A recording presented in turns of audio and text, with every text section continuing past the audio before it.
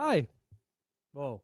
That was weird. That was really weird. That was weird. I hated that a lot. Yeah, I don't know what that I'm was. quitting. I quit. Good morning. Goodbye, everybody. How's everyone doing today? What's up, yo? What's up, Tio? What's up, Christian? Good morning, Norm. Shout out to my dad. He's riding his bike to work right now. Hey, what's up, Mr. Tapia? Shout out to Bike Ride. Let's Yeah, go. yeah. Hey, shout out to the patriarch of the McNasty clan. Yeah, shout out to the McNasties. What's up, yo? What's up, Warren? We are up in here. Gang, let's go. What's up, Russ? Zebra, Miss Mac 10. Mac 10 in the building. Come on. Christian Theochino. Crew. Gang's all here.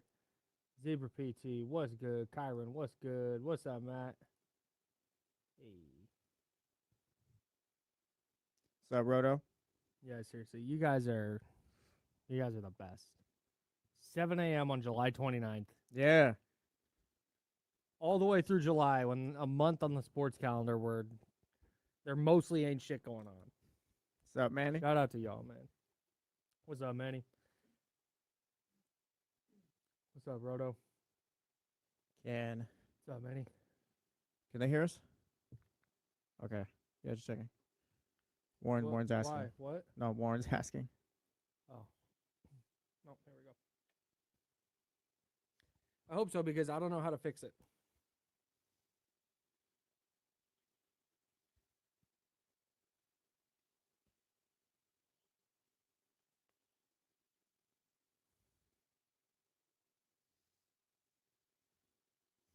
Hey, good morning. Happy Wednesday, July 29th. Also, happy jump day. Happy Jump Day. Instead of Hump Day, that's what we say. Jump Day. Jump day. And additional air horns for Reese. 21 years Reese has been married, according to Reese, who is a person in our YouTube chat. Shout out Reese, 21 years. Shout out to him and his wife. That's how you can reach this show, actually, or one of the ways you can reach this show. You can hit us at youtube.com/ESPN1320, where we simulcast our radio program. You can also shoot us a text on the Mojo's Local Tap and Kitchen Studio text line at 916-909-1320. That goes right to us, 916-909-1320. You can use that same phone number to call the show if you want. Yeah, if you want to hear our voices or you want us to hear your voice, it's up to you. 916-909-1320 is the phone number. Appreciate everybody listening on 1320 AM. Appreciate everybody listening on 98.5 FM HD2. And we're underway. Yeah, we are. It's July 29th. Training camp's underway. Football season. Do you want to read me that headline that you read right before the show, or you want to skip that and move on? Oh, I'll read. I don't care. Oh, God. Okay. It is the morning, though. That will pass. Yeah, we'll pass. We'll skip it because this is a high-class audience, and we know that. Good morning, everyone. Of course. Does that jump into my NPR voice? Yeah, morning, I'll save that. I'll save that one This for 8 is the o'clock. jump? 8 a.m. maybe. Okay. I don't know. It's still pretty early. There's an insane that headline might that be- Jesse read to me before the show. Maybe wait for D'Lo and KC later on. Yeah. Oh, very good. Yeah. I'm Kyle. That's Jesse. Hanging out with you guys until 9 o'clock. And was listening to D'Lo and KC yesterday, and I tend to I like their show a lot because it makes me want to, like, I want to call in. I want to be part of that conversation. And then I realize, like, I'll have a show in like a few hours. I can just do what I want to. I can just say what I want to say then. And another Kings win total has been set at 21.5. 21.5 wins for the Kings. That is right about the number. That's if I think that's right where I would put the number. And I think it's fair. We talked about why this is a fair number, and the book's trying to get equal action on both sides. It's not necessarily a prediction. It's just a number set to get roughly even amounts of money on one side of the number or the other. Because a book doesn't want to set a number where if they set the Kings win total at 30.5 and 90% of the money comes in on the under, and then the Kings win 25 games, the book loses its rear end, right? So you're trying to get as much. But I was listening to Kenny yesterday on D'Lo and Casey. Great show. Really good show. And I'm hearing him make the case for how there's no way the Kings are going under 21.5. Mm-hmm. They're going over. They're hitting the over. It might not be 30, but it's 23, 24. They're going over 21.5 because they're trying to win this year and all this other stuff. Certainly the injuries won't be as bad. It sounds like a copy-paste of last year. It sounds like a copy-paste of the 34.5 wins. That's way too low. They might not win 45, but they're going to win more than 34. It's going to be 38, 39. They might get to 500. It's the exact same conversation. Mm-hmm. And the Kings have gotten younger. And the Kings still don't know what they're doing with their head coach. They might fire their head coach. We have no idea what's going on with Zach LaVine.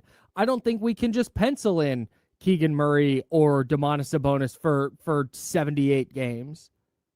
Like, I think that's a lot. Like, there are so many things that need to go right to get to this world where the Kings are like the very best version of whatever this roster is. Not to mention, they're going to be leaning on a rookie point guard. And when you're leaning on a rookie point guard, it's really, really difficult to win a lot of games that way. And that's not a Darius Acuff thing. That's any team that is handing the keys to a rookie and saying, hey, this is your team, bud.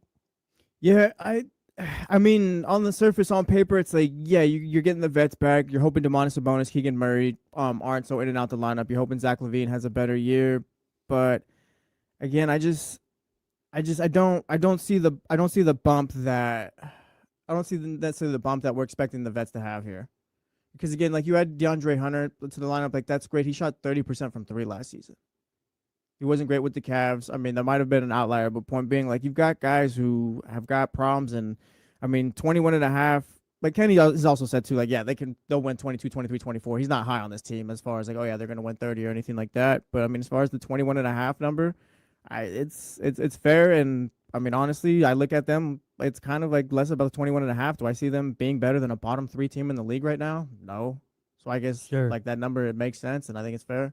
Yeah, the weird thing when it comes to, and I think this is also sort of the point that Kenny's making, is here's another thing you won't catch me doing before the year, is putting the Kings in a situation where it's like, well, they're gonna win that game.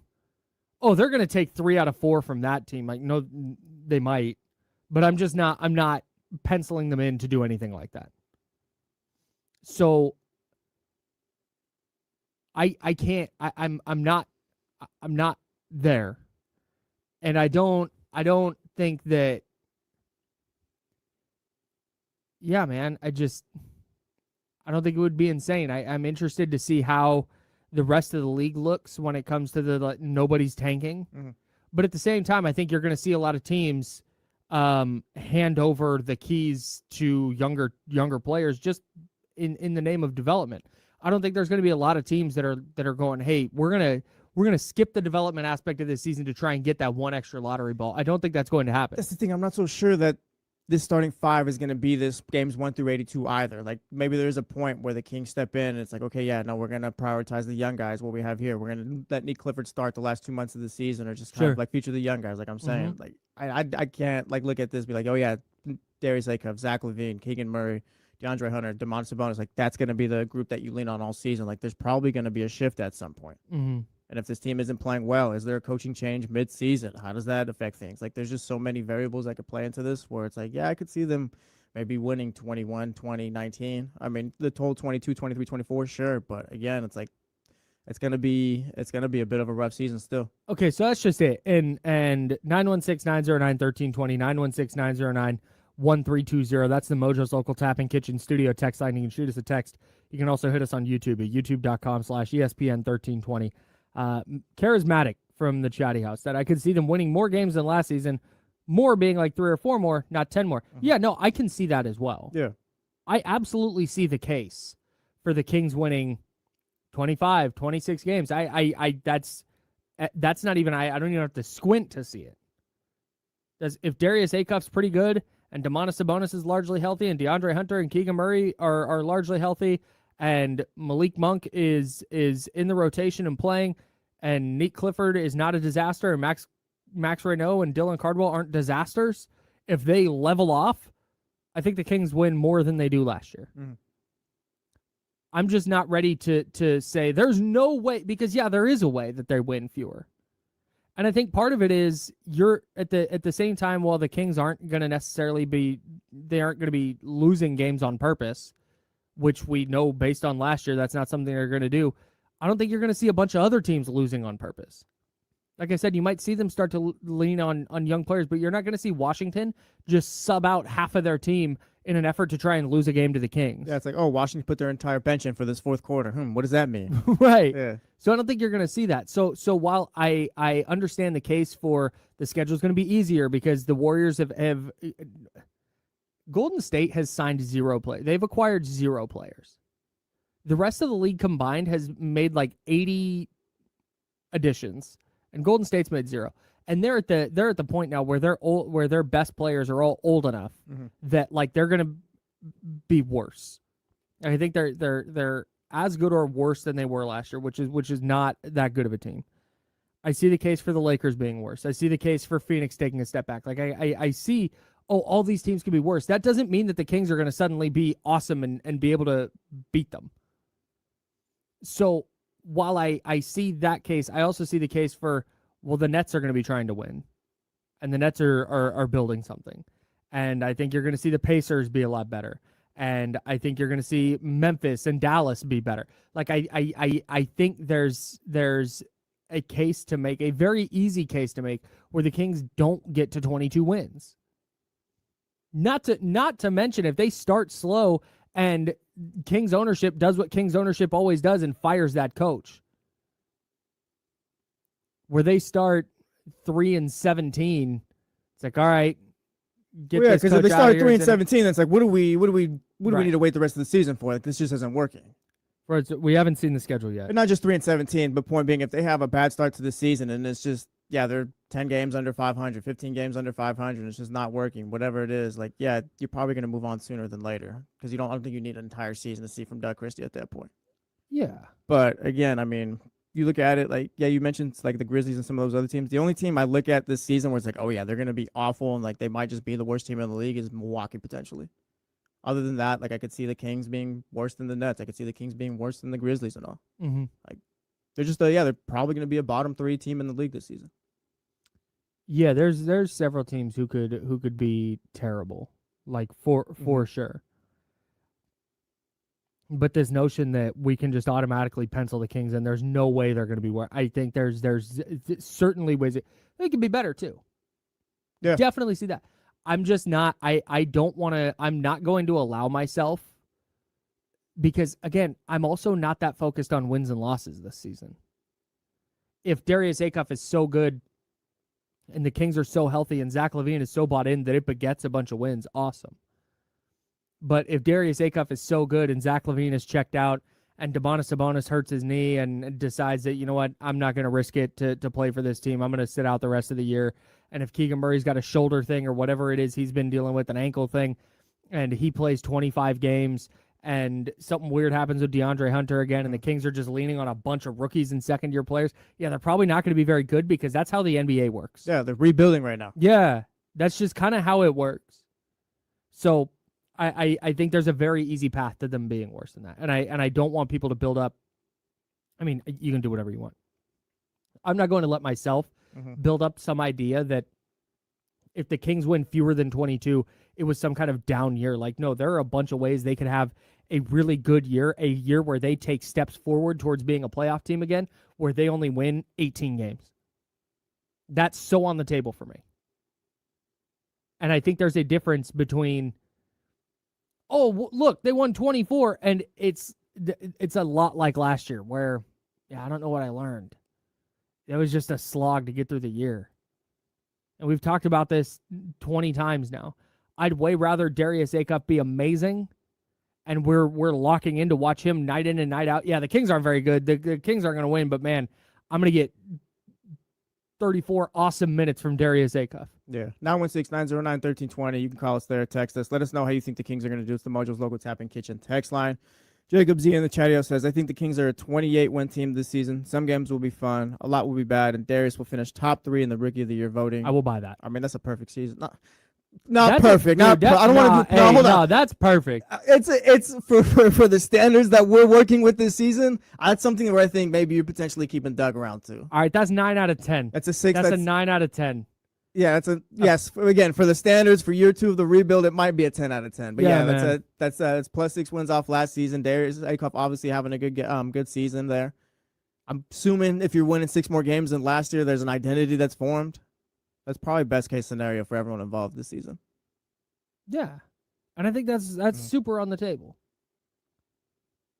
You're just not gonna. I'm going to offer the counterbalance. Yes. Hey, well, all of that is on the table. All of these ways, and there's. Let me say, there are way more ways the Kings can be successful this year than there were last year. Last year it was like, unless Nate Clifford is an all-star out of the gate, you're just not doing the whole, there's no way they win less than 21.5. You're like, no, yes, there is a way. Correct. There's plenty of ways. Correct. There's a multitude of ways. That's all. Yes. That's all. I'm sorry that your favorite team may not be very good. I am. Right now, where would you put your money? On the over-under? Yeah. That's why I think 21.5 is a great line. If the line was 23.5, I'm like under. I'm comfortably putting. They may go over. Like James Hand said it on D'Lo and KC the other day. He's on D'Lo and KC every Monday and Wednesday at 2:30. He's on for an hour. Check it out. It's one of the best segments in radio. And he talked about how Vegas is wrong. Sometimes Vegas is usually a pretty good barometer, but sometimes they're going to say a team's going to win 31.5, and that team wins 45. That happens for sure. And could the Kings be a team where it's 21.5 and they win 30? Yeah, man, absolutely. Absolutely. I would not, how do I want to phrase this? I wouldn't bet a ton of money against the Kings being a team that wins 30. Now, if the over-under was 29.5, I'd comfortably bet the under. But I wouldn't be like, there's no way I will bet my house that the Kings don't win. I wouldn't, because I think there's like a path to that. I think it's a narrow path, but I think there's a path to that. But I think at 21.5, that's such a freaking good number.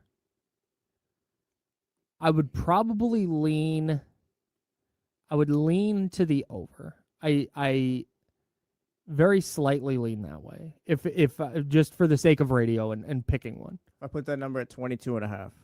We'll just go off of what they won last season. Man. Because that's kind of, that's tough right there. Because again, if you were to tell me that the vets were all I'm going over. Over still? Yeah, because I think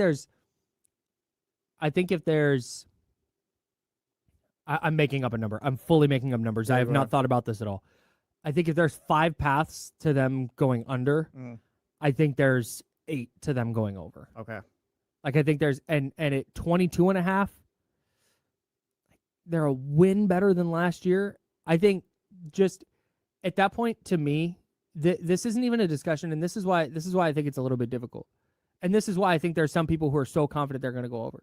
Because healthy Keegan Murray, healthy DeAndre Hunter, healthy Domantas Sabonis. That's basically what we're talking about here. That's basically what we're betting on. We're betting on the health of those players. And Zach LaVine being bought in on some level where he clears the bar of being a detriment. You need guys in the lineup. Like last year, it was just a mix and match of, hey, who's available today. Like this year you need the guys around. That's kind of what it all kind of banks on for me. I don't know if guys miss due to injury or due to the fact what we talked about. Oh yeah, time to feature the young guys. But that's kind of where I struggle, where they go under or over here. Manny in the YouTube chat also brings up LaVine and Sabonis could also be traded, which may factor in that number for sure. That could definitely be the case. But to me, at this point, you're betting on the health of those players. Yeah. Because I think if they're all healthy, then yeah, I think you do. But I'm just not. After what we saw last year, I'm not going to go, yeah, everything's going to be fine. They're totally going to be healthy. I'm not ready to do that. Yeah, they're like you're hoping LaVine plays more. You're hoping Sabonis plays more. Keegan, DeAndre Hunter, welcome back. We got it on the board. DeAndre Hunter is the king. We also don't know what this team looks like when they're playing basketball together. Like it could be like talented players, but again, like does this fit together? Does this work together? Are we playing through Darius Acuff? Are you slowly rolling them out? Are you playing more through Zach LaVine and Domantas Sabonis to start? Mm-hmm. I mean, what does this team look like defensively? Last year, again, they were bottom 5 in both offensive rating and defensive rating. You can have the vets out there, but again, that doesn't necessarily mean we're going to be playing good basketball or, I mean, decent basketball to where, I mean, you can pick up some wins here or there. Mm-hmm. Again, we are talking about the 21.5 number here, but they might just be a bad basketball team. How many the guys that are back? How many wins is and not to diminish what you're saying because you're absolutely right. Mm-hmm. Maybe the basketball fit just doesn't work, but maybe it does, right? I mean, that's what all this is. I saw somebody in the chat earlier very upset that we were saying they could be a bottom 3 team. Like, wake up. They absolutely could be. They may not be. Yeah. But there's a bunch of ways they could be. Anyways, how many wins is DeAndre Hunter, Keegan Murray, and Domantas Sabonis worth if they all play 78 games? Like what do you mean? Just based off of like batting off of last season? Or? Yeah. I mean, I'll give you 4 to 5 wins, I guess. Yeah, 5 was the number I had in my head. Yeah. And that would put you at 27, and that's just by virtue of that. Mm-hmm. And that's also but again, that's also you have to remove that DeAndre Hunter steps up off of what he was last season. Well, and you're removing DeMar DeRozan, who was a pretty significant factor in some of the Kings' wins last year. Mm-hmm. You're removing Russell Westbrook, who played so well that we're in disbelief that he's not signed somewhere. Like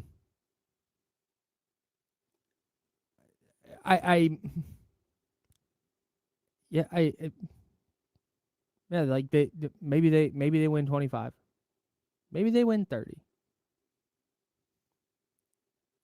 There's nothing that has happened with this team over the last 3 years that makes me very confident that they're going to win any number of games. Mm-hmm. Any reasonable number of games. I don't think they're going to win 10. Like it's not. I don't think it's going to be. Look at the 12 win. It's not. Like that's ridiculous. But 21. You tell me the Kings went 21-61? Yeah, sure. Tell me the Kings went 25-57? Yeah, sure. Okay. It's just kind of all. It's just all that. Yeah. There's nothing. There's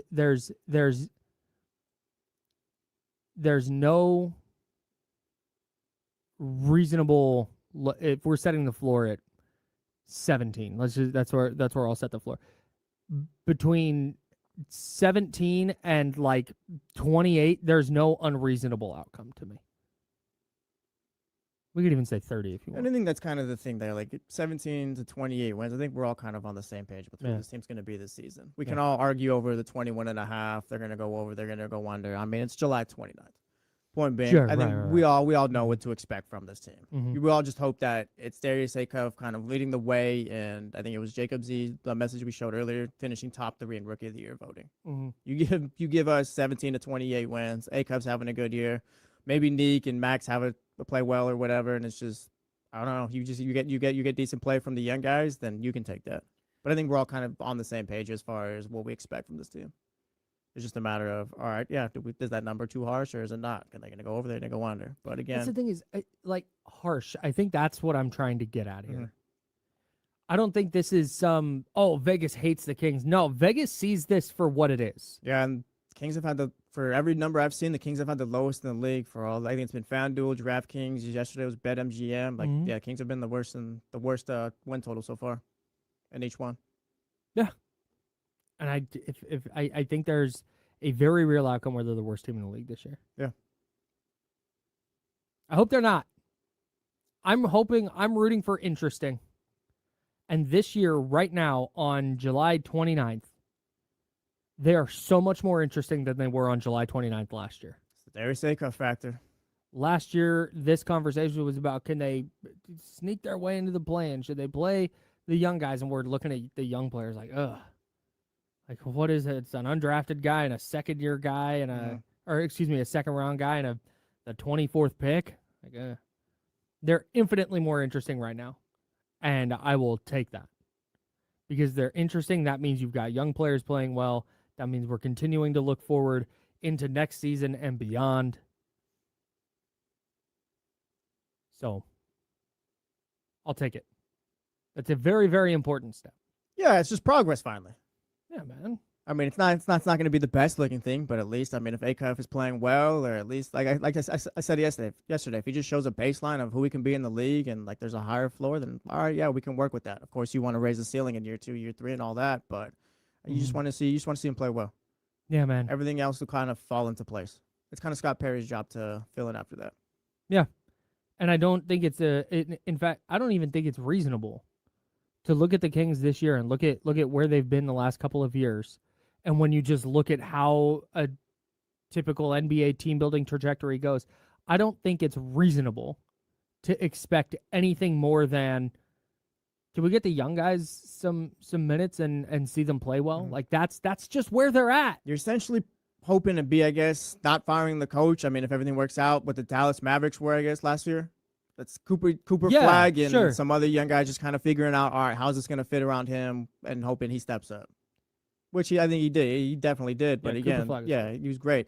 But again, you want Darius Acuff to have a great year, and okay, how do we need to fill this roster out around him after that? Yep. You don't necessarily want to fire Doug Christie like you did Jason Kidd. I mean, hopefully everyone's able to keep their jobs. But again, work with me here. Work with me. No, it's not a 1-to-1 comparison. Yeah. But it's still that's still apt. I think the Kings are in a different, maybe more advantageous spot though, because they have. Hey, Max Renaud is kind of interesting. Can Dylan Cardwell carve out a permanent role on an NBA roster? Can Nick Clifford step up? It's Darius Acuff. It's the Darius Acuff show for sure. But there's all these secondary young player storylines that we're finding. Alex Caravan is a player we're watching. Emmanuel Sharp's already a fan favorite. There's all these other young players that we've got an eye on. Yeah. Where we could,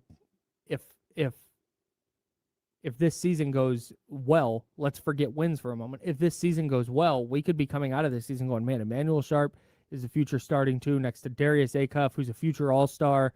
And wow, look how Alex Caravan in his minutes with Darius Acuff, he had this offensive rating, and he was amazing. There's a very Max Renaud looks like a starting caliber center. There's so many ways that this could go well where we're not even talking about wins at the end of the year. And that's, I think, what I'm more focused on. Oh, I'm with you. Hell yeah. Get to your calls at 916-909-1320, 916-909-1320. We will get to those next. Plus, speaking of Darius Acuff, I've got updated Rookie of the Year odds.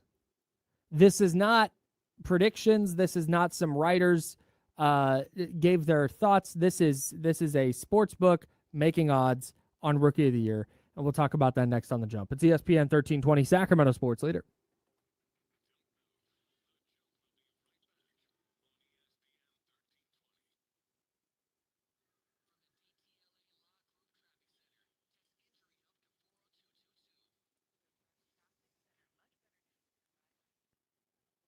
What's going on, Chatty House? Uh-oh. Nope, that's not what I want.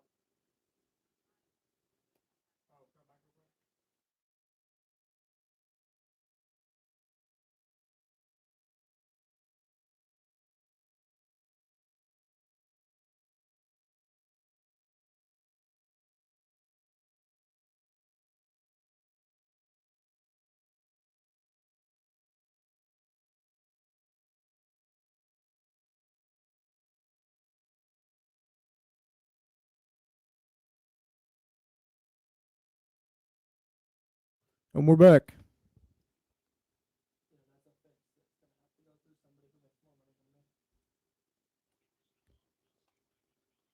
Yeah, me and Kyle were talking briefly about that before the show. Not great. Oh, word? Immediately? This is what I was getting at. This is a very, very easy, like, eloquent way, concise way to say what I was trying to say.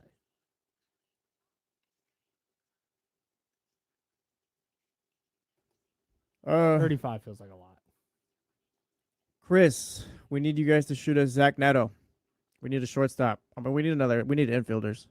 Right-handed bat, probably. I don't know if we need another arm. The rotation's been looking good, leaning on a lot of the young guys, but yeah, probably we need infield depth. Not depth. We need an infield. We need a right-handed bat.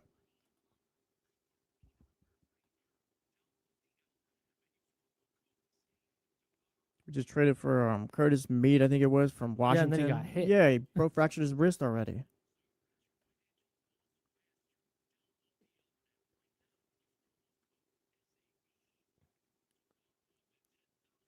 one of my friends has been pretty plugged in with baseball stuff Mm-hmm. and some transactions, and has hit me with a couple of things like, hey, keep an eye out for this, keep an eye out for that. And after that trade had been reported, they hit me and they were like, hey, FYI, this guy's going to get traded. And I was like, yeah. Like, yeah, Nice. that happened already. Yeah. He's playing for the Red Sox tonight. Yeah, he's in the lineup right now. Yeah, Zabo, but that's life. Well, Nope. They all get to stay, and you get to root for them forever. Todd Bowles, that's your guy.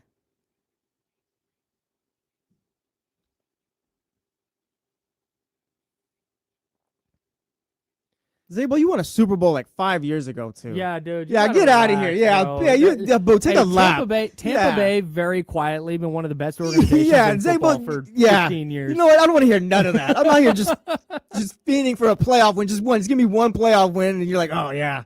No, Zabo, you're fine. You can want your coach fired. Yeah. That is acceptable. The whole I hate Sell the sports. Sell my team. team. No, you've been eating good for a while, pal. Get out of here. Yeah.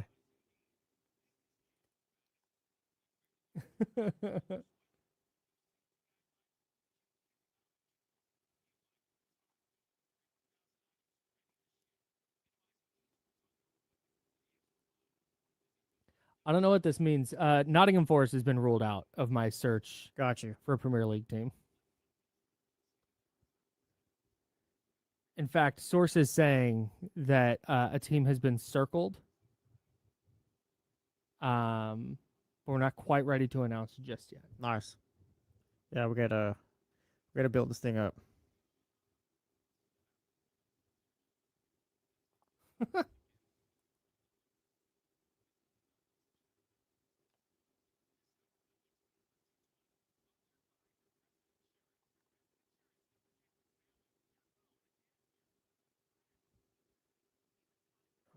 Say, but what's the worst Bucks jersey that you own? I'm very curious what like I've got a Ryan Tannehill jersey that didn't age out well at all. Like, who's that for the Bucks? Who's that for Zabo?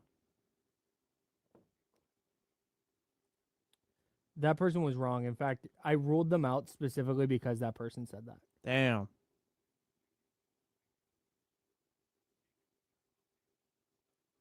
That's hilarious. That's solid right there.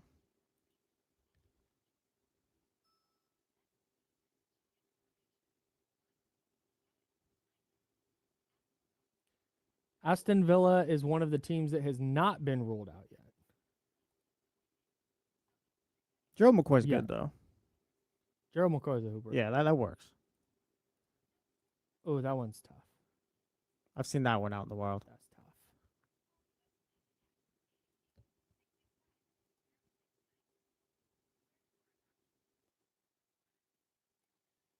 What's up, Dr. David? Good morning. Morning, Dr. David.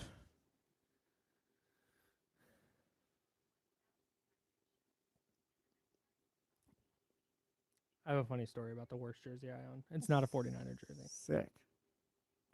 What's the worst jersey?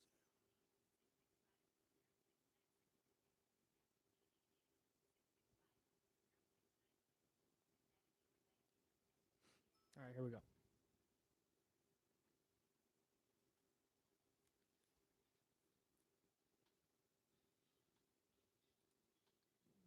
Welcome back to The Jump with Kyle Madson and Jesse Tapia. I'm Kyle. That's Jesse.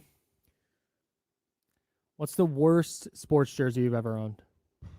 It's got to be the Ryan Tannehill one that I have. No, It has to be. Tannehill had some good. Well, no, because I'm trying to years. think. Because like I had when I was a kid, I had Ricky Williams. Like that was fine. It broke my heart when he retired for the little time that he did and came back. But like I had Ricky Williams. Like that's a cool jersey. When I was a kid, I had Allen Iverson, a white Allen Iverson. That's Sixers a great one. jersey. I had the baby blue mellow Nuggets one. That's a great jersey. I had a green Celtics Paul Pierce. Great jersey. Black Heat Shaq. Uh, I had a throwback Lakers one when I was a child. Before I even hold on, when I was a child, when I was like 6, 7 years old. Okay, I had a throwback Shaq one. Okay, Shaq one. Don't do that. That was it. Like those are all good jerseys. Like other than that, like I've had like just normal Red Sox jerseys. The Celtics ones have all been Larry Bird. Yeah, it's Ryan Tannehill. He's the outlier here. Huh.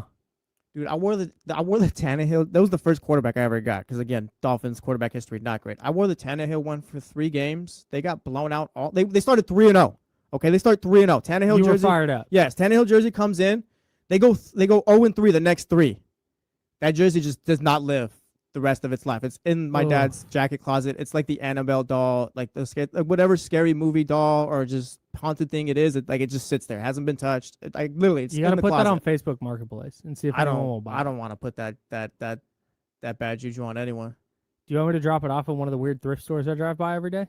Why would I want to drop off the Annabelle of football jerseys at a thrift store? Like someone else Because it already had a Chad Pennington in there.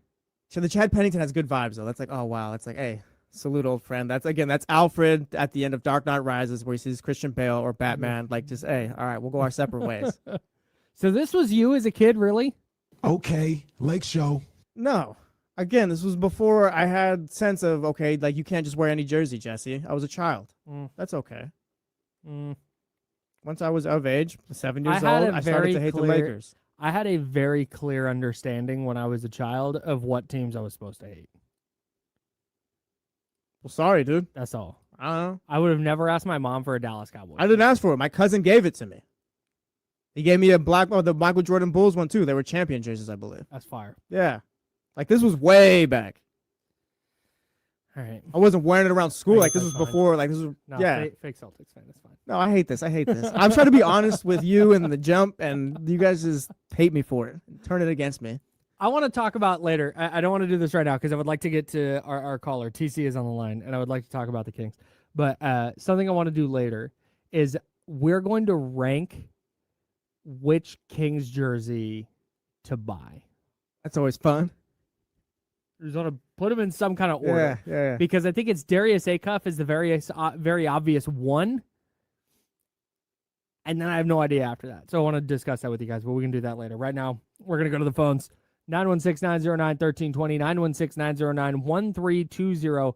We've got updated NBA Rookie of the Year odds coming up, but I know TC wants to talk about what we were discussing last segment where, hey, I'm keeping the door open on the Kings going under 21.5.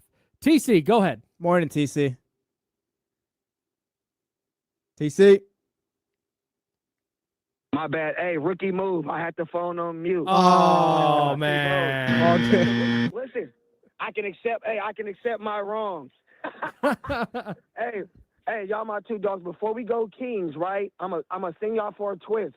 This doesn't mean that we're cool, but I'm gonna send my prayers out to Kyle Shanahan because that was a serious moment. I'm not gonna let my feelings towards that guy and my vision towards him get in the way of a serious moment like that.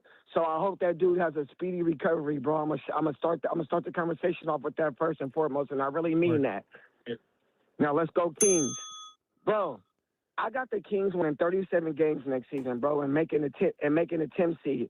My question is, I get it. It's the Kings, but I get it. I don't know if this is a media thing or what. I know we don't supposed to get on radio and talk 4 hours and just super optimistic like the Kings are going to go to the finals. Every day we talk about that. That's not going to happen. It might not.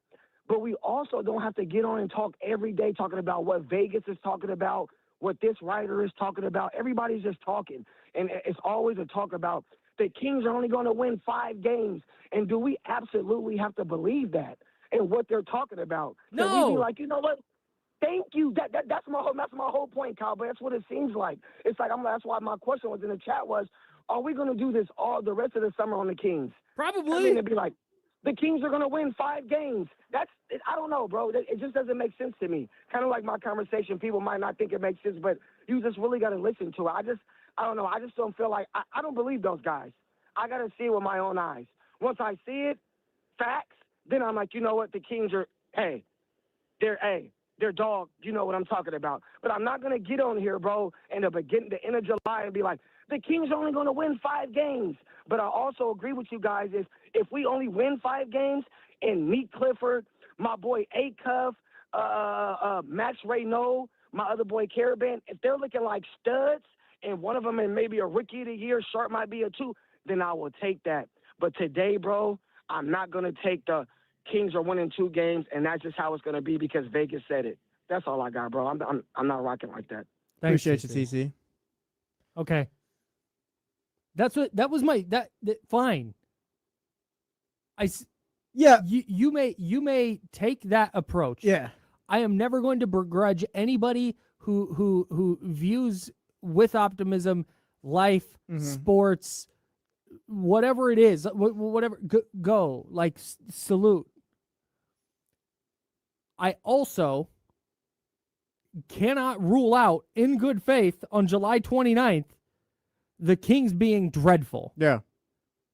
Because I can't sit here again because I sat there in a round table with myself and D'Lo and Casey and James Ham, and we went around the room and we all talked about how ridiculous it was that the over-under was at 34.5. They're definitely going over. Oh my God, like I've done that before, and I got burned. So I'm not doing it again. You may. You may go 37, play in, we're going to be amazing. Awesome. When they're not that, you may be disappointed.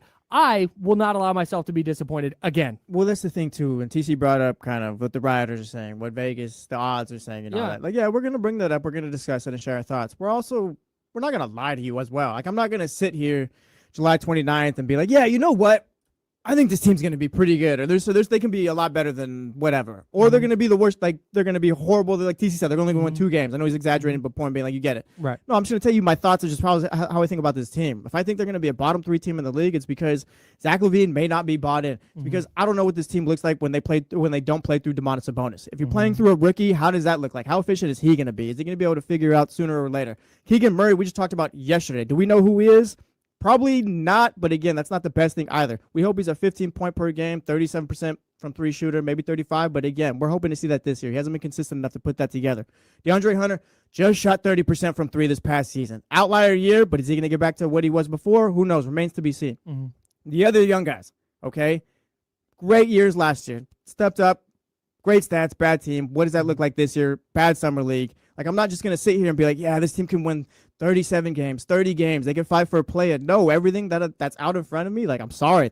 They're probably going to be a bottom 3 team, maybe bottom 4. Can they get out of the relegation zone? Potentially. But we're talking about you called it, I think a 17 to 28 win team this season. Yeah. But here, I'll put on my purple glasses for the comfort of everybody. I don't see any reason Zach LaVine can't come in and score 22 points a night. I think I've got Darius Acuff at 20 points a night. If I can get Domas back to 18, 13, and 6, that's 40, that's 60 points a night just between those 3 starters. I've got Keegan Murray back up to doing what I think Keegan Murray can do. That's 18 points a night. That's 78 points just out of 4 starters. And now DeAndre Hunter's 15, 16 points a night. Man, I've got 90 plus just in my starting lineup. Malik Monk, that's 15 points a night. God, the Kings are going to score like 130 points a game. I don't know who's beating this team.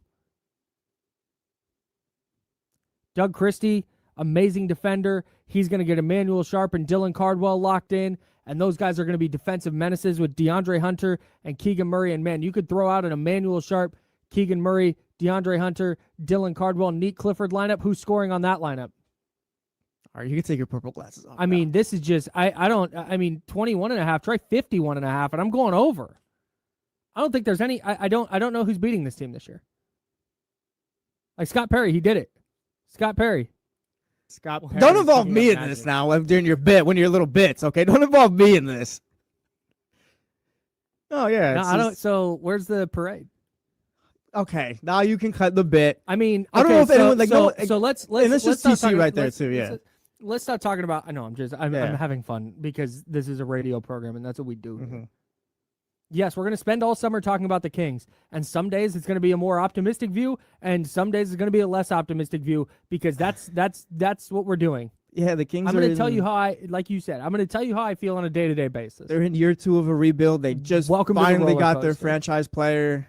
Like, no, this is what it is. No, they got the rookie of the year, and I don't see any reason that Emmanuel Sharp can't be second. They're going to have the top 2 in rookie of the year voting.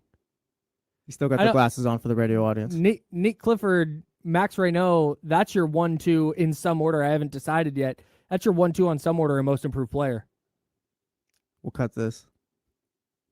We'll I cut don't this for see social media later on. if Nick Clifford's getting backup point guard minutes, I don't see why he doesn't average 15 and 8. What a team! Yeah, it's amazing. Think Dylan Cardwell DPOY? All right, dude, that's enough. What? I just said it's all on the table. I don't know what you want me to say right now. Like, you're doing a bit. I don't know. No, I just what doing a bit. Yeah. No, it's just like I'm just excited. It's hard not to be optimistic about this group, you know. All right, now you're running with it. Purple glasses are off. This team stinks. It's fine. Like, they got Darius Acuff. I mean, I think there's a very reasonable way. I think there's an easy path to draw where they win more than 22 games. Yeah. I'm right there. Yep. I think that's totally fair. And I'm not going to begrudge anybody who says that. I'm not going to tell you you're wrong. look, I could Where I will push back is if you say there's absolutely no way they win less than 21. Like, no, there is a way. 20, 21, 22, 30. I could care less. Did this team form an identity this season? Like, can I answer that question at the end of the year? Did Darius Acuff have a good year? What did Maxime Reynaud look like? What did Nick Clifford look like? Was Dylan Cardwell able to stay on the floor without fouling out? Like, it's just kind of things like that is what I'm looking for this season. 100%. Emmanuel Sharp as well. Was he able to play his way into the rotation? Yeah, man. I don't care what shout out Demonis Sabonis. I don't care what necessarily he's doing this year. I don't care how many games they're winning. Nope. I'm focused on the young guys. If they win 28, it's like along with that, great. If they win 20 along with that, great. Whatever. I just need those questions answered. Yep. Identity, I think, is the big identity, and Acuff, of course, being the two biggest. 1,000%. Couldn't agree more. All right, I've got Rookie of the Year odds. I've got updated Rookie of the Year odds that I had up on my phone, and then I put my purple glasses on and took them off my phone for a minute. Stand by. Let me get back. Let's see. Rookie of the Year. Okay, here we go. NBA Rookie of the Year odds. We're going to start at the top. The odds-on favorite at 5-2. That's plus 250. That means if you want to win $100, if you bet $100 on this player to win the Rookie of the Year award, you would win $250. And that top spot, the favorite, is Chicago's Caleb Wilson. Everyone's high on Caleb Wilson. I wonder what it would look like if he wasn't hurt the last half of this past college season. Caleb Wilson and Darius Acuff. Yeah, I agree with that. He got hit with the KG comps, and like he went for 35 his first game, and it's like, okay, yeah, like 7 threes. Yeah. It was just the movement skills that jumped out to me. Like, I knew he was a really good athlete, but it was the putting the ball on the deck. It was the shooting. I was like, oh my God, he had way more in his bag than UNC let him show. Yeah, I think he's going to get the keys just like Darius Acuff does. And I think the Bulls are going to do everything they can to prop up Caleb Wilson. Yeah. So I don't hate that with him at 5-2. I'm a little surprised it's not one of the top two guys that went into the draft, AJ DeBonce or Darren Peterson. But again, I don't hate Caleb Wilson being there. Yeah, I don't either. Especially it is funny though, coming out of Summer League. Caleb Wilson has this amazing Summer League, and it's like, oh my God, he's going to be the Rookie of the Year favorite. Darius Acuff struggles in Summer League to make shots, and it's like, it doesn't matter. Like, that's the juxtaposition that I always talk about. I like those two things. Yeah. I'm not sure, and that's not like, oh, I'm worried about Darius Acuff. It's more like I'm not totally bought it. Like, Caleb Wilson's better than I thought he was going to be. I'm not bought in on him as like Rookie of the Year above DeBonce and Peterson, which he is right now. Yeah, but even if he didn't have the 35 or whatever it was in game one and kind of just break out the way he did in Summer League, I still think like his odds would be really high. Like I like Caleb Wilson is someone a lot of people like going into the draft and coming out. Like I wouldn't have been shocked if he was number one by having a regular Summer League. I think I would have. I 100% would have. Like when people were throwing out KG comps and he can be this and that. Like everyone's just really high on the guy. Yeah, I don't think he would be above the three guys who went before him in the draft. Maybe. Had he not lit up Summer League. Number 2, tied at number 2, are the number 2 and 3 picks. Darren Peterson from Utah and Cam Boozer from Memphis. That's their NBA teams, not their colleges. They're both 3-1. So right behind Caleb Wilson. Number 4, AJ DeBonce, who was the favorite, is all the way down to 4-1. Be playing with Trae Young this year? Mm-hmm. It's going to be a little Trae Young, Alex Carr. Sounds Yeah. like Anthony Davis is going to be there. he- Allegedly. Yeah, if AD and Trae Young are there, I could see him being fourth in odds. Like, I think that's fine. Mm-hmm. I don't know how featured he'll be on that offense. Will he do Right. all the other things well? Yeah, of course. Mhm. But as far as rookie of the year, I think that's more of a, I don't want to say a showman award, but like kind of like how many points did you put up? Mm-hmm. Those type of things. I'm ruling out team success mattering. After what happened with Con Knipple and Cooper Flag last year, Mhm. if team success mattered, then like Con Knipple should have been the runaway pick. It matters to an extent, but I don't know if Concanipple was ever like better than Cooper Flag. Like he had a great year, but Pretty good. yeah, Cooper Flag was leading his team though. No, Cooper Flag was awesome. Like, Yeah. Cooper Flag's the deserving winner. I just as that let me explain. As that conversation was happening, the rookie of the year conversation, it got brought up over and over. Well, Cooper Flag's doing it for a team that's pushing for a playoff spot. Mhm. Or excuse me, Con Knipple's doing it for a team that's pushing for a playoff spot. And it turns out I just don't think that was that much of a factor. Like, it might be a tiebreaker, but it wasn't enough to push Con Knipple up over. Yeah, I gave him Cooper enough of a Flag. bump. Yeah, Yeah. No, I'm with you. Coming in at number 5, tied for 5th. Darius Acuff of your Sacramento Kings. Rightfully so. And just down the road, Yaxel, Yaxel Lendeborg. Big Yax. Both at 14-1. You can right now at betonline.ag. It's an offshore sportsbook. If this is how the odds are in Vegas as well, you can go to a sportsbook in Vegas, somewhere in Nevada. I don't know. You can go to a sportsbook. Shout out Circa. Go to the Circa sportsbook. If you bet $100 on Darius Acuff to win Rookie of the Year, you would win $1,400. I love those odds. Yeah, look, like AJ DeBonsta, Darren Peterson, Caleb Wilson, Cam Boozer, like the spotlight will be on them to start. Mm-hmm. Darius Acuff's gonna kind of have to come in from behind the pack and kind of make his way to the front. 100%. But I like if he figures out that efficiency thing that he kind of struggled with during summer league, like I like his chances a lot as far as being a real true candidate for winning rookie of the year this season. If the Kings are going to feature him, and that's something we can talk about too right now, but if the Kings feature him, I think his offensive game is there. I think he knows how to pick his spots. I think he knows how to get others involved and be a playmaker. It's literally just knock down your shots. That's all I'm looking for. Mm-hmm. Okay, so if he's able to do that, then yeah, there's potentially money to be made, I think. Okay, so let's discuss this. Let's go to the world. Purple glasses back on. Darius Acuff averages. You know what? I'm not even purple glasses off. I'm gonna go with what his college coach said. Yeah, the John Calipari glasses. John Calipari said he was 20-8. He said 18-8, but on this show we'll go with 20-10, which is what he said. If he's 20-10, he's Yes. winning Rookie of the Year. No doubt. So let's play in that pool for a minute. 20-10. I'm not making that the expectation. That's just our hypothetical right now. If he goes for 20-10, that means I could see AJ DeBonsa being a second or third option in Washington, where he just doesn't have the raw production. Yeah. To get into that mix, because as bad as we don't want this to be the case, I think there's a lot of voters who just kind of look at stats at the end of the year and don't necessarily look at how, like, full team impact, right? So I think there's a very easy way to see DeBonta getting knocked out of this race. Darren Peterson, I could see something similar happening, where I think he's going to be the guy for them. But it's like, man, they got Keontae George, man, they got Lauri Markkanen, man, they got Jaren Jackson. I think enough star power there that his shine could be diminished. It's not necessarily about featuring you, like, to make sure you get 25 shots up. Like, whoa, we got good basketball players. We're trying to win games here, so let's play a little team basketball. Yep. If you're the guy who's featured, so be it. But again, it's not necessarily like that's going to be the focus. Yep. But I do have my thoughts about Darren Peterson. That's for another day.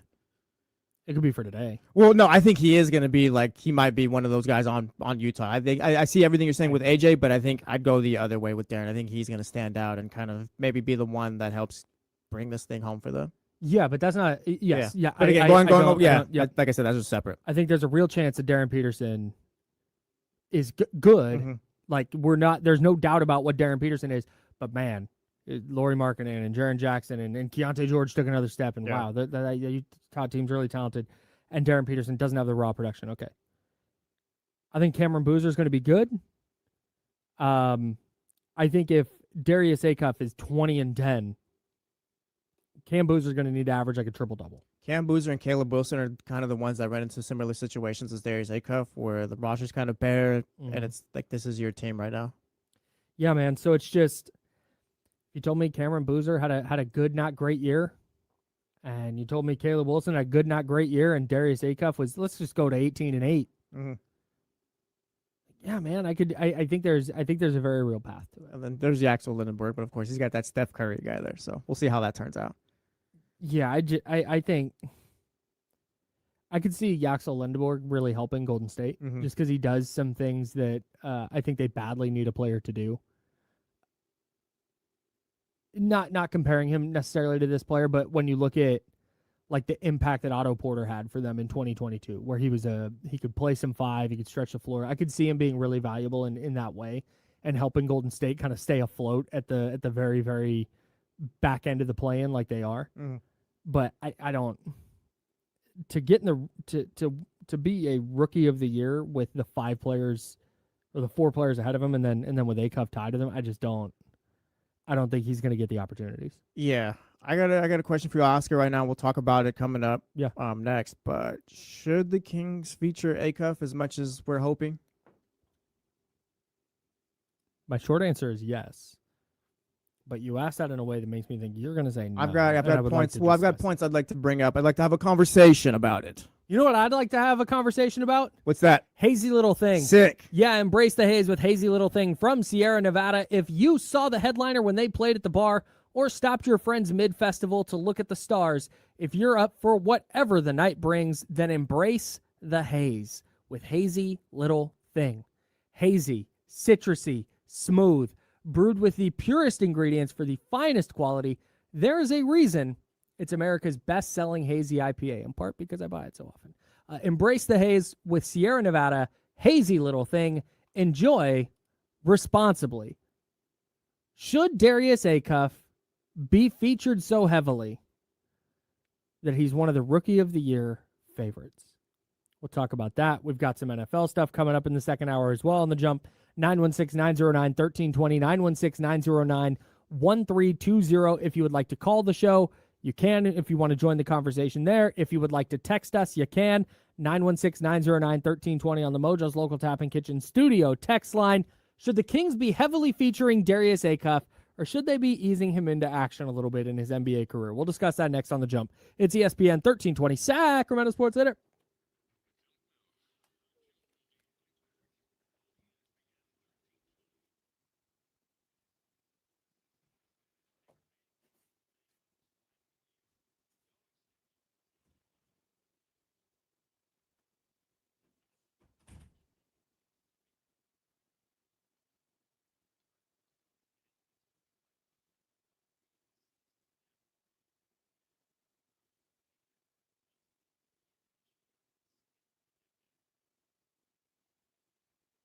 Nope, that's not where I want that. There we go.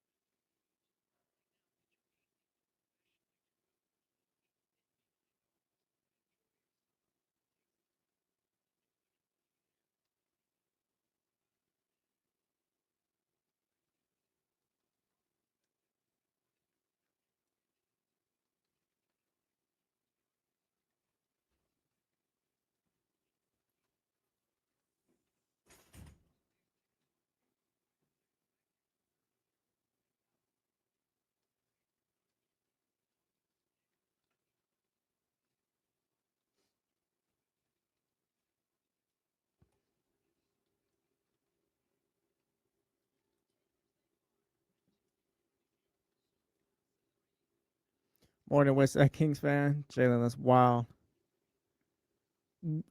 That's that quote's that feels like a Will Ferrell quote. I don't know. I'm not gonna say it because I'm gonna get thrown a flag. But why wait if he's the franchised? That's from somewhere. No, yeah, it's from somewhere.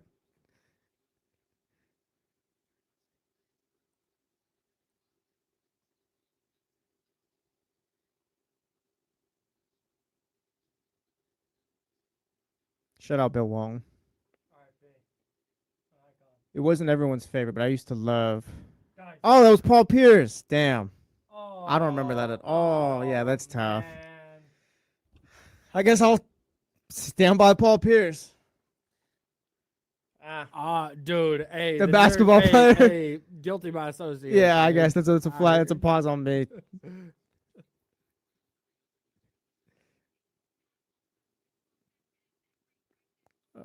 Oh yeah, back to Bill Walton though. I used to love watching him call Pac-12 games. It wasn't everyone's cup of tea or whatever, but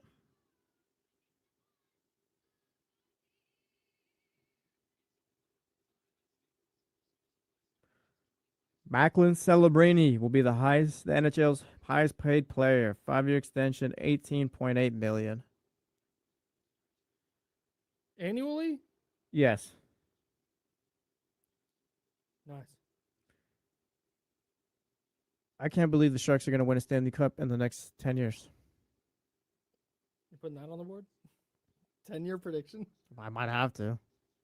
I really thought they were going to get it done with that Joe Thornton group. Like, I was just there every time, and it just never happened. Yeah. Like, they played the Penguins in the Stanley Cup Finals, and they just couldn't keep up with them at all.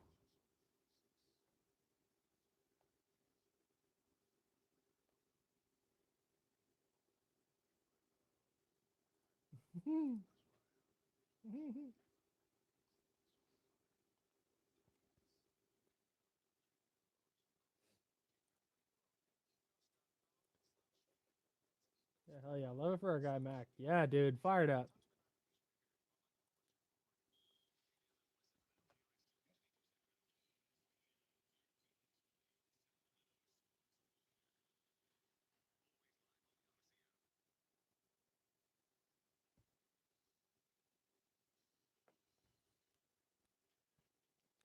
Oh, my God.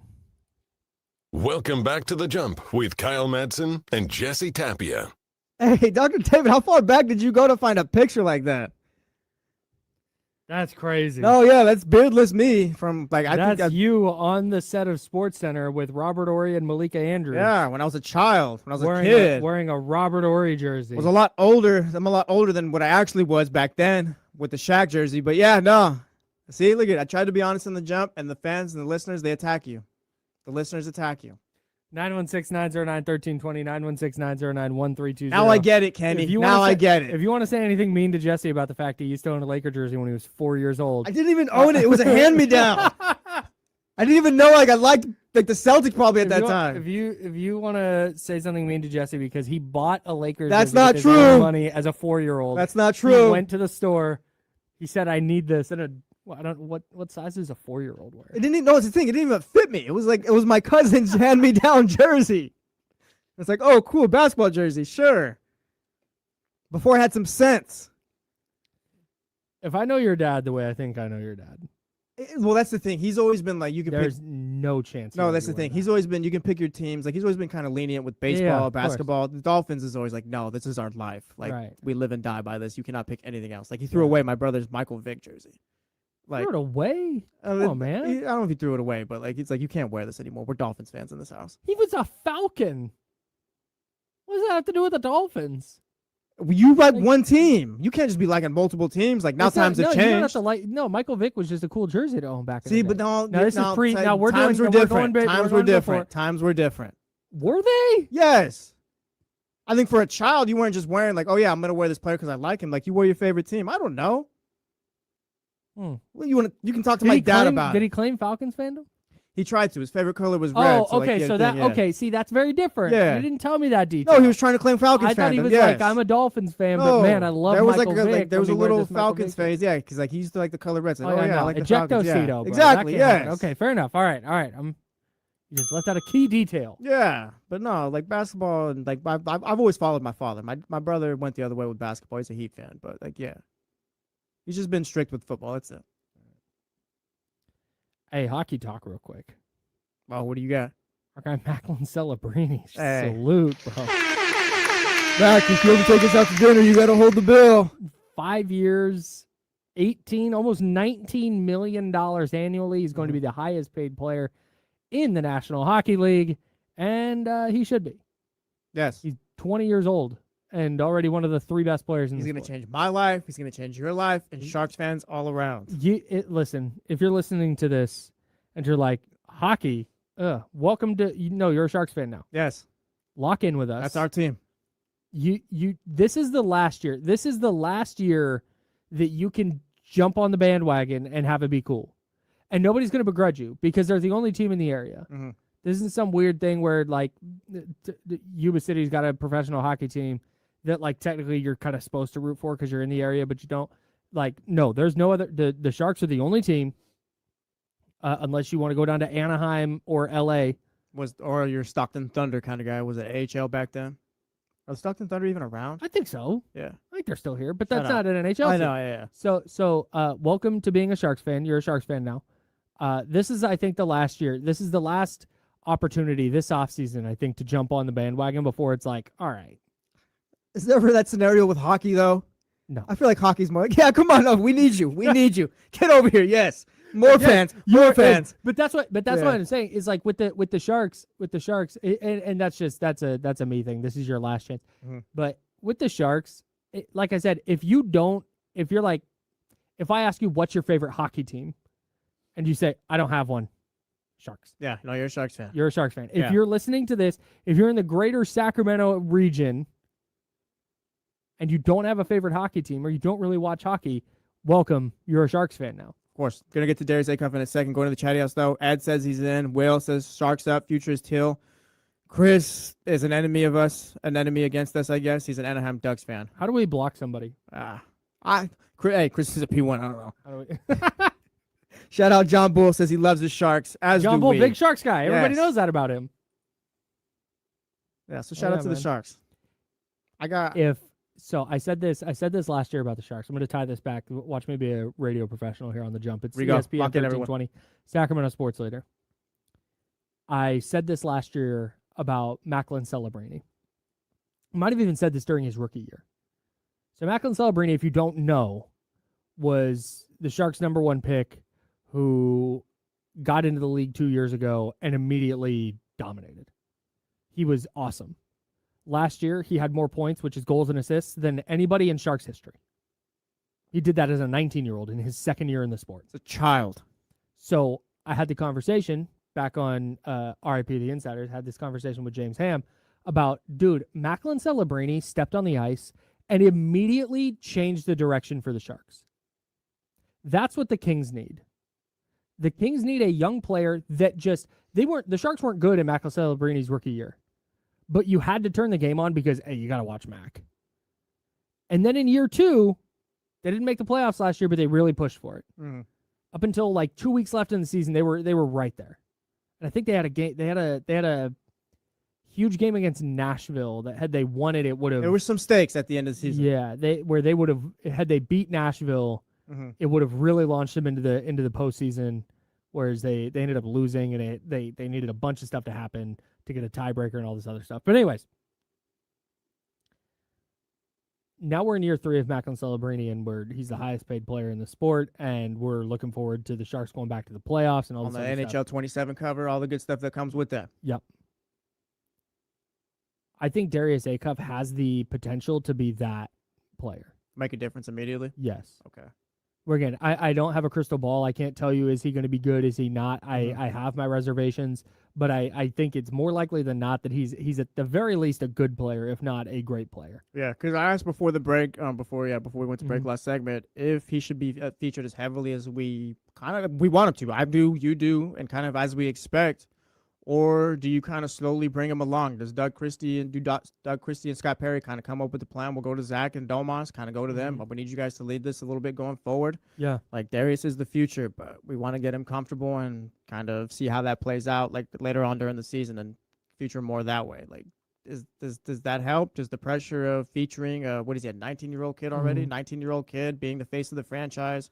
Just he's the guy. Everything is on him already. We haven't even got to game one, but he's dominated the summer since he's been drafted for the Kings content.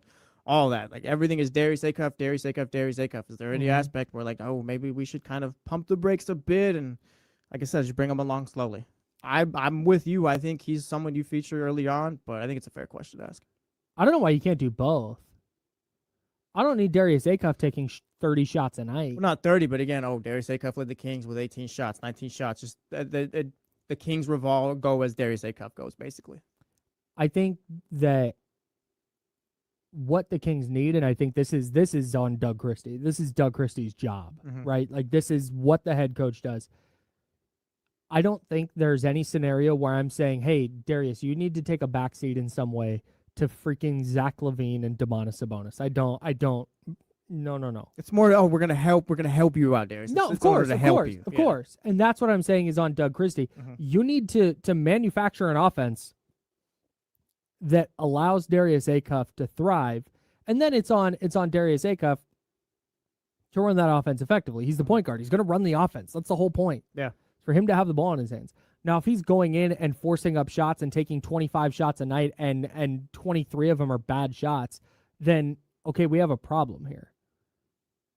But if he's running the offense and he's taking 17 shots, 18 shots a night within the flow of the offense and leaning on Domantas Sabonis and pick and rolls, and if he drives and the defense collapses and Zach LaVine's there, you hit him for three, or if Zach LaVine's cutting and you can find him and he's got an easy bucket there, if they can move Darius Acuff off the ball with Zach LaVine handling and there's ways they can manufacture looks for Darius Acuff in that way, great. I think it's just about getting him good looks, and maybe that's what you're saying is utilizing Zach LaVine and Domantas Sabonis to do that. I think that's on Doug. But I don't think there's any scenario where I'm saying, hey, Darius, no pressure. Don't, like, because I want him to shoot. Yeah. I want him with 5 minutes left to be like, no, I'm the man right now. This is and if he fails, I don't care. It's his rookie year. If he says, I'm the man, I'm taking the ball, this thing is running through me, that's what I want to see right now. I don't want to see Darius Acuff play the first 43 minutes of a game. And then with 5 minutes left, they go, hey, no, we don't want to put too much pressure on you here. It's going to go through Zach. It's Zach LaVine time. Nah, man. Yeah. It's not. I don't want to throw, again, I'm not throwing him to the wolves and say, this is all on you. If we lose, it's your fault. No. No, it's not about blame. No, we're not doing that. Run the offense. Like run the offense, distribute, play make, because that's going to be part of this. I heard D'Lo and KC talking about Cam Thomas yesterday. Cam Thomas has a career 28.6% usage rate. That's very high. There's one other player in NBA history that's played more than like 10 games with a usage rate that high and 2 or fewer assists a game. And that's where Cam Thomas is. He dribbles the air out of the ball, and he's going to chuck it whether it's a good shot or not. Like, that's the problem with Cam Thomas. I don't think there's a fear that he's going to be Cam Thomas. Cam Thomas's issue is not putting the ball in the hoop. It's putting the ball in the hoop within the flow of an offense that allows other players to be maximized and also put the ball in the hoop, because one guy can't do it by himself. Yeah. So I think it's about manufacturing an offense that allows Darius Acuff to be the man when it comes to scoring, but also distributing, where Zach LaVine can be a factor, where Domantas Sabonis can be a factor. Yeah. And I'm with you. I think you do feature him. You do run the offense through him. He is the point guard and all. He is the franchise. But I just ask because, again, 916-909-1320, Mojo's local tap and kitchen text line. Should the Kings feature Darius Acuff or feature him a little less and kind of ease him in? Going to the chatty house. Dr. David says, I would say no. They're going to turn him into Tyreek Evans. TCG says, yes, throw him into the deep end and let him take his lumps this year. Need to make a big jump next year on. I agree. Yeah. I'm with you, TCG, and kind of I think everyone else. I'm not worried about him turning into Tyreek Evans or anything. I think Acuff. I think it was more in terms of like him being able to average 25 and 5 because it's just I got you. all him. I don't think it's him becoming I Tyreek got you, Henry. yeah. But no, I feel like Darius, like I'm not worried about, I guess, the moment being too big for him or it all being too much for him to take yet. I think he is ready for this. I think, again, offensively, I think he was fine in summer league. The shots just didn't fall. Yeah, So yeah, at least yeah. And even if that starts in the regular season, buddy, you got to figure it out. Yep. Because there's no scenario where you can afford to have this not work. And if he's missing shots and he's not dealing well with NBA size and athleticism and the crazy shots that the crazy shot making we saw from him in college doesn't translate to the NBA, well, then we're going to watch it for 82 games. And then guess what? We're going to watch it again next year.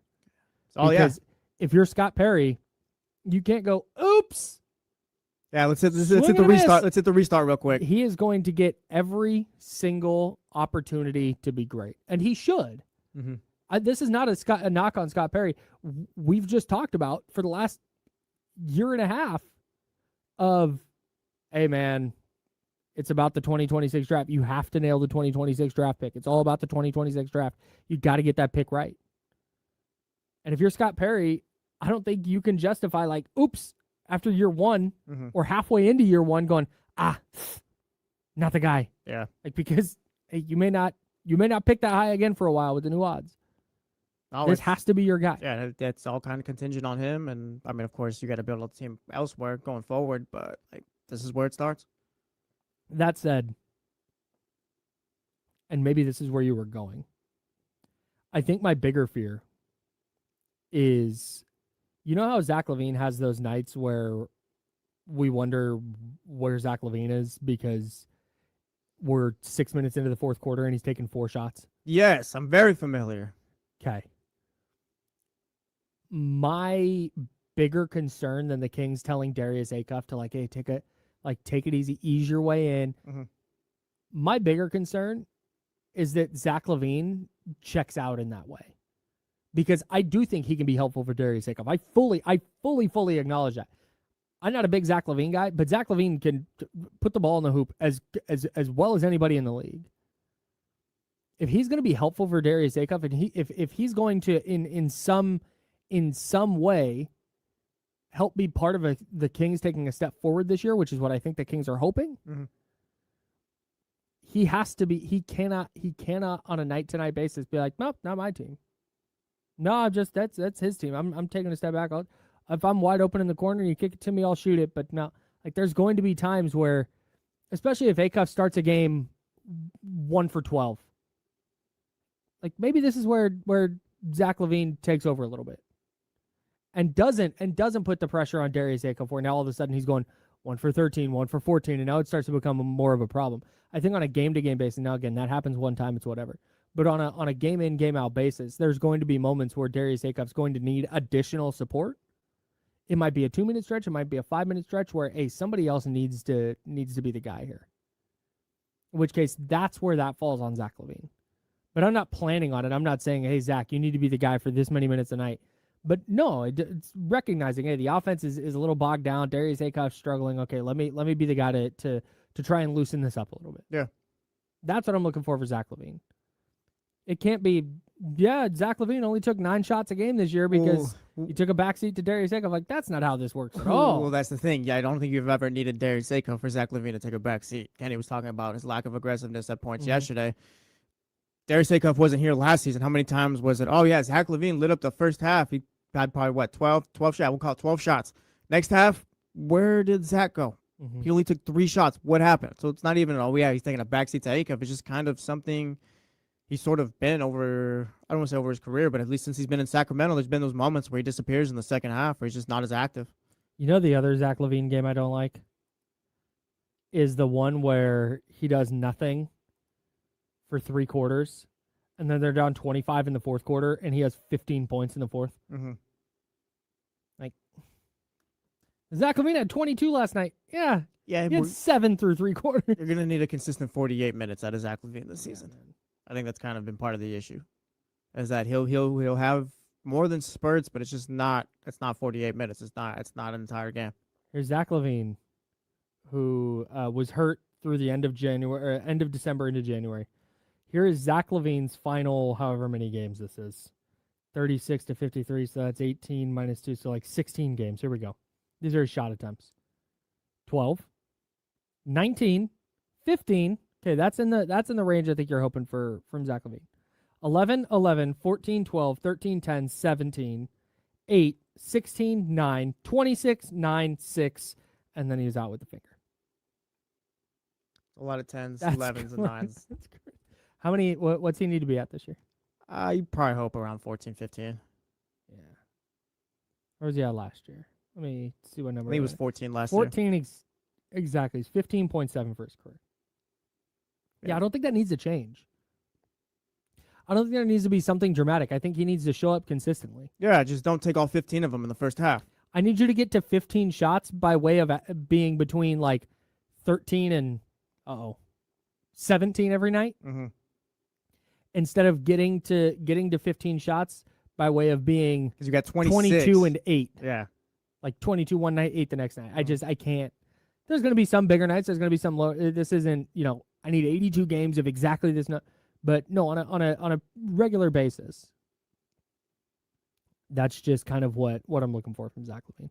And that's where I think the whole easing Darius Acuff in thing comes in. Is just making sure that somebody else is out there taking shots. I don't think I have to worry about that with Malik Monk. I don't think I have to worry about that with Domantas Sabonis. He's not going to shoot the type of shots that I want necessarily, and he's not going to probably shoot as many of them as I want. But I don't think it's going to be like, wow, Domantas Sabonis really took a backseat. Like, no, I think he's going to try and do what he can to. Yeah, he'll get his regular, 13, 14 shots, whatever it is for his career. Yeah. Domas will be about the same as what he's always been. He won't be the All-NBA player, but, I mean, he'll have a high baseline as far as what he does on the court. So DeMar DeRozan, no longer with the Kings, took 13 shots a night last year. That was down from 17 the year before. That's where, Darius Acuff could mop up all those shots just by himself. Mhm. And then tack on an additional couple. Yeah, I think we're both hoping Darius probably sits around 16 to 18 shots a game this season. Yeah. Yeah, man. So I don't think there's any. Yeah, I think there's I'm stuck on the pressure part of this because I get what you're saying in that you don't want to put pressure on him to be the guy where all of a sudden he starts forming bad habits and taking bad shots and being a bad teammate because he feels like he has to do everything. I understand that, and I think that's a fair thing to want them to avoid. But at the same time, I also think if you're Scott Perry, if you're Doug Christie specifically, you've got to sit down with them and be like, hey, man, this is not about wins and losses this year. This is about we don't need you to take a million shots, not taking all the shots. We need you to maximize the offense. That's all you have to do. Mm-hmm. Maximize what we're doing offensively. Get your teammates involved. We want you shooting. If there's a buzzer beater situation, you're going to be the guy with the ball in your hands. We want you to be that guy. But don't worry about carrying us to victory on a night in, night out basis. That's not what this is about. This is, in a sense, to me, you can treat this entire year like the preseason. Because, what we're really doing is preparing for next year. And if you happen to win 35, 36 games and all of a sudden you wind up in the play-in mix, cool. Yeah, We'll address that in March. But right now, all of this is dress rehearsal for what this team is going to be next year and the year beyond. Don't worry about the wins and losses. And I hope that's where Doug Christie and Scott Perry can really have an impact on his mindset. Yeah, because, I'm with you. We're all on the same page here. I think you do feature him. You do talk to him that way. But also, this is a fragile situation. You said it earlier. If this doesn't work with Darius Acuff, then, everyone's kind of out of a job at this point. Everyone's in trouble. We're all just going through another rebuild, and that's it's another 5. I'm not going there. I'm not thinking about it right That's what I'm saying. So that's the thing. I wonder how what the right approach is. And I think it is to, like I said, feature him and just he's the guy. I'll talk about what happens if the Kings aren't very good this year. What does that mean? And all these different scenarios. That's what we're gonna do. We're gonna run through hypotheticals. We're having conversations. I'm not gonna entertain that. What if Acuff is bad, brother? We still got a few years for that. I got the Kings are gonna let him give him ton of. I'm talking years. Yeah. To figure it out. So also- I'm not even Yeah. there yet, because if that's the case, then we're in a different planet. We're on a different. I'm also confident he is going to be good too. By the way, like I think Yeah, he's so going to good. knock down his shots. I'm not worried about what happened in summer league or anything like that. Like I think he is the right pick for this team, and yeah, I think he's going to work out. Yeah, It's that's just a why I'm matter not. of do you That's why feature I'm him not- now or do you just do it later on? Yeah, I've said this already, but I have my reservations. But I'm not. My reservations aren't such that I'm like, Yeah, I'm a little worried. No. There's just certain things I got to see first. But I think he's gonna be all right. No, I don't think it has anything to do with Zach LaVine or Domantas Sabonis. no, if he's good, They want to check out. All right, man. It's up to you. yeah. I'm Kyle Madson. That's Jesse Tapia. This is ESPN 1320, Sacramento Sports Leader. You're listening to The Jump. We're here every day from 7 to 9 a.m. Basketball coverage on ESPN 1320 is presented by Xfinity. Score the most reliable Wi-Fi, one price, 5 years, guaranteed. Xfinity. Imagine that. I want to shift gears and talk a little bit of football coming up, because training camps are in full swing. We've got training camp videos. We've got breaking news because this guy started the season on PUP, even though he's not going to miss all of training camp. And football season is so back. And I don't think there's any bigger indicator of football season just in general. Football's not back yet, but football season in general is in full swing because we're on the Cowboys Super Bowl expectations portion of the discourse. Yeah, we reached that part finally. I'm looking right now. Our TV froze. And it says, coming up, Super Bowl expectations for Cowboys, fair or foul? You just did that yesterday, I'm pretty sure. So that means we're here. So the Cowboys will be involved, but only because we're going to talk about the entire league. And I want to start with the 49ers. Because we had some additional details about Kyle Shanahan's car accident that came out yesterday when Kyle Shanahan spoke to reporters. But B, I want to answer this question. If Christian McCaffrey is unavailable for a large portion of this season, can the 49ers still be Super Bowl contenders? We'll answer that question next on The Jump. It's ESPN 1320, Sacramento Sports Center.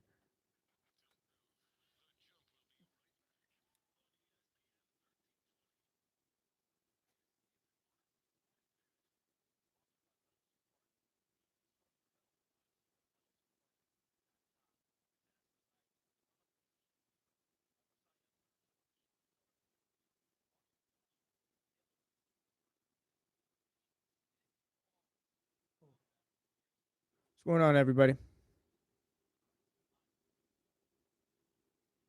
What's up, Johnny G? Johnny G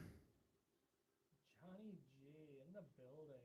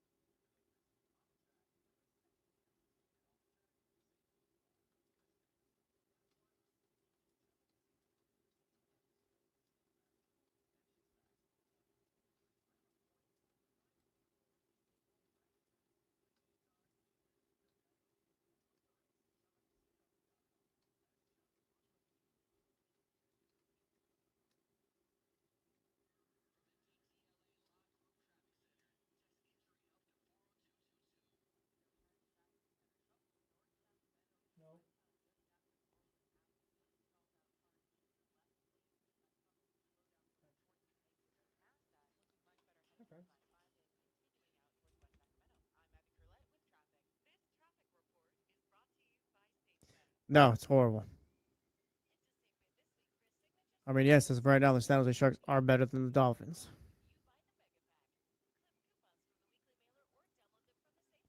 Hockey games are a good time, too. Hockey games are a great time. Yeah, especially the Sharks ones.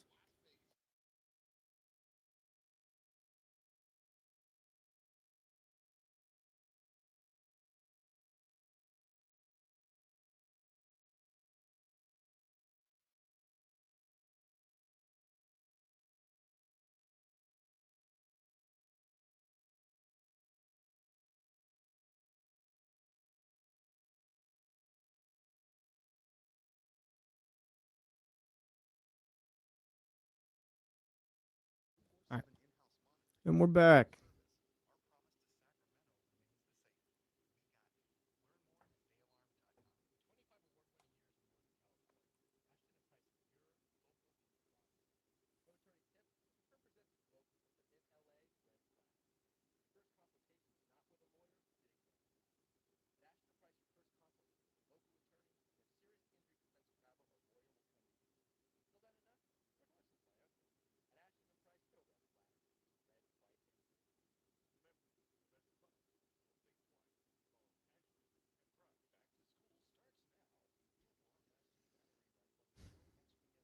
Spencer, I saw the Sharks play the Kings some years back in the playoffs. Those games are lit. I mean, they're fire.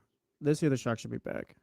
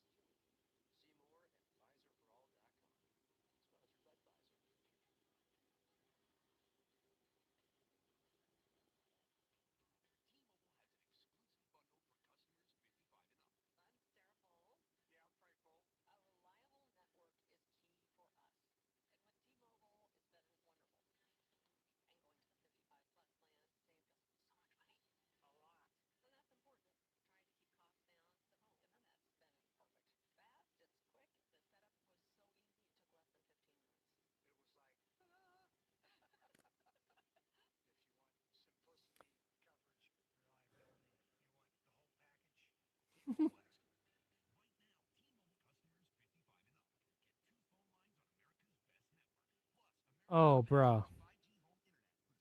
The guy I worked with in my office at the time was a huge Kings fan.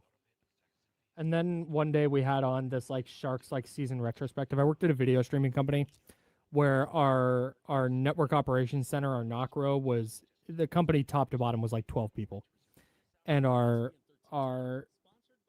knock row was just a row of computers, and we had all these TVs and all the sports channels. And during the summer when it was slow, we were watching the Sharks season retrospective that year. That was a tough watch. Welcome back to The Jump with Kyle Madson and Jesse Tapia. I'm Kyle. He's Jesse. It's Wednesday. It's jump day. Yeah, it is. Been Appreciate talking a lot of everybody hanging Kings. out. Yeah, a lot of Kings today. Been all Kings, it feels like. Right? Yeah. Yeah. Except for what I'm about to ask you right now. There's a Kings thing that we're going to do today that we can push to tomorrow. Okay, yeah. I think that plays for the rest of the week, honestly. I agree. Okay. That's live on air producing, folks. Oh, good fade. I'm Kyle. That's Jesse.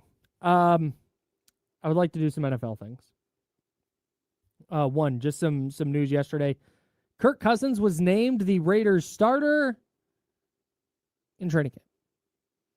Yeah, it's for training camp, but I'd assume it'll be for week 1 as well. Now, Clint Kubiak did this exactly the right way. Mm-hmm. He said, hang on, I have his quote right here. And I think it's important because he worded the quote very carefully, and he worded the quote the right way. This is from Sam Warren, friend of the program. Covers the Raiders for The Athletic. Clint Kubiak, quote, "When we go out to practice tomorrow, Kirk Cousins is the starting quarterback. He's the guy, and he's going to get a ton of reps. And he deserves it because he played really good football.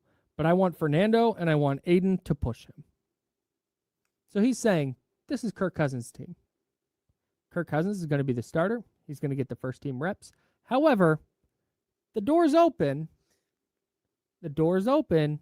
If he really struggles and Fernando Mendoza lights it up, okay, door's open for Fernando Mendoza to get some of those first team reps and to start pushing. I don't think that's going to happen. No, I got you, yeah. I think Kirk Cousins is going to be the starter, and I think he's going to start as many games as the Raiders can get out of him.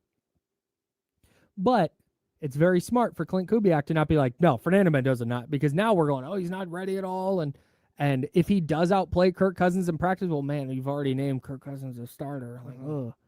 Just don't be surprised if we get another news item late in the preseason or after the preseason that Clint Kubiak officially names Kirk Cousins the Week 1 starter. Yeah, because he said Fernando and Aiden O'Connell. That's real quick. That's very nice of Clint Kubiak to throw Aiden O'Connell in there. Really kind. Okay, that's very nice of you to do that. He says they can push Kirk Cousins they can push Kirk Cousins. You mentioned like, oh yeah, that's the door, leaving the door open. I do that as it's kind of the same thing, but again, it's like doors locked. If one of you guys finds the key, so be it. But like this is That's Kirk's the team same- right now. That's the same thing. It's the same thing again, but if Fernando Mendoza were to steal this job from Kirk Cousins somehow, some way during the preseason, then shout out to Raider fans. I'm jumping out the window. Yeah, you got yourself a top 15 quarterback in the league. If Fernando Mendoza flat out outplays Kirk Cousins in camp to the point that Clint Kubiak says, scrap the Kirk Cousins plan, it's Nando time. Because I don't think Kirk Cousins is that bad where it's like, oh, he's No. horrible. No. Like, Fernando's he's been just a little bit better. Start him. Like, no, I don't think Kirk Cousins is going to be that bad. We're like, well, we No. cannot play this old man. No. Yeah. Fernando Mendoza winning the starting job would mean he is actually the second coming Yes. of Tom Brady. Sure. Yes. Like that level of He's going to win. He's going to win the Raiders some ball games this year. Yeah. So I don't anticipate that. But Clint Kubiak leaving, that's the smart thing to do. Fans want declarative statements. Mhm. We want Kirk Cousins is the starter. He's going to be out there week 1, and you can tweet that. That's what we all want. The right thing to do is to leave the door open for anybody. And Kyle Shanahan does this all the time. Yeah, no starting job is cemented. Fred Warner's starting job is all but cemented. Mhm. But in the 1 in 10 bajillion chance that, wow, you know what? Nick Martin looks amazing. He looks better than Fred Warner. Like, Fred Warner's not losing the starting job. But, like, you just leave that door open because just in case. Just in case. Yeah, every position's up for grabs. Okay. I guess just the right thing to say. Yeah. We can get frustrated by it. We can go, that's stupid. Fred Warner's starting. Nick Bosa's starting. Brock Purdy's starting. Like, yeah, no, we all kind of understand that. We just leave the door open just in case. I think it also allows everyone to kind of take their eyes off Fernando Mendoza and just kind of let him go through training camp. Totally. Like now no one's gonna be doing the whole radio thing. Oh, when is Fernando gonna take over? Oh, he's looking good in training camp. He's looking good in preseason. He's looking good in this game. Like, it doesn't matter. Like, Kirk Cousins is gonna be the starter right now. It's just it kind of takes all the pressure off of him. I want you to know, Kirk Cousins makes one bad throw. I'm doing the radio thing.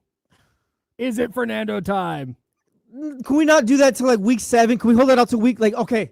We'll set a week. I want to see the preseason first. Okay, we'll do that. We'll set a week for Fernando time. We'll call it Fernando time. We'll get to that week. Oh, it's week 9. Is it Fernando time? And we'll figure that out.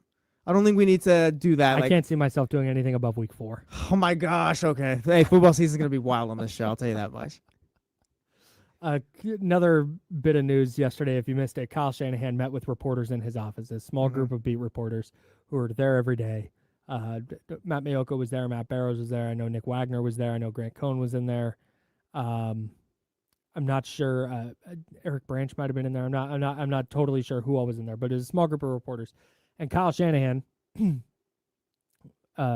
what was apparently an emotional kind of moment, took ownership for the car accident. He said it was my fault. I don't know why it's out there that it was not my fault, because it was. I had my phone in my lap. I dropped it. I went to go pick it up and took my eyes off the road. He said it fell in between his seat. He reached down to get it, took his eyes off the road, and then when he looked back up, the airbag was coming out. Said it was his fault. The Palo Alto Police Department then released a statement. Nick Wagner tweeted it out, said confirming that he was ruled at fault. The reason that it was in, and it wasn't reported, it was never reported out that the other driver was at fault. Yeah, the first I saw or that kind of whatever context was when Kyle Shanahan brought it up and said, no, that was my fault. So it had been out because there's a state database that shows like updated information from different police reports, car accidents, other things. And that database, which we only knew about and people only knew about who did some digging, only knew that that was Kyle Shanahan's accident because we knew that the accident happened and what date it happened, and we could just put the pieces together and say, oh, this is Kyle. There was no name on it. Yeah. But it did say that the other driver in this instance, I forget how exactly what the wording was, but you could tell that the other driver was listed as at fault. And that's where that came from. Because police initially said, we don't comment on who is at fault or what citations might be issued or whatever. We don't comment on that at the time. Yeah. So what happened was a clerical error. When they were putting that information into whatever the database is for the state, I'm sure there's a button they click or a drop-down menu that you say which driver's at fault, and they got confused or clicked the wrong one. That logically makes a lot of sense to me. It didn't make a ton of sense when we saw that Kyle Shanahan was using a cell phone, which was, again, on this database, that driver was using a cell phone, but then also the other driver was at fault. It was like, well, that's a little sketchy. Mm-hmm. But Kyle Shanahan coming out and saying, like, yeah, it's my fault. And the police saying, yeah, whoops, clerical error on this end. We're getting that fixed. It was his fault, confirming. Okay. That makes a lot of sense to me. Yeah, Kyle, but why didn't they let us know immediately after Right. it happened? He's a public figure. We deserve to know. My favorite thing has been, not my favorite. What were they hiding? My least favorite thing. Are these your conspiracy glasses? Yes. What's going on here? Why do they make you sound like that? I don't know. No, but it's been my favorite / non-favorite thing. There were people who were like, they're not, this is a cover-up.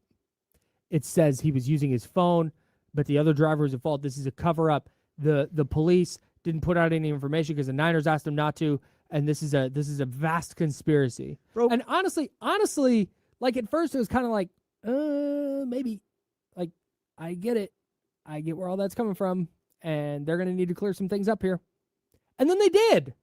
They cleared up the things. And now the people who needed it cleared up are all of a sudden going, well, now they're lying. Like, what? Bro, get a What do you want? What do you want out of this? And for the, like, oh, he's a public figure, we just, like get a grip on reality, please. The man got in a bad car accident, dealt with injuries. The 49ers released all the information. He talked yesterday. Like, I don't get why you could still be upset, but also I don't need to know every little thing that happens to these guys either. Yes. If there was a crime committed, then yes, that is a story that needs to be reported. Mhm. But if Kyle Shanahan, a regular human being, gets in a car accident, is dealing with concussions, has a laceration under his eye that almost took out his eye, along with broken ribs and whatever other injuries he's dealing with, I don't need to know that immediately. Kyle, go ahead and get better. When the 49ers are ready to release that to the public, go ahead. That's fine. Yes. Like, that's a very scary, potentially traumatic situation for people. Like, I don't need to know immediately, again, unless there was this massive crime. Well, not even massive crime, just a crime that was committed. That's the only way that there's a story where I need to know. I can wait a week. I can wait whatever it was after July 14th when it came out that, yes, Kyle Shanahan got in a car accident. I can wait for that.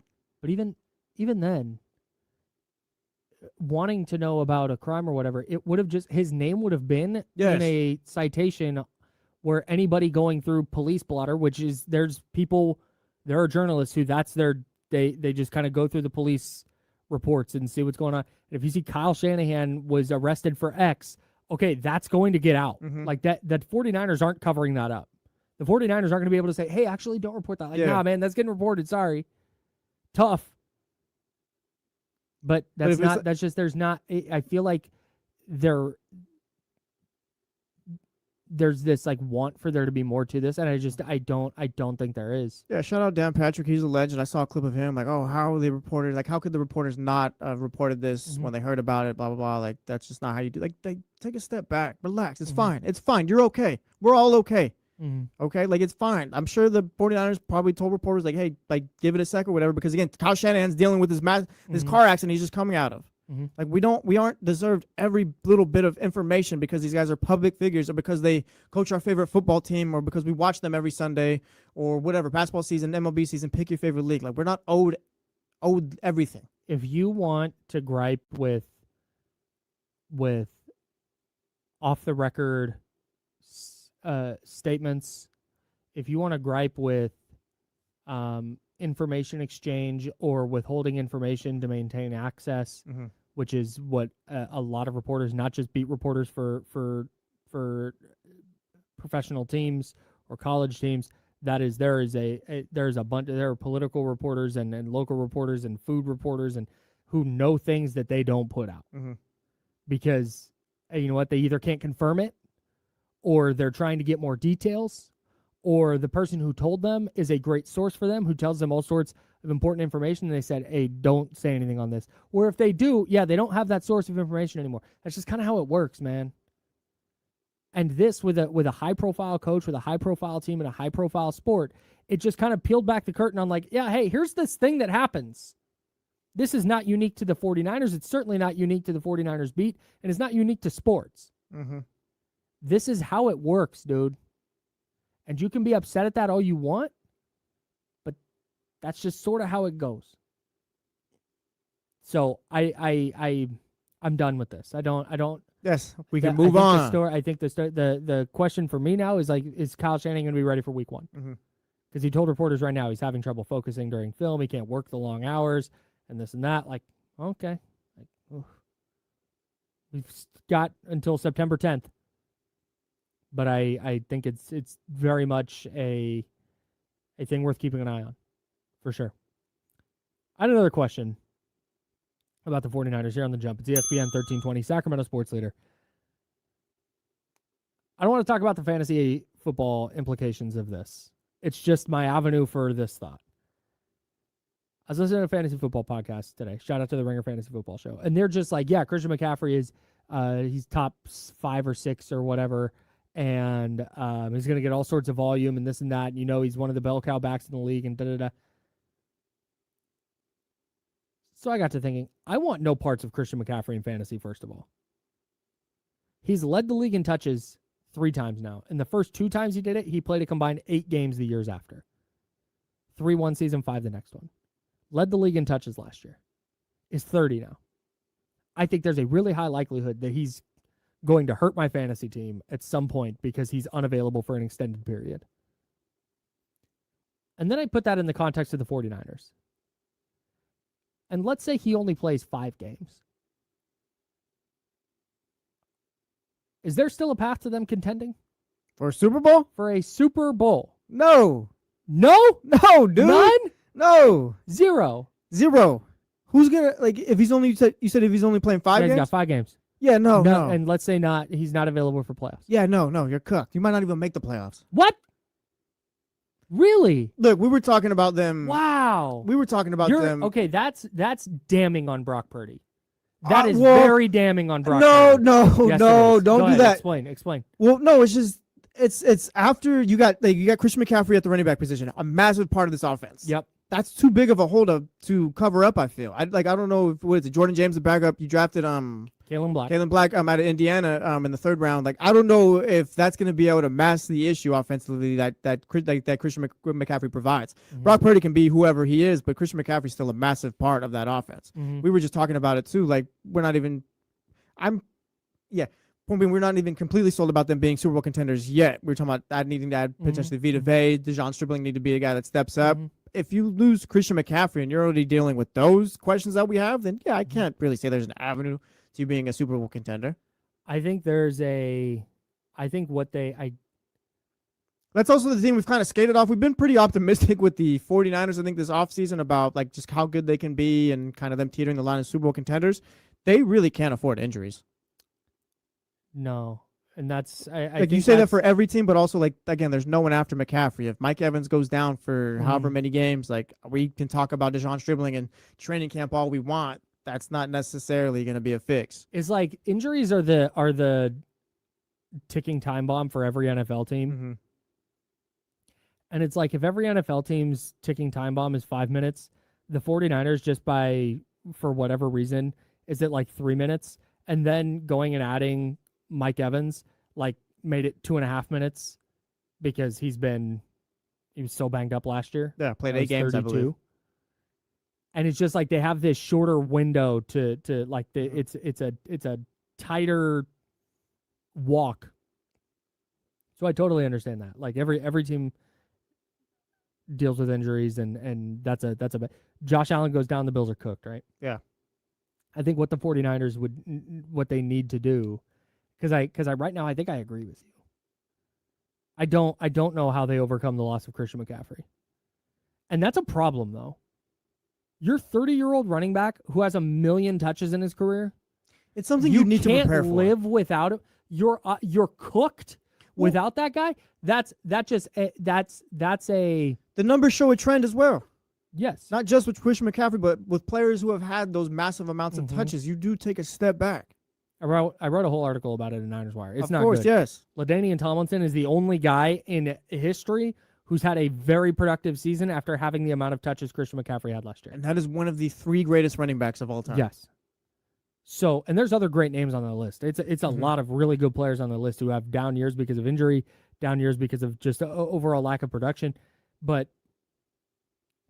I think that's a major flaw with the 49ers. And I think they're trying to fix it. I think they're trying to make it where if they don't have Christian McCaffrey, then they can go Stribling, Pearsall, Evans with George Kittle, and then a running back on the field, or maybe a running back with Kyle Juszczyk, and they have enough in the passing game that they can now manufacture a passing game without needing to have Christian McCaffrey on the field. But the fact is that right now, as we sit on July 29th, before we know anything about what Dejon Stribling or Kalen Black or Jordan James looks like with pads on, before we know what George Kittle's health is like, I don't think that offensively they can overcome the absence of Christian McCaffrey. Yeah, I don't think so either. And that to me is a real problem. That They you have not insulated yourself from a Christian McCaffrey absence since he got here in 2022. Yeah, there's a real fine line with this 49ers team. It's kind of funny because, yes, I do think Mhm. they'll probably win about 11 games this season looking at their schedule. Mhm. Yes, they can win games in the playoffs and all that. But also they're kind of, I don't want to say hanging off a cliff, but where you're sitting down is kind of dangerous because if you make maybe the one wrong move or like that little leg breaks right there, talking about like for the chair we're talking about here, like then everything kind of just crumbles. If Christian McCaffrey misses extended time, or like you said, only plays about 5 to 7 games this season, like you're going down. Same thing with Mike Evans. I'm not sure you can overcome Mac Jones. What does George Kittle look like coming off of a blown Achilles? Mhm. Nick Bosa, we kind of got questions about him. Like he hasn't really returned to his peak. He gets the No, pressures. Does don't he worry. get to Don't the worry. quarterback though? No. Don't worry, best shape of his life. Oh, well, okay, You great. see, looks better than he did before the injury. I'm not gonna lie to you. That makes me feel worse. That makes me feel worse. Trent Fred Williams, Warner. dude, Trent Williams sees him every day. Also, Trent Williams getting older. Like there's a lot of things where it's like if this breaks, See- it's gonna be tough for the 49ers to recover. And that's what I mean when I say I think this core is done winning titles and they need young players to step up. They just don't have the depth, man. Mhm. And that's not to say you need to have a Christian McCaffrey behind Christian McCaffrey, or you need to have a Mike Evans behind Mike Evans, but you need to have enough overall depth, not just at that specific position, but where you can overcome it if a player gets hurt. Yeah, I really can't see beyond those guys I just named. Like if they go If you're down, not- then it's tough. If you're not getting 15 plus games, 14 plus games out of all those guys, plus having them available for the playoffs, Mhm. out of any one of them, I think that it's not that they can't make the playoffs because they did. They made the playoffs last year. They won a playoff game last year, super beat up. Yeah. And that was really impressive. But we're talking Super Bowl contention, which is the frame that this team is looking at itself through. And unless they're getting 14 plus games out of all those old guys, plus getting Dejon Stribling to step up, plus getting a great year out of Osa Odighizola and getting Keon White or Romello Height to be a really good other pass rusher on the other end of Nick Bosa, like you're going to have a real problem. They have a path to contending, but it is extremely narrow. Yep. And it's got landmines all over the place. So I think I really wanted to try and, because I thought about this on the way in, I really wanted to try and come up with the take that no, because they have enough in the passing game that they would be fine. Like, nah, they wouldn't be. It's all hands on deck with what you got right now. And if one of those hands falls off, then all right, it might be an issue. Probably will be an issue. Yeah. Can't wait. Gonna be a fun year. Also, real quick, CMC on my do not draft list in fantasy Out football. on- I'm not I'm touching him out. at all. Yes. If he's in the mid to late second round, I'll take that flyer. That's good value, yes. But first round, I'm not First doing round, it. I'm not out. doing it. Yes. I'm out. That is the official I am terrified. jump fantasy football stamp. As far as what he can do for the 49ers, I think he could be great. Fantasy football will not do it. Rich Eisen next. Rich, call me back. It's the Rich Eisen Show. He's our favorite coworker. That is from 9 to noon, noon to 2, the Jump Rewind if you missed anything on this program. And then D'Lo and KC have got you from 2 to 6 right here on ESPN 1320, Sacramento Sports Leader. Until tomorrow, drink water. Be nice, people.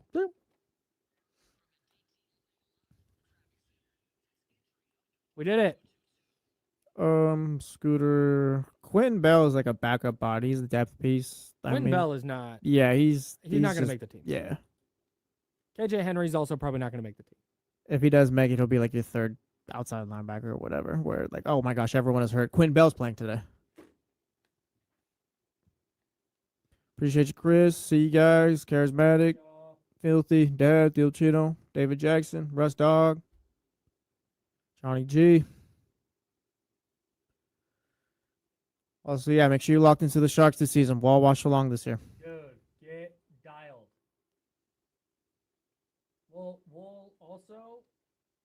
We'll keep you up to date on like when games are. We'll talk about it. Yes. We're not gonna like deep dive hockey the way we do. We're gonna have basketball, fun with football it. and stuff, but we're gonna have a great time. That's it. Yes. We're going to have fun. Low stakes. We're having a blast. Mm-hmm. Welcome to being a Sharks fan, Yes. unless you're not. Smack 10, Kyron. Yeah, be like Scooter at the thumbs up. See you later on, Buddha. All right. We're out of here.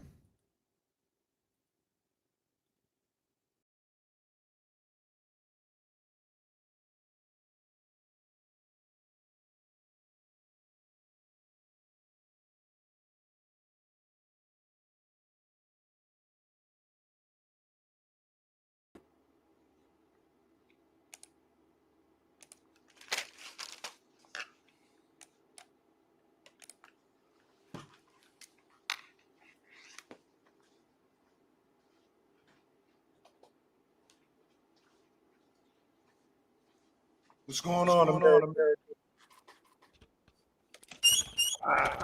What's going on with y'all, man? How y'all doing? Just finished golfing. I'm glad you finished right now because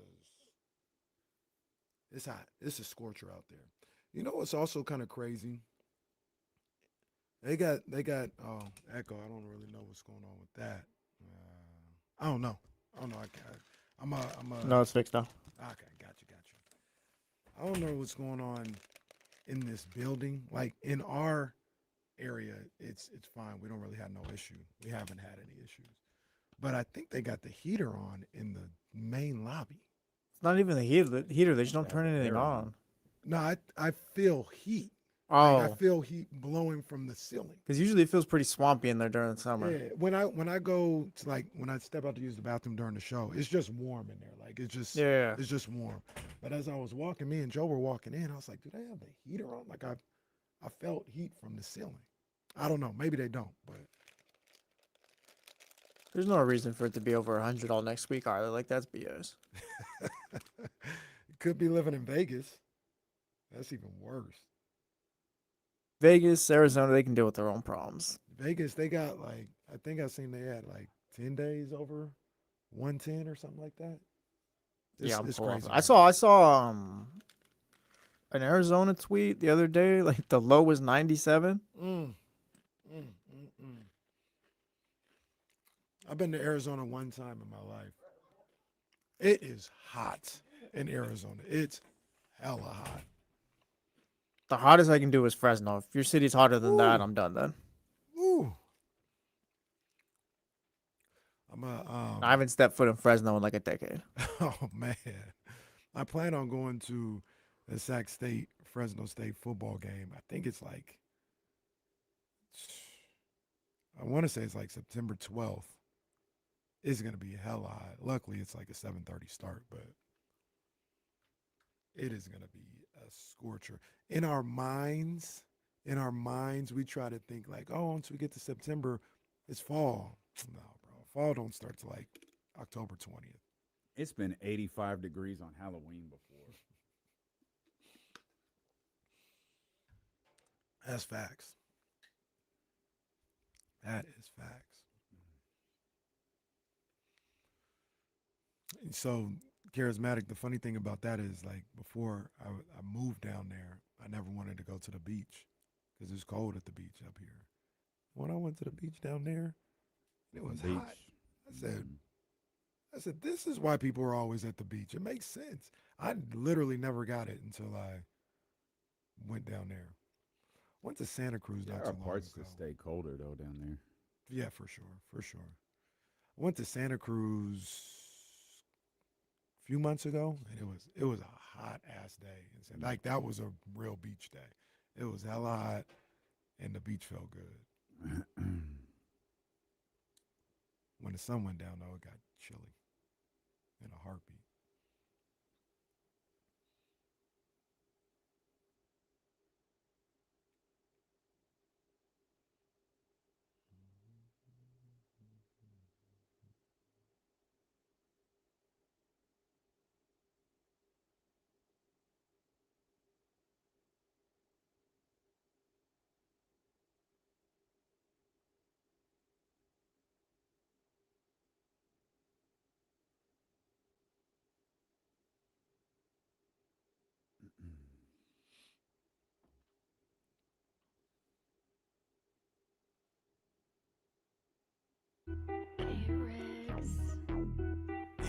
Yeah.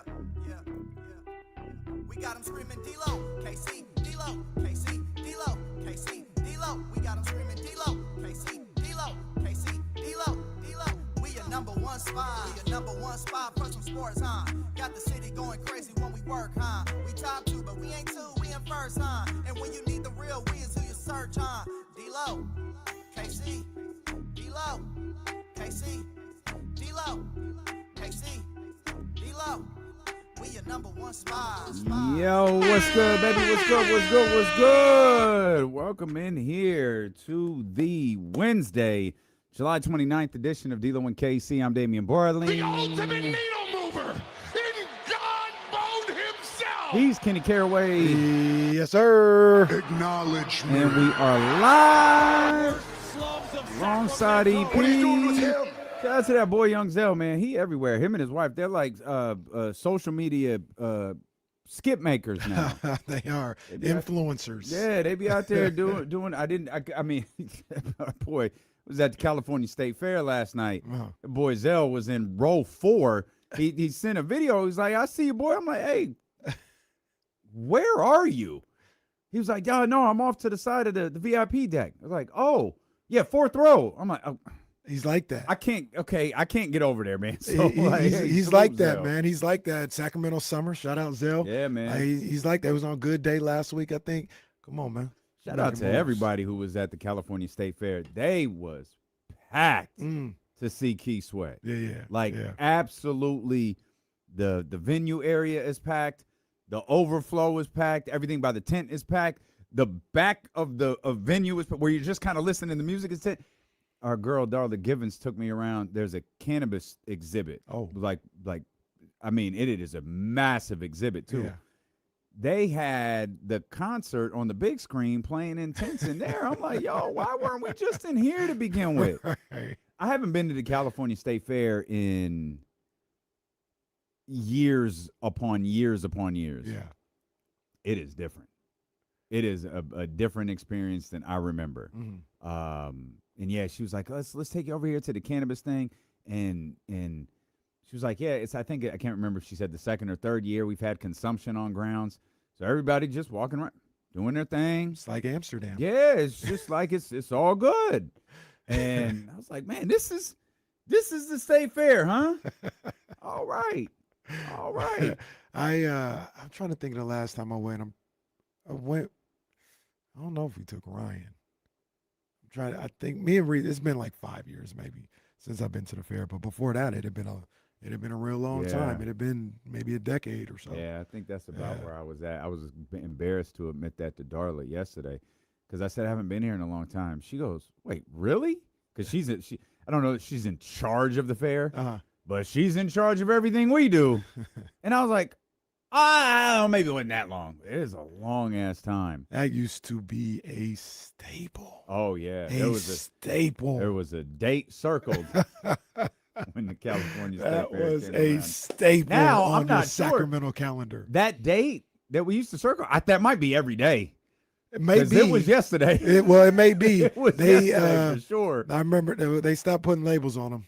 I know that. Yeah, well, it may not have been labeled Black Family Night last night, but They Lord. stopped putting labels on them things, man. Oh man, what a great time out there. I make the introductions and I head back over to sit with Darla, watch a little bit of the show, and kind of, you know, do what I'm there to do for social media.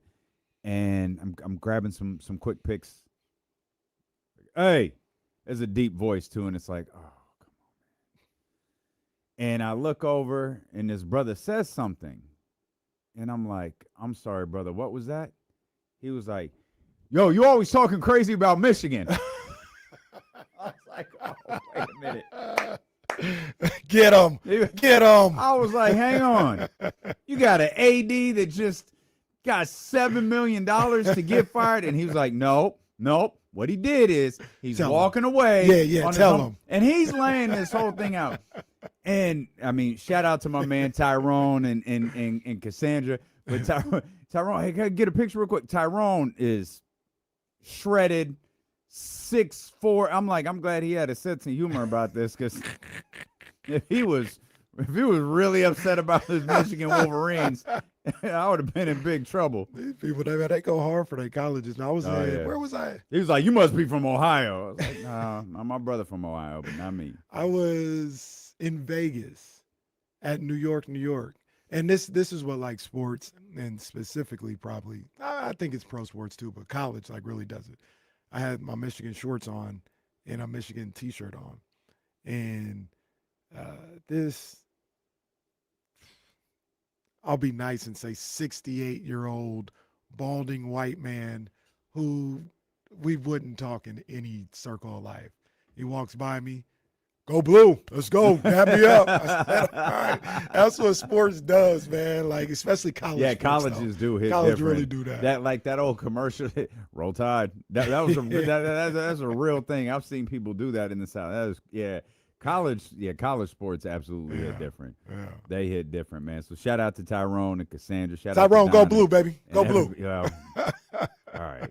Look, Tyrone. I ain't gonna talk crazy. Like, if you want to go blue, we can go blue all day. Whatever you want. I don't want no problems. You got my attention aggressively enough that I was like, I don't want no problems with Tyrone. Talking to you like Booker T. D-Lo! Yeah, right. I'm coming for you.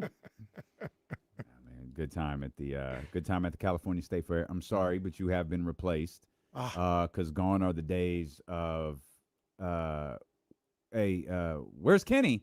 As I walk into the fair, and God bless Joe Brazil. Which never happened. Okay, bro. It's literally okay. Which never happened. I God bless Joe Brazil. I can't find. I'm supposed to go to a very specific part of the Cal Expo parking lot, and I'm at this point. I'm kind of guessing. Guessed right the first time. Guessed right the second time. Had nowhere to go from there. It's like, Joe, like I'm kind of struggling, and hey, a guy was like, oh no, turn around, drive about halfway down, turn left, and then you'll see it. Halfway down to what? So I'm looking, I'm like, is this this all looks like parking lot to me. Joe drops the pin where the Odyssey car is. And I'm like, oh, God bless you, Joe. I was able to, like, get there real quickly and, get out there and partake in all the festivities. But shout out to my man, Joe Brazil, who helped navigate that. But I walk into the California State Fair through this little media entrance. And now I got to navigate to the KSFM tent over by the stage. So I'm walking, and I'm kind of looking, and the sun is like, it's I stayed here for it's probably 7, so the sun is moving, right? I can't see in front of me because the sun is like, it's just my partner. It's just walking directly in front of me. And all I hear is, where's Katie? Oh, she's not here. Like, I guess, I've done this for 20 years, right? Like, radio guy, no? All right. You want to know where Kenny's at, too? Just begging for someone to go, D-Lo, I listen to you, too. Nah, never happened. Nah, man. Well, Tyrone Katie or said Kenny? Well, shout out Tyrone. I guess I need to piss more people off because Tyrone is the only one who's like, hey, no, I hear you, dog. And that one time, it was a Raiders fan when we were at concerts in the park. I think like 2 years ago. Oh, He's like, hey, man, hey, y'all keep talking about the Raiders, man. What's up with that? I said, hey, man, relax. your team is 2-14. Like, what you want me to say about them? It was fun, man. It was fun. Good Shout out times, to the good California times. State Fair. Shout out to Keith. This all started with shout out to Young Zell. Sorry I couldn't find you in your VIP seats Yeah, yesterday. Like I say, he's like that. Yeah, man. He's like that. Shout out Zell, man. But salute. And salute to you, man. We appreciate you for being with us. If you're watching on youtube.com/ESPN1320, twitch.tv/ESPN1320, or you're listening on the Odyssey app, iHeart app. Shout out to everybody, and there are a lot of you. We've seen the numbers. Shout out to everybody listening on 98.5 FM HD2. Those numbers are booming, man, and we appreciate that. If you have the ability to listen to us on HD radio, I can't recommend it enough. It's 98.5. Sometimes there isn't a universal way. Complex and I were talking about this the other day. Complex, the program director for pretty much everything. There's not a universal way to find stuff on HD radio. Like in your car, it's a screen with a logo on it. Right. You just press the ESPN logo. In my car, you go to 98.5, but next to it says at the top of it, it says 1 or 2. Got it. And if you don't see that, like, you'll miss it. Yeah. You'll not know that it's there because it's not like you hit the next dial and it's us. Like you go from Abe to us or Marty to us. It's you have to navigate over. So 1 is Marty, 2 is us. Yeah. And if you've never heard us on HD radio, my voice sounds spectacular. Nah, HD Our radio voices, is- you HD can radio hear sounds Kenny. Great. You might not be able to hear Kenny on AM radio. HD radio, man, Like I said, I always thought business booming. I was like, what? Like, it's just radio. It's not no big deal. And then I heard something on HD radio, Yeah. and I said, wow. Game changer. Wow. Man, that's Absolute good. game Appreciate changer. you guys, man. That's good to know. Maybe this time we'll make the PowerPoint. No, Yeah, no, that ain't we don't gonna make PowerPoints. happen. No, that ain't gonna happen. We don't No, make the numbers be booming. They be showing the numbers, Well- and then when it comes to the PowerPoint, they elsewhere. Well, there's a specific reason for that because our numbers compared to, let's say, 1140's numbers, it's like, hey, y'all are cooking. Like, Yeah. our numbers compared to KSFM's numbers, the N's numbers, it's a little like I have some. I can Right. show them to you. It's a different number. Good. I don't know that I want that on the PowerPoint. It is. It don't have to be Like, on the same slide. Look, we know what it is. We're a niche audience. Like we know what time it is. Like soccer mom Stacy isn't listening to D-Lo and Casey. Yeah. They're listening to Olivia Dean 100%. or Chris Brown or whatever. 100%. The numbers don't have to be up there, and they don't have to be on the same slide. But you can make a PowerPoint Yeah, doing create just it- what you just said. Create a new slide. Yeah, Yeah, you go can move do just over. what you just said. Yeah, because we've got a percentage of the market. Not everybody has that, I've learned. But let's rely on people to write in their diary what they listening to. Okay, never mind. That's a deep cut. That's a deep radio cut. Too inside baseball. Come on, man, straighten it up. Kyle Madson is throwing a fit right now. Let me clean this up. I see him. He's on. throwing a fit right now. See? I'm looking at him. Yeah, see, It's Kyle, not good. put He's- that down. He's tearing up his office right now. That's why he got the office right by the studio, so he can. I get it. That's Sylvia, watch out. What? Duck. That's why Sylvia sits so low. Shout out Gio, man. Gio out there refilling the snacks. Thank you, Yeah, Gio. he doing the Lord's work out there. Gio's a perfect human being except for the Seahawks thing. That's it. Like that takes him from an A+ to an A-. I don't know. He's a Super Bowl champion. They don't even know when they're playing. Wait, is that true? Do No, we still no, not know? I think they're playing on Wednesday. Oh no, we got the whole schedule. I'm thinking about the NBA. I'm thinking we don't. Yeah, have I think NBA they're playing schedule. on. I think they're playing on Wednesday, and they're playing like the Patriots or something. Yawn. Speaking of the NBA, real quick, I got a notification the Kawhi investigation could go into 2027 from Baxter Holmes.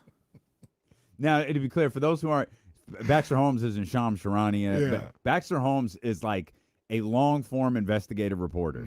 Like, if he says this could go into 2027, he has reason to believe this thing could go into 2027. 100%, dog. Just leave the Raptors and the Clippers alone. And let Come them get make Demonis Sabonis. Kawhi's going to be in the Hall of Fame before this investigation They're gonna get is him. over. They're gonna walk up on the podium Yeah. for his acceptance speech. Put him in cuffs? Slow down, Kawhi. We have to we have to come and take you away. And your punishment is you got to go into the Hall of Fame next year? I'm not sure. Like, I don't know what this is. Yeah, just leave the Raptors and the Clippers alone. This bro. Let them story, make the damn and trade. because this is not how society works anymore. This, like, society is not built for long-term storytelling. If you never mentioned, what's it called? Aspiration. If you never mentioned this story, again, if you just stopped talking about it, no one would care. Because that's kind of what happens now. You just stop talking about stuff. Right. And it could be insignificant, like cap circumvention or the removal of the Civil Rights Act. Jeez. You just stop talking about it, and the outrage dies. I don't recommend it in all cases. But in this Kawhi Leonard case, maybe you just stop talking about it if you're the NBA. Maybe you stop granting reporters information, and maybe it just goes away. Just goes away. Let the deal happen. Like, stop. At this point, if I'm the Raptors, bro, if he wins a title next year with the Strip it. Raptors, Strip like, fine, take away the first round pick. I don't care. Like, I just get this deal done. Take away the first. Get the not the punishment, but get that done too. But get the trade done, bro. Like, just let's keep it moving. Kawhi Leonard going to be 2 years into a 2-year, $160 million extension, already paid. Like, well, your bird rights are void. Like, all right, cool. I'm 37. retiring. Yeah, like, yeah, perfect. The NBA investigation into whether the Los Angeles Clippers circumvented the salary cap to pay Kawhi Leonard could drag into 2027 if the parties don't agree on the findings or any proposed settlement that involves punishing the team. Sources with knowledge of the case told ESPN on Wednesday. Sources close to the NBA with knowledge of the investigation said the union wouldn't hesitate to take the matter to arbitration if the NBA sought penalties without sufficient evidence proving the claim that the Clippers have denied since the league's probe began nearly 10 months ago. This actually sounds like a lot of posturing by the Clippers and posturing by the NBA Players Association, and I don't blame either. I don't blame them for doing this at all because we've talked about this repeatedly. There is a stunning amount of circumstantial evidence, but there's not the smoking gun. You're gonna have. You to haven't prove found it. the murder weapon. If I'm Kawhi, the Clippers, whatever, you're going to have to literally prove it. Not, I think this happened or this and this happened, so it leads me to believe that if you're going to take hundreds of thousands of dollars, or hundreds of millions of dollars between the two of us away, no, you're going to have to prove it. And I don't think, like, they would, I don't know if it would actually happen. I'm assuming a little bit. Poor guy. Sorry, I got distracted. This guy got hit in the head by a foul ball. He's okay, but damn. Ouch. But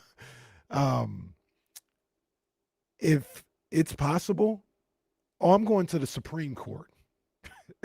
I don't know if that's how leagues work and stuff like that. Because it goes to arbitration. If you go to arbitration, it can't go to court. The agreement to go to arbitration keeps it out of the agreement.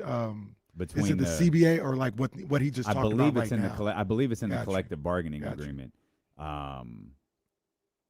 That's what keeps this type of stuff, like which keeps discovery out of it. It basically, you go to arbitration, it can keep everything private. That's why the NFL wanted the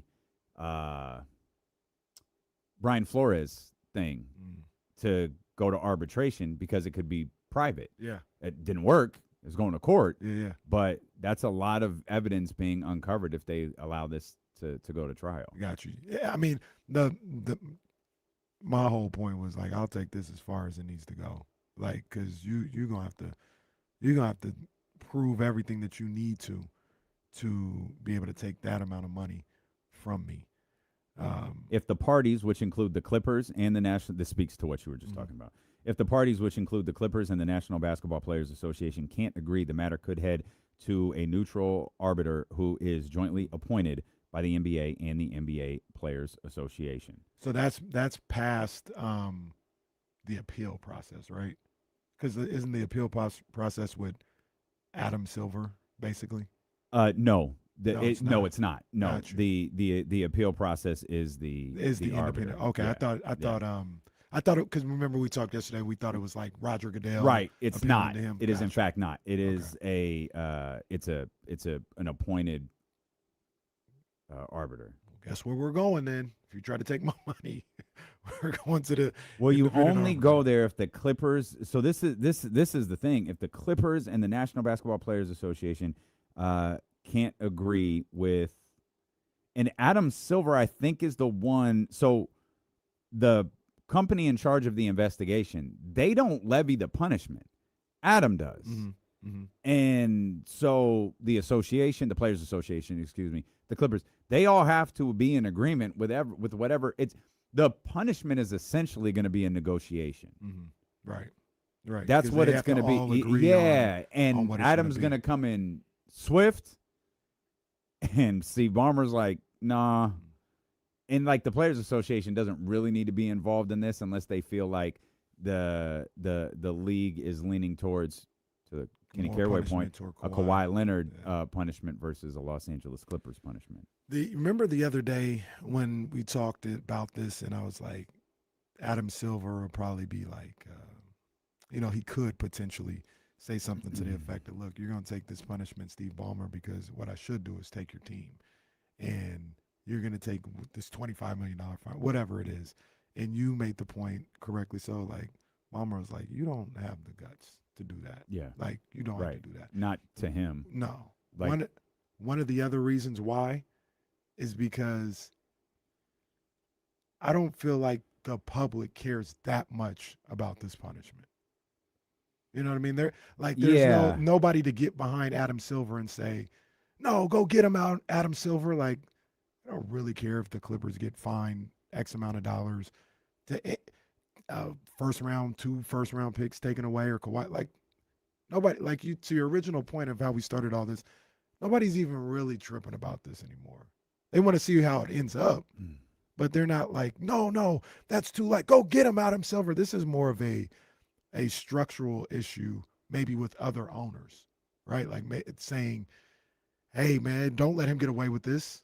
Like, we weren't able to do it, or we got in trouble when it was mentioned. Don't let him get away with this. The public outcry, I don't know if anybody's really caring about the Clippers getting their just due.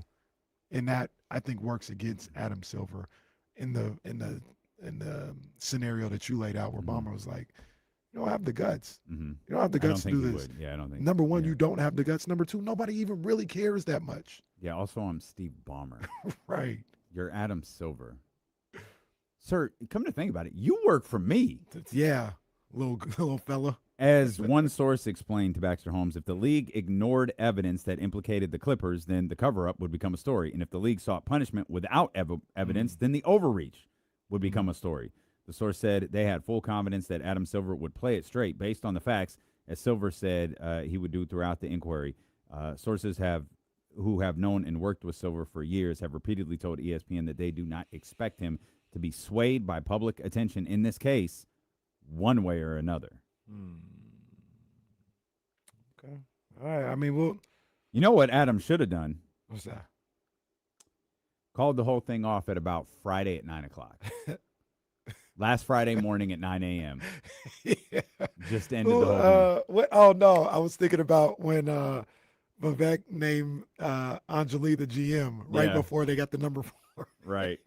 Yeah. Nobody worried about that. Yeah. That's exactly how it should have went down. Exactly. Yeah, just wait, LeBron did what? Philly? Hey, press release person, come here. Jot this down. Get it out immediately. The NBA has dropped all investigations into the Clippers, Kawhi Leonard, and aspiration. Get that out now. Sir, these are incomplete sentences. I don't care. Get it out. They were smart. That's how they should have done it. Absolutely should have done it. Never would have hit the news cycle. Not once. Related but not related. Did you see who is super beginning stages? Super beginning stages, and it won't happen. But did you see who is a candidate to be the next NFL commissioner? No. Adam Silver. Shut up. Stop. Adam Silver has been a name mentioned. So Roger Goodell is going to sign another contract to be commissioner. Some believe it might be the last contract. Some think he may have one more after that. But they're already there. I think there's like 11 or 12 people that they're looking at very loosely. Like Adam Silver's not going to be the NFL commissioner, but very loosely they're looking like 11 or 12 people. And Adam Silver is one of the people. All right. That'd be crazy if he was commissioner of both leagues at the same time. Yeah, that'd be something. PGA Tour CEO Imagine Brian. having to answer to Stan Kroenke and Jerry. Well, I guess you already have to do that. Who? I guess it would be Right. It'd be James Dolan and Jerry Jones. What's the other one? Haslam. You got to answer to both him. Well, you both. do that in both leagues. Yeah. Who is in both leagues? Jimmy Haslam, Kroenke. Stan Kroenke. Is that no? The hero of the week, Josh Harris. Josh Harris. That's right. Philadelphia That's and right. Washington. That might be it. I think it is it. I think so. Yeah, that might be it. The list includes PGA Tour CEO Brian Rolap, NFL executive Peter O'Reilly, Bears president Kevin Warren, and even NBA Commissioner Adam Silver. Fascinating. That's ridiculous.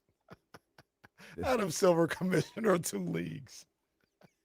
Would he be commissioner of 2 leagues, or would he leave the NBA? He probably leave the NBA. You can't do both. Mark Tatum is like, why don't you go in and take that job, Brody? Go ahead, go take that. Mark Tatum ready for his turn. It's that's- my turn. It's my turn. Thank you. Is that Skip? Yeah. Man. They use that meme at some of the most inappropriate times. I wonder, based on this, so the Baxter Holmes report was specific. It could drag into 2027 if, and that was noted, I think, from Hollinger and the Athletic crew weeks ago. They were like, yeah, there is another part. Like, once the investigation is done, it's not done. The investigation is done, but that doesn't mean this is all over. This is going to go through an appeal process and and all of that. This thing is not over. It's not. That's why I just want them to don't. They didn't threaten the Raptors. I'm not saying that, but they just mentioned like, hey, you might be responsible for this. Like, don't even mention that no more. Just let them. Well, again, the responsibility is you lose one of your players if a suspension comes into play. I think at some point the Raptors are going to throw their hands up and just do the deal.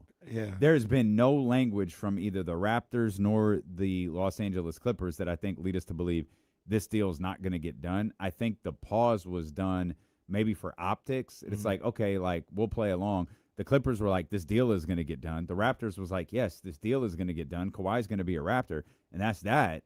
And I don't envision this deal getting canceled. I envision the Raptors going, whatever, dude. Just get this deal done. He's coming here. What Baxter Holmes reported and what you just talked about makes more sense to what I heard when we were in Vegas for Summer League. And guy that I know that would know these things. I think it was the day this came out when it was like, oh, man, it's being held up, might not happen. He's like, it's going to get done. They just have to figure out the punishment and, like, how much money and all this other stuff.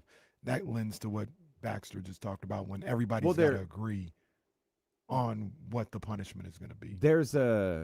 But there has to be a smidge bit more to it, because if you're in the midst of this investigation right now, if the Raptors go and Adam Silver was like, we didn't tell them not to go through with the trade. Right. We told them we gave them our perspective and they put the thing on hold.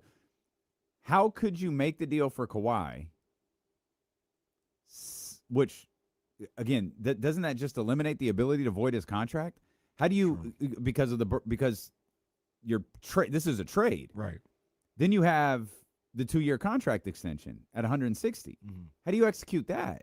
Well, that's I think that's also, and maybe he shouldn't have been like, it's just gonna get done, because as long as they don't mess with that, I think the deal gets done. If they suspend him 25 games, but they don't mess with like voiding the contract and all this other stuff, deal gets done. But to your point, if they start messing with the contract, that's then where the that team adds another gets layer affected. to it. Yeah, for sure. We'll come back. We'll talk with 1320 Kings insider James Ham next. It's the Marathon.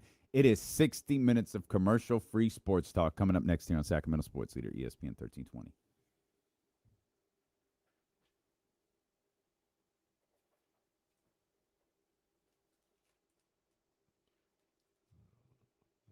Check in YouTube TV talking about NFL Red Zone with Sports Plus is ready to go. I'm about to say, hold on. I didn't order none of that.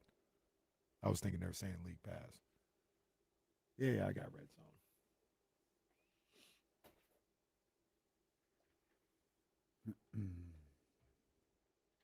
Kenny, can you play receiver? I can be in the game more than Ricky Pearsall. Yeah. We'll talk about. I completely disagree with you and Kyle. About? I guess we'll talk about it. Yeah, Niners ain't going nowhere, bro. Like, they'll be right there at 10, 11 wins. That's what I said. I didn't hear you say the win total. I didn't hear you say the win No, total. yeah, I got them at 11. I mean, we'll talk about it later. It's just they're towing a line of one injury there, one injury here, and it's like, oh, it might be bad. Because we're talking about Christian McCaffrey, and if he were to miss a bunch of games because of the years coming off of another. That's literally they'd be the able to one sustain person it. who didn't get hurt last year, and they won 13 games. Everybody else got hurt. So if they have better injury luck this year than they had last year, which Do you think they is can asking a sustain lot. if CMC plays only 5 games this year? Yeah, they'll probably win 10, 11 games. They'll probably win 10 or 11 games. It's not to diminish what he means, but we've had a variation of this conversation about the 49ers for like 5 seasons now. Yeah, but now they're hell old. People were saying they were old after 21. Well, I wasn't those people. I'm people today. I know. They're not even hella old. They got 1, 2, 3 players that are old. Evans, Trent, and McCaffrey. Fred isn't 30 yet. Nobody on the defensive line is 30. Nobody in the secondary is 30. Yeah, Kittle coming off an Achilles, though. I think the injury questions are fair. Like I said, I still got him winning 11 games, but if Christian McCaffrey's out for a decent chunk of the season, because again, I think Kyle read it off the 2 other seasons where he had pellet touches the way he did. He's only played a combined 8 games the following seasons. Mm-hmm. So if that's the case, yeah, I do wonder. They do need to. Jordan need James somebody. also got some Yeah, ribs Jordan James injuries got that hurt. he's dealing with, I think. Kalen Black, Grant Cohn, who never has anything nice to say about the 49ers, he said Kalen Black was looking like, reminding him of Alvin Kamara. I don't know how he got that after 2 days of practice, but like he made. That's just so you can turn it into week 2. Why isn't he playing the Alvin Kamara back? What's Shanahan doing? Right, it's a play. It's all part of a play, that's for sure. I see the vision. But to your original point, yeah, they need another receiver. We'll talk about it later, but I'm out on my man Slick Rick.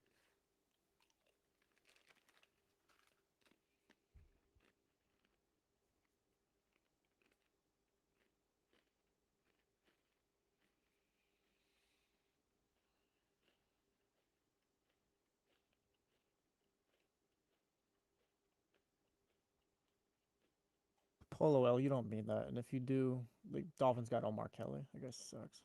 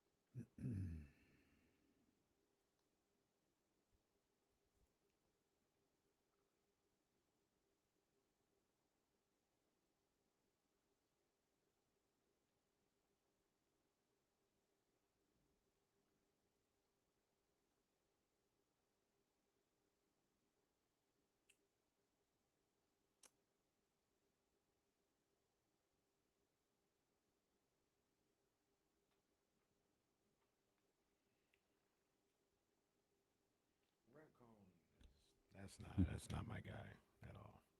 What time? Maybe we do this in the final block.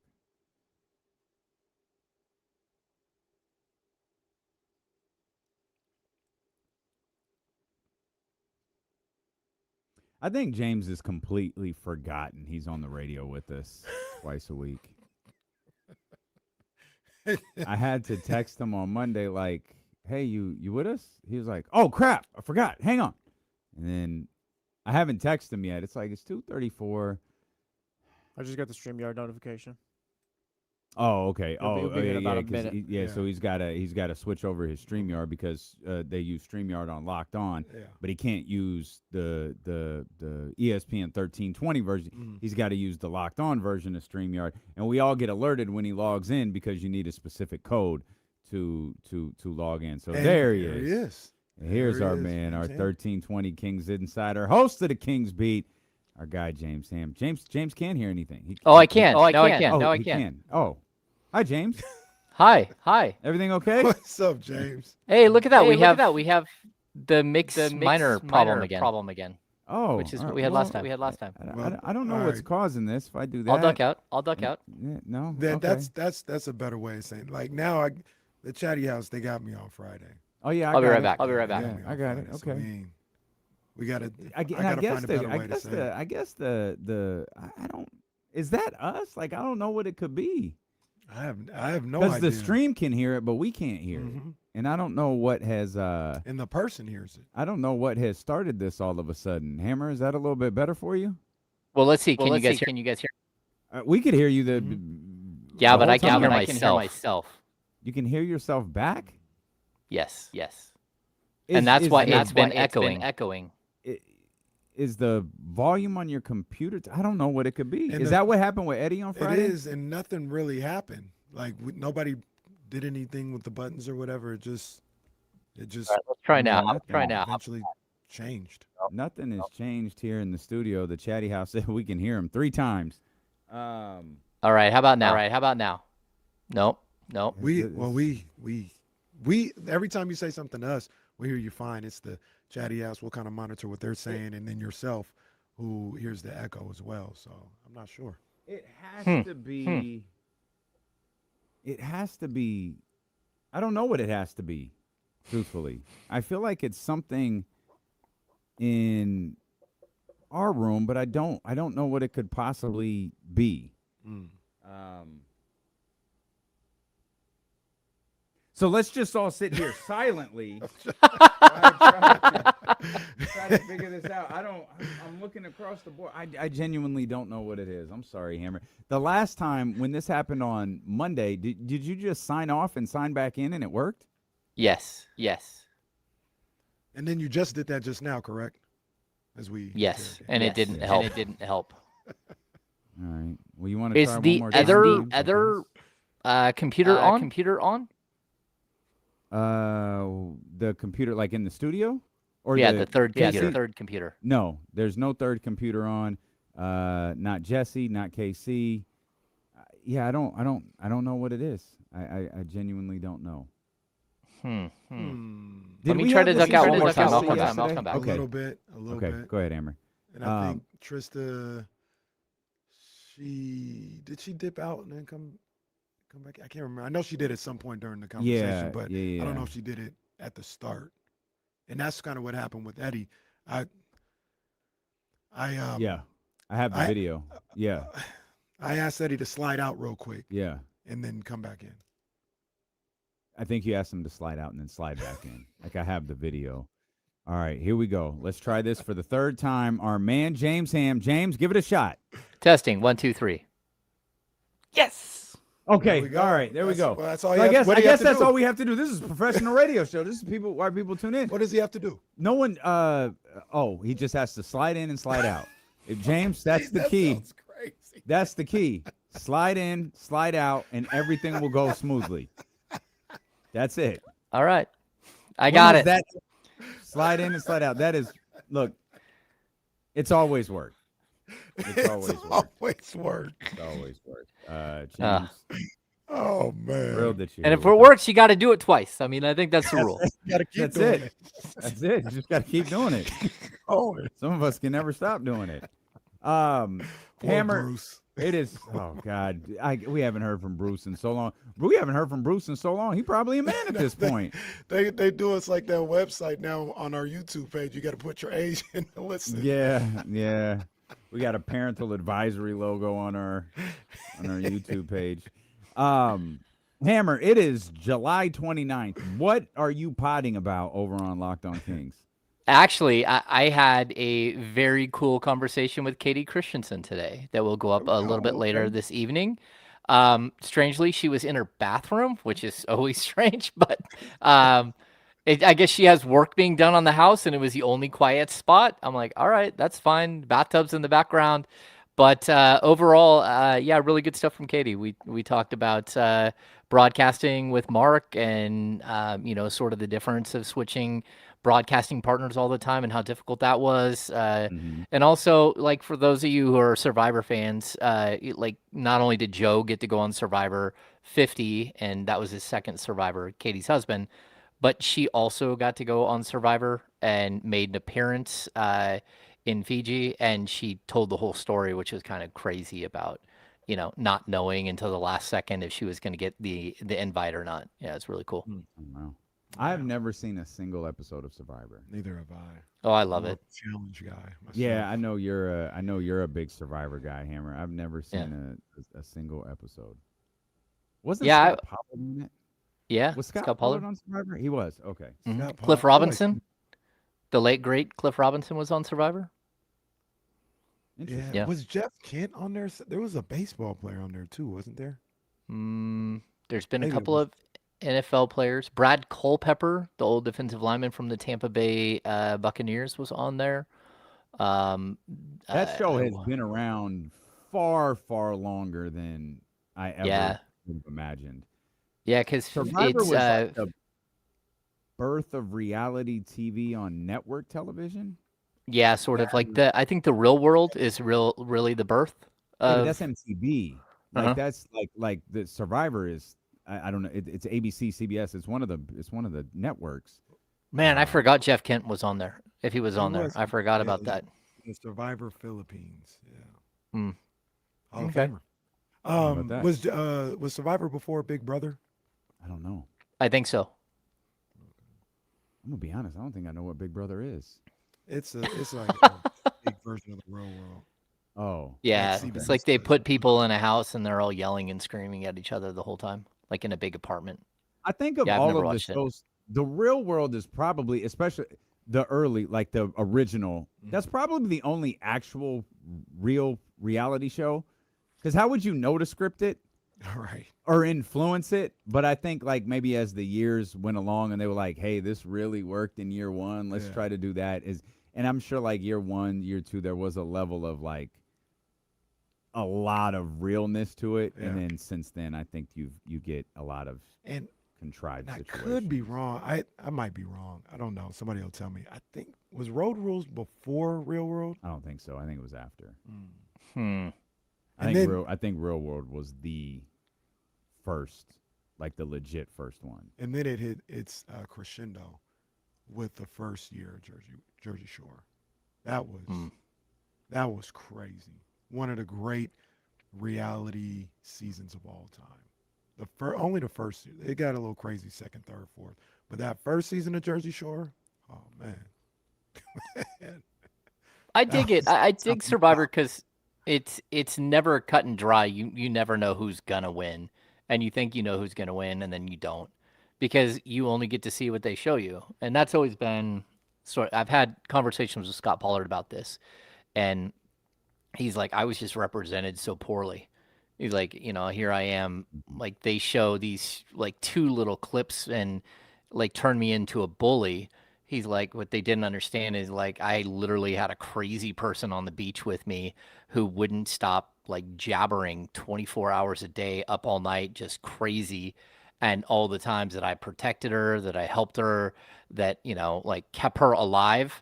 And then they show like these 2 scenes where like I'm trying to convince her of something and I look like a bully. And he's like, so it's tough. You don't want to be that guy. You don't want to be the guy who is represented that way, in a negative light. And I think that's the cool thing about Joe. Joe's been like, sort of depicted as this stand-up firefighter guy the entire time, and he's had some really cool, good moments and stuff.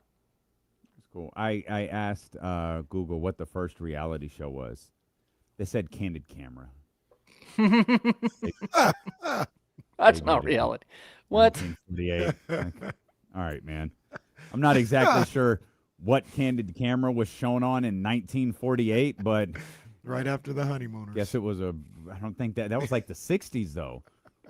That's Jackie. That's To the Moon, Alice, right? That's Jackie Gleason. One of these days, Alice. I love that. Like the 50s you know and what 60s, the funny, right? You know what the funny joke is when the husband threatens to punch the wife to the moon. God, that's funny. You're like, oh boy. None of that would work now. That's a crazy Yeah, go time, watch man. Archie Bunker. You're like, Oh, holy, thank you. holy cow. What is going on? Archie, yeah, nah. No, No, I don't even man. think they hid what Archie was. They kept it a stack. Oh, Yeah. In a bad way. man. Yeah. Anyways, so you had a conversation with Katie Christensen, so that's good. I know you talked to Deuce and Mo. It's always hard to find. We're always finding things to talk about here. James Ham, our 1320 Kings insider, with us. We're always just trying to find things to talk about as it pertains to the Sacramento Kings. Otherwise, we'd just be fixated on LeBron and the fallout from his signing to Philadelphia and all these other stories around the NBA that don't pertain to Sacramento. So, we shift our attention back here and we look ahead, and we have gone over, who has, the most to gain next year. Could Domantas Sabonis be this? Could Darius Acuff be that? And one thing we were going to talk about here as the show got going, Hammer, was, I asked you last time, like, what's the best case scenario for the Sacramento Kings coming out of this season? With all of these win-loss totals coming out, like, what would Kings fans really be happy with? And we started thinking about, like, if Darius is really like a guy, he has to start establishing himself as that his rookie season. But with Domantas Sabonis and Keegan Murray also on the roster, is it important for this upcoming season to end with the Sacramento Kings feeling like, hey, we might have 2 foundational pieces here? Yeah, I mean, I think that that's part of it, right? You're really hoping that Keegan Murray takes a step forward, that Max Reynaud takes a step forward, that you have at least coming out of this season 2 or 3 like known starters, right? Because as of right now, like we get past, not this year, but the following season, that's when Domas is no longer on the books. By that point, Zach LaVine won't be on the books, and you're looking around like, okay, you're hoping that Acuff is a starter. He's going to be the starter, but you're hoping that he's a legitimate starter. You know that Keegan Murray is a 35-minute per game guy at the NBA level that can play multiple positions, but who's the rest of this group? And, I think it's really interesting when you're looking at, just, I don't even know how to really judge what I saw last season and how to equate it to what we might see this season. Because, you take your 4 of your 5 starters and then the 5th is a rookie. So for the other 4 players, I think they missed, it was something like 194 out of like 275 games. Like, so how do you know what they're going to look like? And how do you know what those 4 players are going to look like with Darius Acuff? How do you know what they're going to look like with Max Reynaud? How do you know what they're going to look like? Again, DeAndre Hunter played a game and a half before he got poked in the eye. We don't even know what he looks like. And, we kept hearing this stat last year. The starting 5 for the Sacramento Kings last season that was projected on day 1 never played a single game together as a group.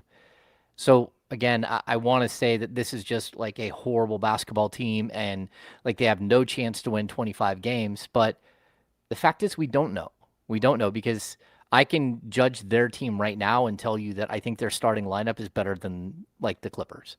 outside of, again, Steph Curry, I think it's better or equal to the Golden State Warriors starting lineup. And you keep going down the list just in the Pacific, and you're like, okay, I don't know where to put this team because a starting four with DeAndre Hunter and Domantas Sabonis and Zach LaVine and Keegan Murray isn't a bad starting group at all. There's versatility, there's scoring, there's passing. Like, that could actually be a pretty solid group. We don't know what it looks like, though. And so I'm kind of intrigued to see how this all plays out because, I mean, is 30 wins on the table? Yeah, I think 30 wins is on the table. I'm not going to get crazy and say 40, but 30, would I be shocked, like blown away if they won 33 games? Maybe not. A lot of things would have to go right, but I wouldn't be completely just like, oh, I can't believe this happened. So it's a very, very difficult thing to kind of judge what this team is going to look like. Amber, if you had to 33 and 49. God, we'd be a lot of things have to go right to get there. God, what a world we live in, man. That's tough, man. That is tough. But that's reality. That's Yeah. reality with the Sacramento Kings right now. Hammer, if you we talked yesterday about a number of different things I want to ask you about, but one of the things was people who have a lot on the line in this upcoming season. Whether that's Zach LaVine, Domantas Sabonis. We even talked about Keegan Murray having a lot on the line. If you had to pick one person that had the most on the line on this Kings roster coming up, who would that be for you? I know this is going to kind of sound strange, but I think it's Keegan. And I know he's in the middle of a 5-year, $140 million deal. It starts this year, right? But like, who are you and what are you going to be as an NBA player? Because we're running out of time for that. And so, like, if we get past this season and he's still between 12 and 15 points per game and a really good defensive player and a solid rebounder and all that stuff, that's fine, right? But is he a 38% three-point shooter or is he a 33% three-point shooter? I think there's so much on the line, and I think specifically here in Sacramento, when you're asking that question, Kenny, I'm taking that question is who has so much on the line that the Kings care about, if that makes sense. Because to be honest, I think Zach LaVine has a ton of things on the line, but I don't think the Kings care at all about what Zach LaVine has on the line for this season. They don't. I mean, if there comes a point where Emmanuel Sharp is starting, it's because they don't care realistically what the future is for Zach LaVine. And that's not being callous. That's just being pragmatic and part of the NBA life cycle. So the guy that has to, again, if he's going to be a centerpiece in Sacramento, like Keegan Murray needs to stand up and show that that's who he is this year. That he's a 17, 18 point per game guy that's shooting between 37 and 40% from three and 7 rebounds a game and a lockdown defender and a player very much worthy of a $25 million to $30 million a year deal. Our 1320 Kings insider James Ham with us. Hammer, you brought up Zach LaVine right there and what he has on the line for the season and how that doesn't have anything to do with the Sacramento Kings. Kenny and I had a spirited and lengthy discussion regarding what that might actually be for Zach LaVine next year. And, people have asked, like, what if? And it's perfectly fair to ask the question, like, what if Zach LaVine comes back, he's healthy, he's in a contract year. We see it in football all the time. What if he balls out? I made the statement yesterday. I don't think it matters how Zach LaVine plays this year. I think the league views him a certain way, and I think it is in a mostly negative way. And I think while he might not be at literal league minimum deals moving forward, I think he's flirting with something closer to that than a full mid-level exception for the remainder of his career. I guess and this is me being not understanding being a general manager, I'm sure. There are teams that could use a player who can score the basketball like Zach LaVine can. Like teams that have something on the line this year. Multiple teams, particularly in the Eastern Conference, Hammer, who have something on the line this year. And it seems, while a trade for $48 million could be difficult to execute, some of them have had cap space and have just been like, nah, that's not the type of scorer that we're interested in. And it just leads me to feel like the league has told us how they feel about Zach LaVine and whether they're right or wrong, which was part of our discussion yesterday, that money might not be there for him moving forward. Oh no, I think it's something that's hanging over Zach's head. I think he understands that, and that's why it's on him to come in the greatest shape of his life, and try to be a ball player. But again, at the end of the day, I don't think it matters. Like he can play as well as he wants. Like he can be the Zach LaVine that averaged just under 30 points per game the first 6 games of last year. That's not what the Kings want. So even if that's to happen, even if he's going to take off and all of a sudden he's great, you're like, okay, well maybe some team will perk up and say, oh, okay, we might trade for Zach LaVine. But I don't see that world that's out there. So I don't think that helps the Kings. It's going to be about player development this year. It's going to be about whether Nick Clifford can be a starter. It's going to be about what does Emmanuel Sharp look like when the lights are on. That's what this season's going to be about. And that it's going to be very tough for Zach because, like, again, I think he will start the season as the opening day starter.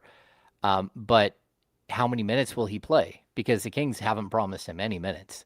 They haven't promised him a starting job. They haven't promised him, X amount of minutes per game. And they've been honest with him and said, hey, look, all bets are off if you opt in. So if you're going to do that, that's on you. Whatever happens from then on, we understand you're making a business decision to accept $49 million. We also, as a franchise, have to make a business decision with regards to you and what we're going to do at our shooting guard position for the next 5 years. And that does not include you.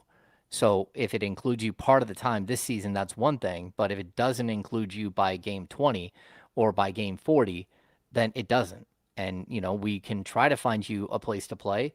But when Zach LaVine accepted that $49 million, he accepted the reality that he is nearly untradeable and that any trade that would happen should happen now. And if he's going to get bought out, it should happen now because after this, it's not advantageous for anybody.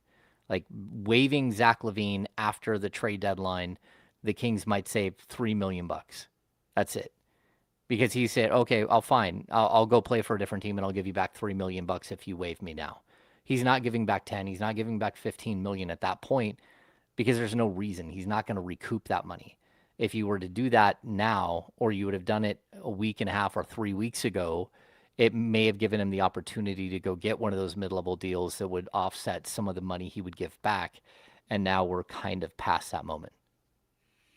James, one of the reasons why I said I talked about the potential positive for the Sacramento Kings of having Zach LaVine playing 30 minutes a night, being the solid scorer that he is, and really the only benefit I see from that is it would take pressure off of Darius Acuff Jr. and it allow him a true, real, bona fide starting two guard in this league to play with, where if you're with Nick Clifford or you're have Emmanuel Sharp out there, I mean, defensive could really key in on making your life difficult. And that might be a lot to ask for a 19-year-old point guard who's trying to find his way in this league. Maybe he's a little bit more comfortable with that after 50 games, and you can do that. But at the start of the season, Zach LaVine's presence could be a way to, like I said, alleviate some of that pressure from Darius Acuff at the start of his NBA career. And that's what I see from Zach LaVine and where he would help the Kings just by his presence, being a veteran, good NBA two guard in this league. Yeah, I mean, I've made that statement as well, Kenny. Like I do think that there is a value to having another top tier scorer. The problem that I have is that if you're going to knock Darius Acuff for one thing coming into the league, outside of the fact that he's 6'2", you're going to knock the fact that he's not a good defender. And again, it doesn't matter if Darius Acuff and Zach LaVine are averaging 45 points per game and you're losing by 20. It just doesn't. So that's where I think he can help. And, I also think Malik Monk can help. And I think, again, in the right situation, having Domantas Sabonis there can help. And even DeAndre Hunter and Keegan Murray. But at the end of the day, like, you have to do what's best for all of the team, not just for, one individual player or two individual players. Like, I think that there's a way in which, I know it sounds crazy, but like a three-headed monster of Daquan Plowden and Emmanuel Sharp and and Neat Clifford, they just give you a better opportunity to win games than Zach LaVine does. Because it doesn't matter. Again, it doesn't matter how many points you're scoring if you're giving up more than that as a player, as an individual. And if your defensive liabilities are costing, guys like Keegan Murray and DeAndre Hunter and Domantas Sabonis, 3 fouls every first half. Like, that's going to be the problem. And somebody asked in the chat, Imperial We Trust, I just want to bring this up. Is Ham speculating on that conversation, or is it fact that it will indeed happen like that? I'm telling you what the Sacramento Kings, what I've been told from the Sacramento Kings, from someone, a source at the Sacramento Kings, that the Kings have been very transparent with Zach LaVine, that his role, that is not me speculating, that his role will be whatever his role ends up being, whatever Doug Christie decides his role is, but they are not predicating anything on what they're doing about with his salary or anything else. When he opted in with the understanding that he was not being promised any minutes at all or any role at all this season, and he's not getting an extension. So not speculation. The marathon continues here. 60 minutes of commercial-free sports talk with James Hammer, 1320 Kings insider and host of the Locked On Kings podcast here on D-Lo and KC on KIFM, West Sacramento, KRX, QHD2 Sacramento, ESPN 1320, live on the Odyssey app, the iHeart app. We are live if you want to watch the show on twitch.tv/ESPN 1320 and youtube.com/ESPN 1320. Taking this conversation off of Zach LaVine and back to, and that is such an interesting thing to follow here when training camp gets underway in a couple of months, is, how are they utilizing Zach LaVine in the early stages of practice? Because that could tell the story as to whether they're going to lean a little bit stronger, much to the chagrin of Kenny Caraway, on Neat Clifford or someone else at that position. And Hammer, I think that is one of the big Zach LaVine issues, is the lack of depth at that position. To throw Neat Clifford into that role, and I was a little bit higher, maybe a lot bit higher on Neat Clifford's summer than a lot of other people were, because I kind of really went into it with no expectations. I felt like I just got a chance to kind of watch him and watch his game for a little bit. But I'm not stupid. Like, I don't know that he's ready to be a starting, two guard in this league. And there's just not – you have to get really creative, Hammer, if Zach LaVine isn't your starting two guard this year. Yeah. I went through yesterday and on Locked On and talked about, the limited number of backup point guards that there are out there on the open market. It is brutal. I mean, again, when I'm talking about, like, I think Sharif Cooper, and I'm talking about, man – I can't even remember all the players that who's the point guard that used to play that played for the Kings G League squad, went to Miami, went to the Lakers, from Modesto, Stockton. Gabe Vincent. Yeah, I'm talking about Gabe Vincent. I'm talking about such a limited number of point guards that are available. And, again, you have to throw Russ in there. You have to throw Killian Hayes in there. And the Kings have basically moved off of both of those players. So if the plan is for your third point guard, I even thought, hey, maybe their plan is to keep Isaiah Stevens on a two-way contract and let him be the third point guard in spot situations when you have injuries or something like that. Then they waived him, and Adam Flagler's there with the G League and the two-way contract, but he's not a true point guard either. So if you're going to move Neat Clifford over and have him be your third point guard, here's the problem. It's fine today if, you walk in the season, Darius Acuff is playing 28 minutes and Malik Monk's playing 24 minutes and sharing time with the two and the one. That's fine. But what happens if Malik Monk rolls an ankle? What happens if Darius Acuff breaks a finger and all of a sudden they're out for an extended period of time, one or both of them at the same time? Because that is also a possibility. Neat Clifford can't be your starting point guard for 48 minutes. This isn't like Ray McCallum era Sacramento Kings. That would be a travesty if that's what the plan was. So I started looking. I'm like, well, even if that is the plan, that means that what do you have at the shooting guard spot?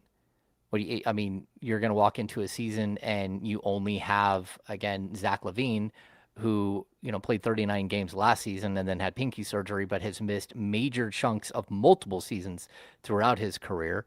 And he's a player that you've been trying to trade the entire time. And then you've got Emmanuel Sharp, and then Outside of that, maybe Daquan Plowden, maybe you shift DeAndre Hunter to the backcourt or Keegan Murray. So like really it's very difficult to see how all these pieces can fit together. And that's why I was looking at it, and I think there's better options at the shooting guard spot to go out and bring in somebody if your plan is to make Nick Clifford your eventual backup point guard. Guys like Bruce Brown, guys like Akaya Baji. There's just like, Gary Payton II. There's like a small grouping of these guys that you're like, okay, they know their role. They play defense. They hit 3-point shots, and they can support Darius Acuff in the right way, and they can be maybe a bridge to when Emmanuel Sharp and when Nick Clifford are ready if they aren't today. And so I don't know. I mean, again, the Kings have 13 roster spots right now. They have 2 open roster spots and an open 2-way. So like they need to add at least one more regular roster player, and that should be a depth piece at either the 1 or the 2, in my opinion. James, I was thinking about the Nick Clifford situation, and I was listening to that, talking about where you were talking about him potentially being, backup point and where he's at, and and hearing people say we need to see what you got with Nick Clifford at the 2-guard spot. That's why you need to start him. And this, mind you, was around Scandia. No lie, this was around Scandia when Ken this Piffany came in my mind, and I'm not against Nick Clifford the player, but it's almost unfair because he's going into his second year. But I'm like, nah, I have no interest in seeing him start. Like, I have zero interest.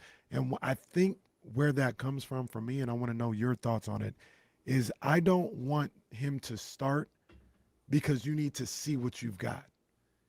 In my mind, if you are starting him to see what you got, then you already know what you got. I would want, and not saying that this guy should be starting, but I would want a guy to force his way into the conversation like Emmanuel Sharp. Like, I've seen him in practice. I've seen him play. Like, no, we've got to get this guy more minutes. We've got to get him more of an opportunity because every time he's out there, he's making things happen. He's causing disruption on the defensive end. He's getting buckets every single time. Like, we have to. It's almost akin to, and this ended up not really working out, how people felt about Keon Ellis. Because when we first started off with Keon Ellis, every time when he got a shot, he was making things happen. And it made the coaching staff and people say, no, you have to play him. That's how I want the guy to get a starting spot. Not because, I'm not sure, but I need him to start so I can really know. Like, you kind of already know, in my opinion, at that point. But what you think about that? Yeah, before that, the marathon continues. Don't we have to do that? Oh, he got it. Oh, we got that it. in. He got it. We got that. Oh, we did. Oh, Yeah, we sweet. did. All right. I'm kind of with you. Here's how I'm kind of looking at Nick Clifford today, and this is tough, but I look at him like I would feel so much more comfortable with him being a starter if the Kings were a better group around him. Like if you knew what you were getting out of everybody. So like the way that I kind of look at him, I don't want to put some like crazy, I know we always get these player comps in our mind about certain players and stuff like that. But like if he could develop into a Danny Green type player, right? The reason why Danny Green worked was because Danny Green made a living out of going around and playing for teams with 4 great scorers on the court. And he was the other guy who played defense and shot threes. That's just not who the Kings are today. And that's the tough thing with Nick Clifford. Like, I don't hate Nick Clifford as the idea of like walking into a season with him as a starting shooting guard, but I hate it because I don't know what Darius Acuff is yet. And I don't know what the combination of DeAndre Hunter and Keegan Murray at the 3 and the 4 look like. And I don't know what the Kings are going to do with Domantas Sabonis, whether, he's going to start with Max or there are too many questions right now. And so it would look really odd if we open the season and you had a guy who's averaged over 20 points a game like most of his career in Zach LaVine sitting on the bench for a player like Nick Clifford. And you can say, well, the Kings are trying to support him and give him a defensive person and someone who can bring the ball up. And like we could keep making excuses for why they're doing it. But the fact is, Zach LaVine is a much better player than Nick Clifford today. He's just not a better defender, but he's a better player. And so we get caught with this, like, okay, how do you manage this roster? And that's to me, it's still going to be the most difficult thing because there is going to be a point where you probably phase Zach LaVine out no matter what. And so what does that look like? I mean, certainly once we get past the trade deadline, like there's no reason to have him on the roster unless somehow this team has shocked the world and are in playoff contention. Because after that, it's like, okay, no. This is all Nick Clifford. This is all Emmanuel Sharp. This is all Daquan Plowden. You got to see what you do have on the bench and see if those guys can actually step in and be functional pieces and develop on the court. It's just really tough. And that's the tough thing. James Hammer, 1320 Kings Insider, with us regarding Doug Christie, and we talked about him on Monday about like what are the expectations for Doug, like what are Scott Perry's expectations of Doug? Because you just mentioned like a couple of different scenarios there where Zach LaVine probably gets phased out, at some point as the season goes along, or he may get phased out as the season goes along. Well, that almost certainly means that things aren't going well for the Sacramento Kings. Like it means that their record isn't good, and things are taking the turn that many of us expect them to turn, and we want to get a look at these other young guys. And I just got to execute that, even though Zach LaVine might be a better basketball player. Like it's a Doug is in a really, really difficult spot where I don't know how he's supposed to navigate all of this. Well, I think, Damian, it's even more complicated than that, too. It's, when you put Zach LaVine on the court, you're hoping that he tilts the court towards him, right? And you're hoping that because he's a great three-point shooter, I mean, we're talking about a guy who, came to the Kings averaging, what was he, at 50% from the field and 44% from three when he got traded to Sacramento, and he is an absolute knockdown shooter. And it's not just that, because I think Emmanuel Sharp can be a knockdown shooter. I think that Daquan Plowden can be a knockdown shooter. But I would tell you that nobody in the league cares if they're shooting. Nobody cares if Daquan Plowden is beating you. No one cares if Emmanuel Sharp is beating you. They don't care if Nick Clifford's beating you. They do fear that Zach LaVine will get on a heater and beat you. And that's where it's not just about who Doug's putting on the court. It's that the fear of Zach LaVine could actually open the spacing that Darius Acuff needs to work a pick and roll with Domantas Sabonis. It could open the floor for the corner three to be open for Keegan Murray or for DeAndre Hunter. And so that's what you have to look at. It's not just about, how well Zach LaVine is playing. It's the threat of Zach LaVine as a player that can actually have the impact that you're looking for. And again, I don't know how Doug manages that, because we can sit here and talk about how you got to shoot more threes. Well, if your man doesn't leave you and he's standing right next to you the whole time, and every single three has to come off of a first or second screen to free somebody up, then your offense is broken. And the way that happens is if no one on the court requires a double team at all. And as of right now, no one on the Kings court requires a double team ever. And on occasion, Zach LaVine is one of those players that gets so hot that you have to go send somebody at him. And that's when the other players should start to flourish.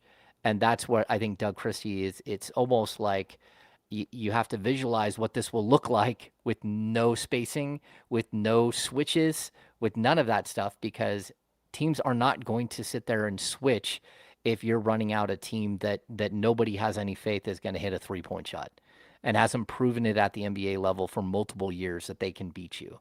And so until that happens, I think we're gonna have to see a guy like Zach LaVine because of just the gravitational pull that he has as a player. To that point, James, it could be as simple as like the difference between late in the game, 2 minutes to go, and Darius Acuff having to orchestrate the offense with Alex Caruso guarding him or Jalen Williams guarding him. You know what I'm saying? Like if Zach LaVine has 26 that night and it's a 1-point game, it'll never be a 1-point game against the Thunder and the Kings. But just bear with me. But if Zach LaVine is little faith, if Zach LaVine is playing well, Caruso might be on LaVine and J-Dub might be guarding Acuff. If you got Nick Clifford or Sharp or any of those guys there, Caruso, like, I'm going on Acuff. Like, that's where the ball's going. And just kind of make his life a little bit more difficult. And it may not help the Kings' future. It may not help develop Nick Clifford. But just the presence of somebody like Zach LaVine out there, once again, at the very least, at the start of the season, may help Darius Acuff ease into the season a little bit and ease into his NBA career. Yeah, like, look, I think we have to be honest here, right? And when we're talking about like the projected win total, we're being honest. We're like, we don't know what that if that Vegas number is good or not. We don't, because Vegas missed by 12.5 games last year on this team. They did. They had them at like 34.5. They won 22. A couple of years before that, they had them at like 36. They won 48. Like, we don't really know what's going to happen, but you can start to see how this thing could, either go really well and the things it would take for it to go really well, or it could go really, really poorly.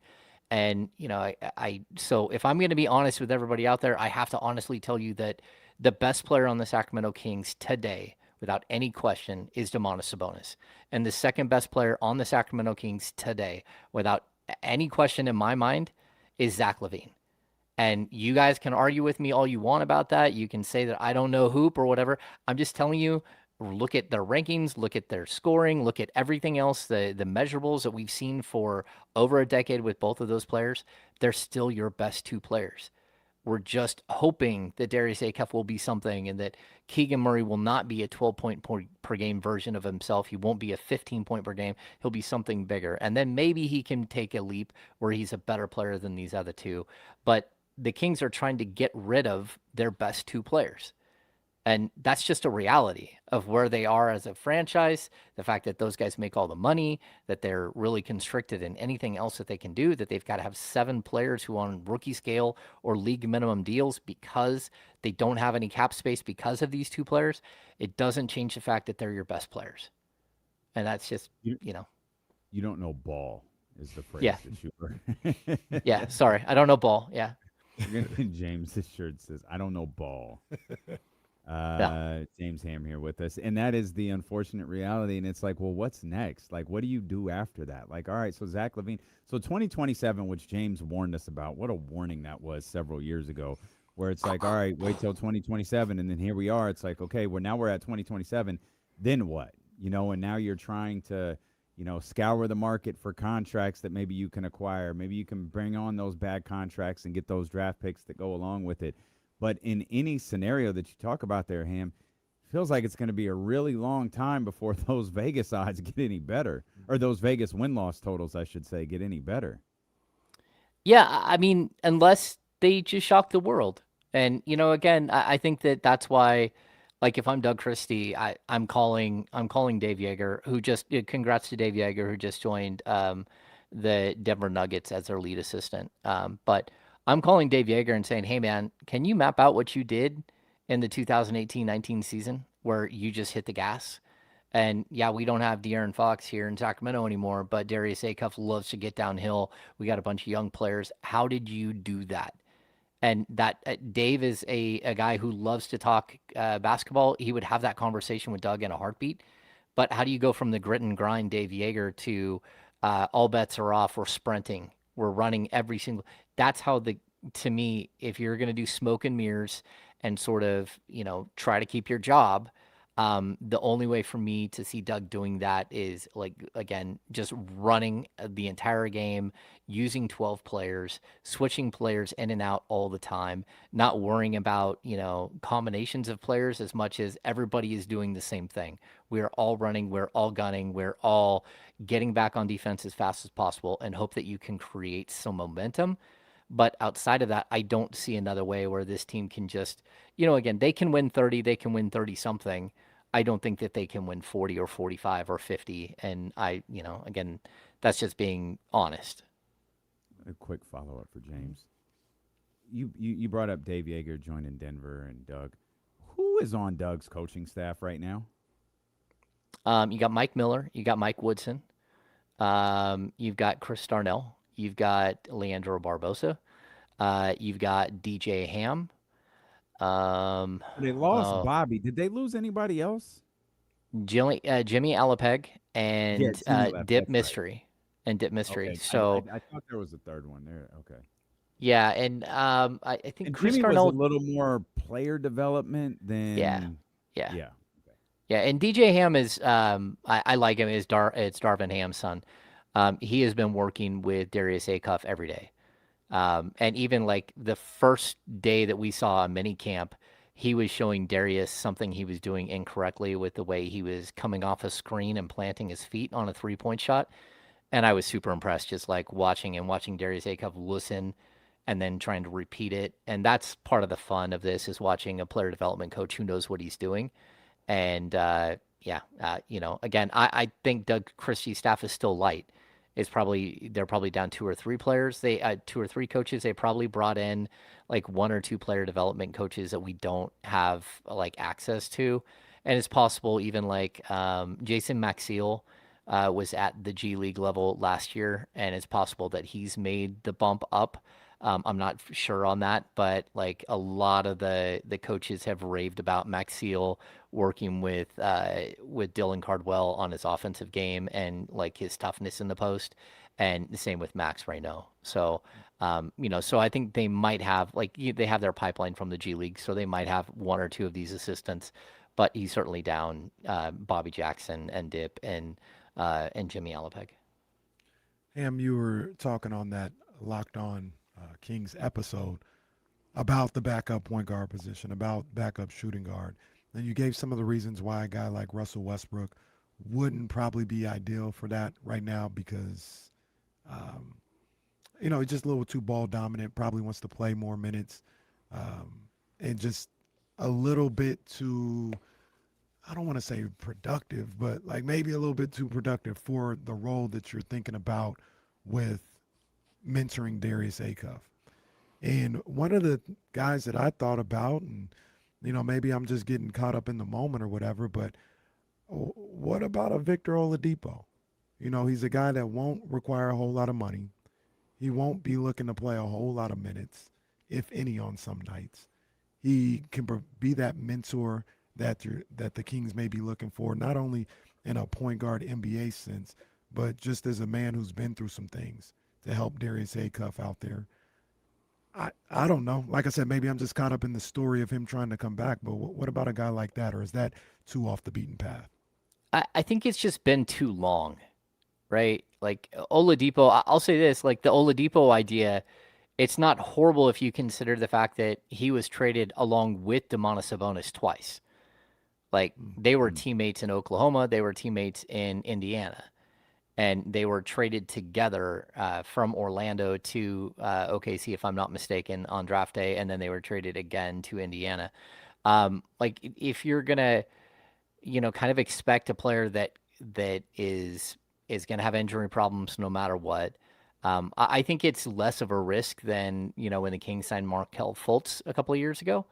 I didn't understand that one at all, and in fact, Markelle Fultz hung around a lot longer than I thought he would.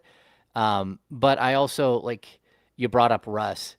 Like, Russ wants to be the dude, right? And that's okay because he's earned that. He's been that. He's been great for his entire career.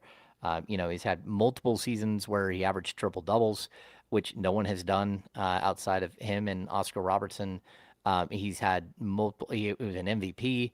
Like, he's put in the time and done all the statistical things to make that money and to put up those stats. The problem is the Kings don't need that. They don't need that from him. And you can say, well, he could be a mentor. It's like, okay, well, show me a way in which he's helped a young point guard develop. And I that's not me being super negative. I think I look at Russ the same way I looked at Chris Paul. Chris Paul has not worked with a bunch of young point guards and made them better players. He's worked with a bunch of bigs and made them bigger and made them better. And I saw that from Russell Westbrook last year. Like, Max Reynaud raved about Russell Westbrook, but you didn't hear the guards rave about Russell Westbrook because they're competition to Russ. And I respect the fact that Russ still believes he's a competitor and still wants to be out there putting up those numbers.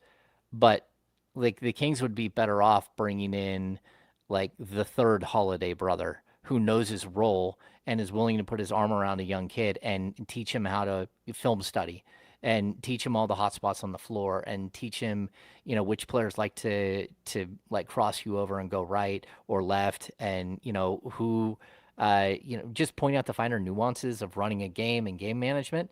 I think he would get more out of that experience. And so while, again, you can throw Oladipo in there too, Oladipo is always more of a universal shooting guard that could do everything, but like he's been hurt for the better part of a decade. So I would just have a tough time like trying to bring him in as a mentor when he's still trying to get back in the league type deal. That's what we're talking about here is Victor Oladipo. Like, I mean, how many is this the third year in a row we're talking about that backup point guard position? Sounds about right. Yeah. Yeah. This is a team that drafted De'Aaron Fox, Tyrese Halliburton, Donovan Mitchell, and we're talking about the Davion backup Mitchell. point Yeah. guard. Davion Mitchell. Yeah, sorry. Definitely did not draft Donovan Mitchell. Could have drafted Donovan Mitchell. Chose not to. Decided to wait for Davion. Still. Yes. Also, shout out to Davion. He's got a hell of a season ahead. Yeah, absolutely. He's going to be a focal point of the league. He's going to get more attention than he ever has this year. The one of the reasons why I'm talking about Victor Oladipo, and I want to know what both of you guys think. It's because, I'm sorry, I don't have a problem with it. I don't have a problem with it at all. I just mean that's where we are. Right. No, I feel you. Is like this notion that, and this is something I battle with a little bit, this notion of like, wins don't matter this year. Like, it doesn't matter. It's all about development. Let's put, not taking shots at him. I don't like it. Yeah, I know what you're going to say. Let's put Nick Clifford out there to see what we have. Even though, like James said, Zach LaVine's the better player. Like, are we trying to win basketball games, or do they not matter this year? I don't feel like that is productive for a player. I hate that stuff, James. I hate it. I don't feel like it's productive. I agree. Look, I think the Kings have to try to win games this year because Doug has to try to win games. Doug has to show some sort of measure of improvement. He does in order to keep his job.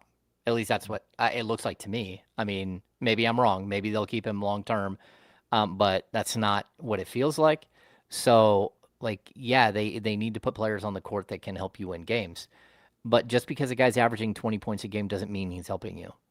And, you know, it could also mean that he's helping you greatly because he's opening things up for another player.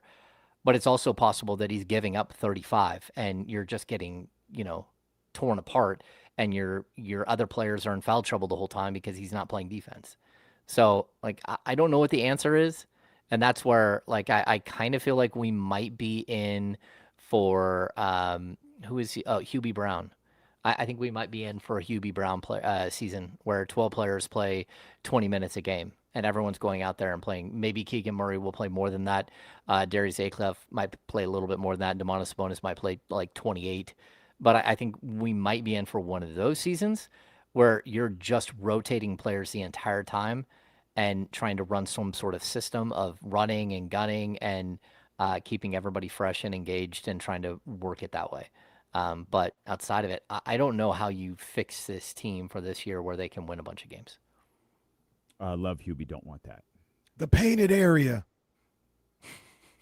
Yeah, again, love Hubie. Not the red area. Thanks, Tom Brady. He gets into the painted area. Great stuff, Hammer. We appreciate you as always, my friend. Thank you. Hey, have a good day, and everybody tune in tonight when I post the Katie Christensen Locked On episode. It's fun. Can I vote we bring back the happy hours? I know. I need to. Life has gotten crazy. Well, it's gotten busy. Yeah, it's a little busy for you, but if you carve out a few minutes, those happy hours were a lot of fun. I love it. I love it too. All right. Thanks, James. Take care, Ham. It was like the pivot. Everybody, people were crying on the. I saw that. I saw that. That excuse me. That happened when you were gone, huh? With Ryan Clark and that whole situation. Oh yeah. Well, no, people cry on the pivot all the time. Well, they absolutely. But yes, Ryan Clark was crying on the pivot. In fact, everybody was crying on the pivot with the Ryan Clark stuff. Yeah, that was. I like the pivot. That's a great podcast. Yeah, I like the pivot. That is a great podcast, and that podcast shows me. Sometimes I don't know if it's always the talent as much as I think it's the culture of ESPN. I feel like Ryan shows on that podcast, he could do so much in media. He did a lot on television, which I think he was like good at. But I do think there is a bug, there's a virus that infects people who work for ESPN. And when I listen to Ryan Clark on the pivot, it's like there are a few people, like he is great at this. Not good. Like he is great on that podcast. And I felt like he was great when he started on television. And then the second you throw him on those talk shows, that's where stuff gets clipped, things get misconstrued. And it's like, well, now I don't even know what we're talking about here. We can talk about it. It's a different platform. It's a different show. You know what I'm saying? Like he's not going to explain it to me. Okay. When D'Lo and Casey return here on Sacramento. Plus, Dave McMenamin, fantastic article about LeBron in the process, no pun intended, that led to Philly. And I've got a couple of questions. And Scott Perry, if you're listening, I got one for you. That's next on ESPN 1320. Oh, good.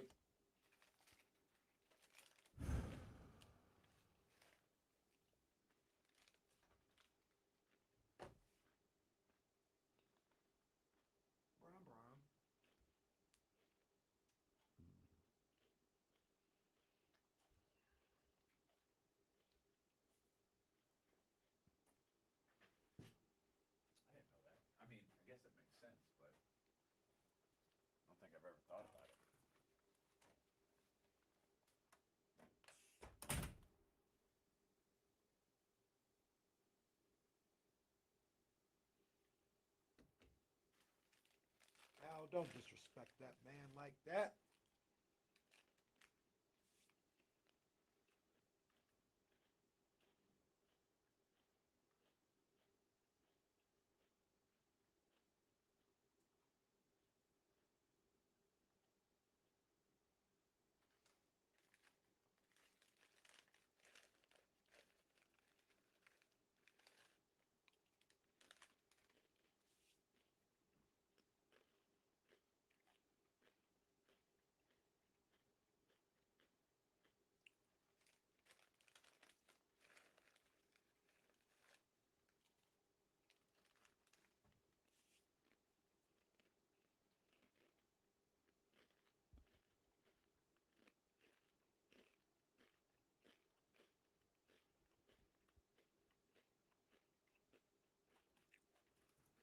Manny Zip. I'm curious. I'm curious. What did how do I want to put this? What did you literally see in NBA games to make you think that Nick is like this really good playmaker? I watched him in college and he did really well in that role there. He did that a little bit in last year's summer league, and I think he's got it.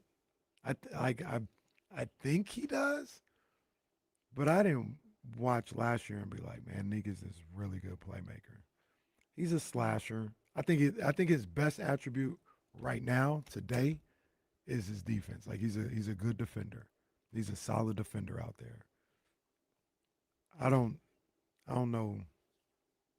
Like I don't think playmaker when I think Nick Clifford.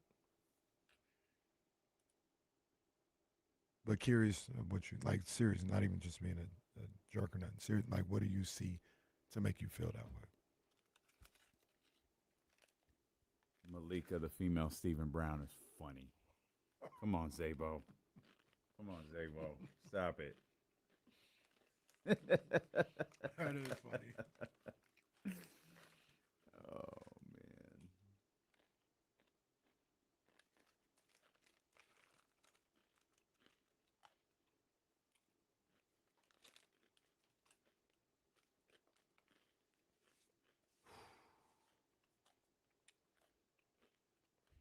Like just the thought of it or actual production and numbers to back it up?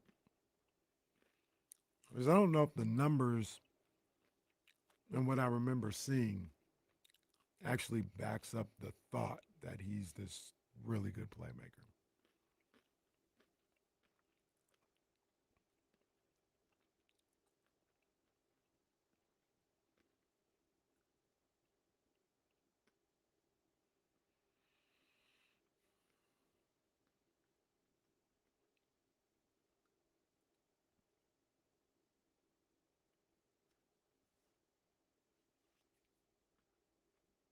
We're back.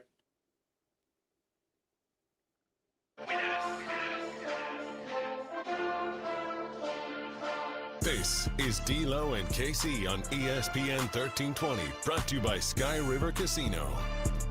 Hit us on the Mojo's Local Tap-In Kitchen text line, 916-909-1320. Great news. That's just like a regular number that you can also call. Haven't heard from TC since I got back from vacation, man. I don't know how. Haven't heard from TC. Man, TC. I think we did hear from Leezy. Yeah. Yeah. Haven't heard from Mitch in a while. You guys talked to Mitch? Well, I don't know what happened, but they said Mitch no. is on a break right now. Yeah. Oh, no. Yeah, I don't know what happened. I meant to ask you Again? about that. I don't know what happened. Oh, no. Not like another one of Yeah. those breaks? Mitch is on a break right now. I'll tell you. Oh. I mean, if you need to, go ahead hit the group chat because that came up the other day. Oh, I'm man. sorry for the video. Jesse was Oh, like, no. Hold on. Hold on. Zabo said, I'll send it to you. Oh, Jesus. All right. Well, brother go away for a couple days, and Mitch go Mitch. Damn. All right. Well, enjoy your vacation, Mitch. Yeah. Enjoy your vacation. Everybody else, you're welcome to call 916-909-1320 or hit us on the Mojo's Local Tap-In Kitchen text line. I threw out the bat signal. Is that our guy right there on line 1? TC, yeah. All right. Let's see what TC talking about here. 916-909-1320. TC, brother, I missed you. Man, listen. First of all, You on, baby? No, you good. Go ahead. TC, you on, baby. You all right. I got a pickup. in the background. Is it me or am I tripping? No, you're good. I'm hearing myself. Oh, I don't know. All right, Why listen. is everybody hearing It's themselves? good. What's up with my? It's all right. What's up with my two brothers? What's good, Hey, TC? I'm glad you had a nice time in Cabo, bro. You was in Cabo doing the big. See, that's big dog stuff. You and him with the fiance. Listen, I love that, bro. I appreciate you, TC. Thank you, my brother. Listen, so my point is at the 2 spot right now, I'm starting Sharp. That's Doug's his best solution. I hear all of Zach LaVine. He's the second best player and all that. But what Ham said is what I was talking about when I said I don't care about the $49 million. Just because you make that doesn't mean that I have to play you and I have to start you. You might be a situational player. These guys ain't got it tonight. All right, Zach, I'm gonna pull you off the bench and see what you can do. This isn't Zach is starting 82 games because we're trying to build a value. What value? Right? You guys just said that. What value does this guy have? The league already told us what they think about this guy. So what are we starting him for? And what are we studying the growth of our younger development behind him in a Clifford and a Sharp? It makes no sense to me, bro.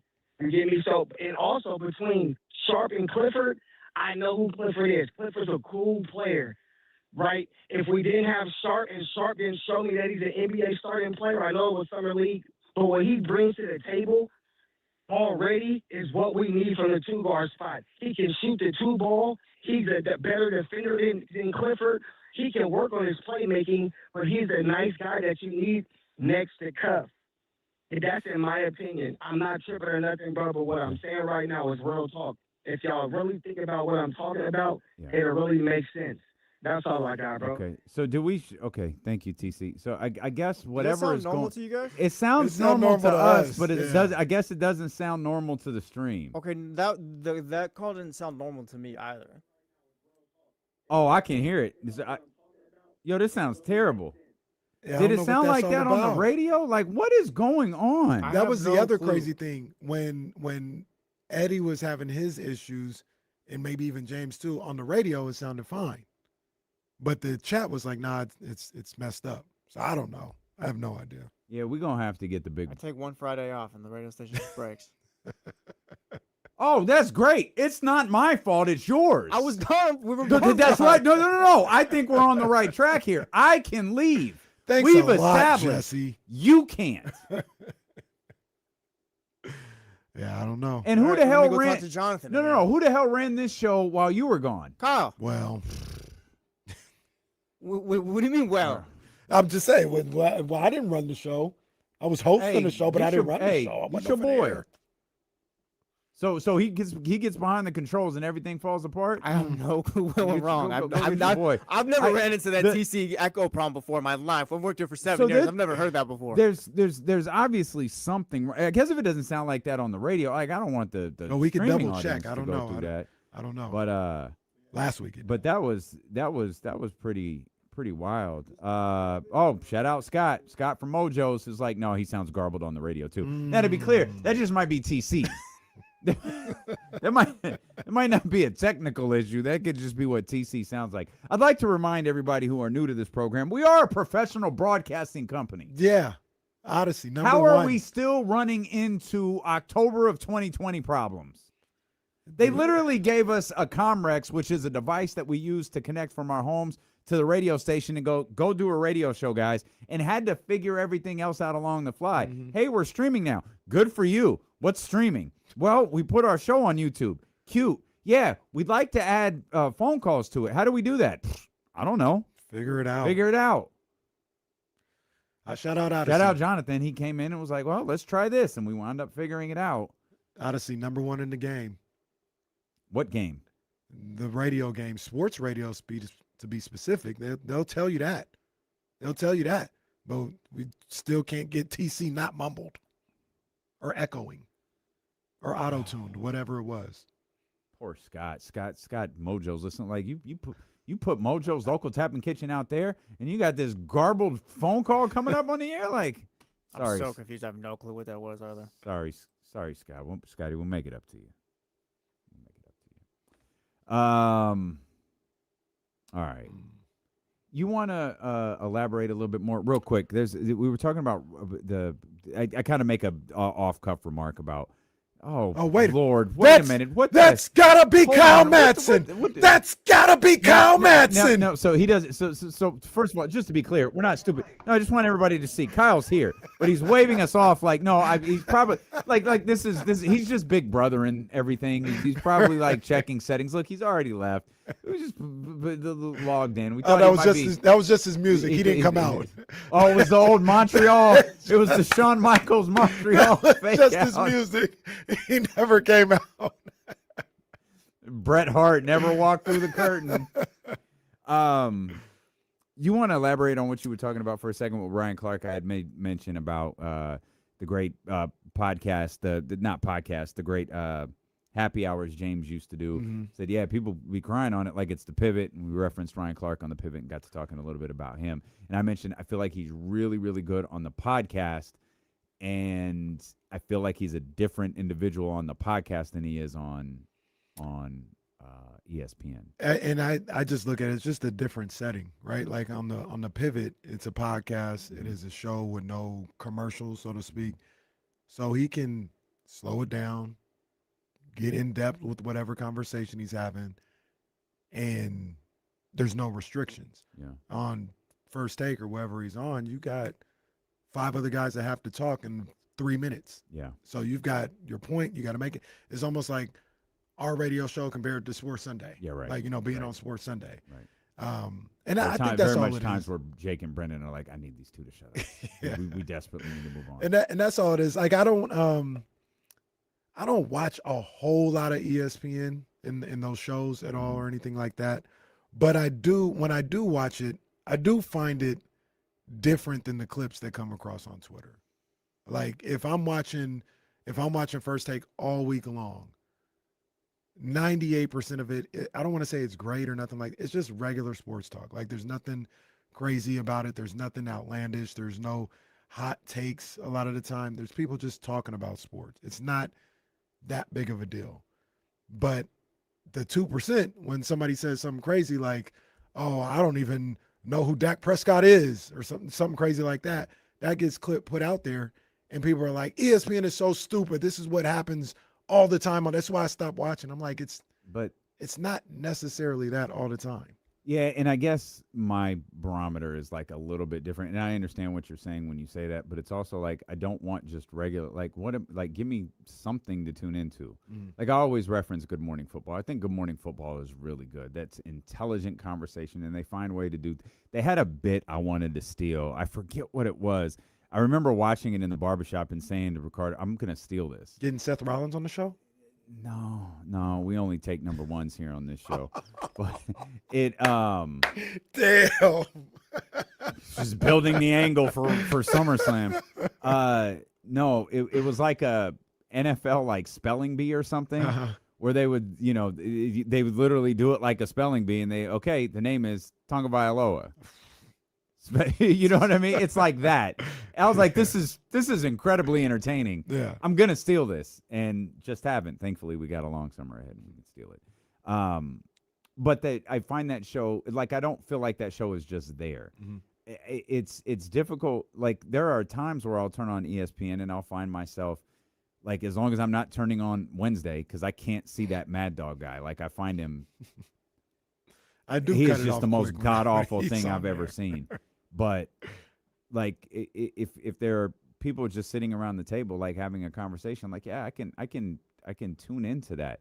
But I don't feel like that happens as regularly as you do, because I feel like, especially when it's the regular cast of characters, not now, because so many people are out right now. It's like you got to get your vacations in before you get into those, final weeks of training camp, and then all of the NFL guys are locked in, and then the NBA is right around the corner. Now everybody is locked in, and then you got baseball playoffs. So it's like it's from September through November. It's every star, every sport, every major media person we know, they're all on TV. But like right now, it's like, yeah, you just have people who are doing television. Like we brought up, I can't even remember what he said. It was bizarre though. Vincent Goodwill. Yeah. He said something, He and it was like, said, brother, what are you doing? He said the Knicks got a participation trophy or something like That's that. what it was. It's like I feel like that's an ESPN bug. It's those clips that you're talking about, like, while they might not make up a large chunk of the show. Like, for me, I know Vincent Goodwill's a good writer. I've read him long before I ever saw him on television. I know he's a good writer. Right. I think of that now, where it's like, what is that? Right. Like, what are we doing? And I try to remember. I think it's that culture there. It's like, nah, we're about engagement. It's a lot like WWE. We always talk about WWE's dying. WWE's dying. No, it's not. Like, it's really not. Their YouTube views are insane. Their social media interaction is insane. Their money is insane. We just don't watch. We're the old guys who go, I don't get it. Like, it was better in my day or whatever. And these guys, like, nah, let's get the socials out there. Let's get 4 or 5 clips. You try to search something. Hey, something happened on First Take today. It was on ESPN's page. Okay, let me try to go find it. Buddy, you're going to have to scroll for a while, because it is content. And that's the, we always joke with Leezy, it's content over everything, right? And yeah, that's cool, but that shouldn't be the case over journalism. And that's where you get into those talk shows where I don't know that those talk shows are journalism anymore as much as they're just conversation. Is that also a part of these guys talking every single day? Like Vincent Goodwill, like he probably, I don't know if he said something like that before any other time, but we don't see him every day. Or he doesn't feel the pressure of having to say something new and different every single day. And that could... See, but you don't have to. That's the thing. You don't have to say something new and different. You're talking about LeBron James every day. Like, and I'm going to use the easiest subject. You are talking about LeBron James every day. There was a stretch for like a week where Colin Cowherd was LeBron, World Cup. LeBron, this was before he picked the team. LeBron, World Cup, LeBron, World Cup. Football, maybe Aaron Rodgers, whatever, football. World Cup, LeBron. World Cup. Like, and of course, he's a radio show that's on television. Right. But you don't have to say something different every day. You just have to find a different way to say the same thing. Yeah, and he's a new guy. Talking about Vincent Goodwin, he's a new guy. Maybe he hasn't perfected maybe that's that type that's of it. skill. Maybe you know that's what I'm it. saying? Because I agree with you. You don't have Greeny has. Like, that's why Greeny as a host is very good, because he did that. He's like, yeah, okay, we're good. Dak Prescott and the Dallas Cowboys. The next day it's going to be Dallas Cowboys and Dak Prescott. The next day it's going to be the quarterback for that team in Texas. Like, he's going to find a different way to say the same thing and get into Big D. Boy, yeah. That's a show I don't flip on anymore, and I actually kind of miss those introductions. But yeah, what LeBron like James signing in Philadelphia means for Dak the Dallas Cowboys. That's exactly how they be. Next.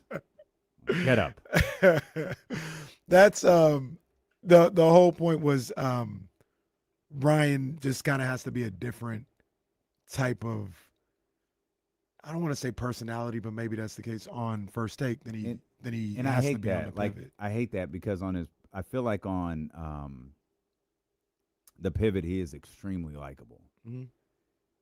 And I feel like he's likable on television, with the exception of that interaction with Peter Schrager, where it was like, don't do that. I thought that came up again. Like, I thought that was so overblown. Like, I didn't think that was, I especially think it's when you hear fair. what Ryan said. Ryan said he was talking about like how Peter sees it, and he said, with all due respect, that's the non-player. The way you're viewing it is somebody that hasn't been in the trenches. And Peter, like, it really took off because Peter flipped out. Like, Peter, like, I listened to it last night, matter of fact. Peter was like, no, don't do that. No. Don't do that. And he's I like, think no. it took off because something happened before. So if you read the story of what happened that day, even Ryan Clark talking about it, like, I think something happened before that interaction. That interaction happened, and I think both of them were already kind of on alert. And then I think something definitely happened after. I think they Peter didn't. I think Ryan Clark even tweeted about something that happened. But I do remember that. I think they went into that interaction on alert. So it might have looked like Peter Schrager went from 0 to 10, when in actuality he probably went from 8.5 to 10. You know what I mean? And maybe Ryan had said something during a meeting or whatever that had those two a little bit on edge. But maybe. I'd argue a better way of saying that, in which a way it doesn't, maybe Peter Schrager wouldn't feel belittled by it, is for Ryan to say, because someone has said that to me, and I thought it was offensive. Like, I've done this for a long time. I've watched the game with you. I've asked you, like, how are you going to tell me, like, I can't see the game a certain way because I didn't play? Or people who haven't played all think the same. But if you said to me, okay, I hear you, let me give you a player's perspective, that comes across differently as, no, that's the non-player in you. That's the guy who just sits on the couch and watches. That's a lot different than, okay, let me give you a perspective that I've had in the locker room. Let me tell you what that might be like. That might come across differently. To me, and I could be wrong, it sounds like you're saying the same exact thing, but the message, the delivery of the message is different. Understandable. I think there's a level of, like, if Ryan Clark is expressing why, or any of these former players are expressing why they see it some way, there is a level. I can still have my opinion. Like, I'm gonna have my opinion, but there is a level of, hey, you were in them trenches, and maybe you see things that I didn't, or you know things as far as the way the coaching goes or the game plan goes or whatever that I didn't, and I'm secure enough to understand that and accept that, and be like, I'll be like, in that moment, I probably would have said, you know what, Ryan, you're right, I didn't play, but I still think CeeDee Lamb had a better game. That's what I think, and you can look at it as a non-player or whatever, but the way I look at it, he had a better game. I didn't play. You're right. And I wonder if that would have happened if both of them walked into that interaction at a different place than it appears they went into it, which was at a heightened level of,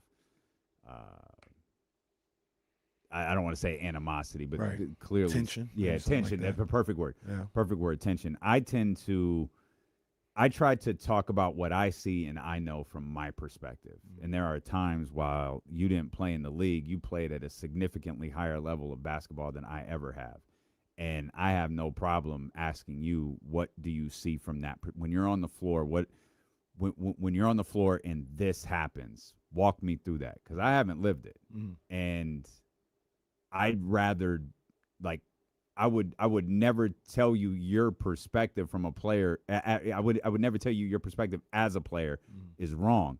I would be more inclined to ask you what your perspective as a player was because I didn't have it. Right. And I don't know how many athletes would do the reverse, right? Mm-hmm. Because it's like you're talking about something you haven't done. Mm-hmm. And I think a lot of athletes view it that way. You're talking about something you make a living talking about something you can't do. And I've joked about that a million times in the past. How funny this is. We're talking about Darius Acuff's defense.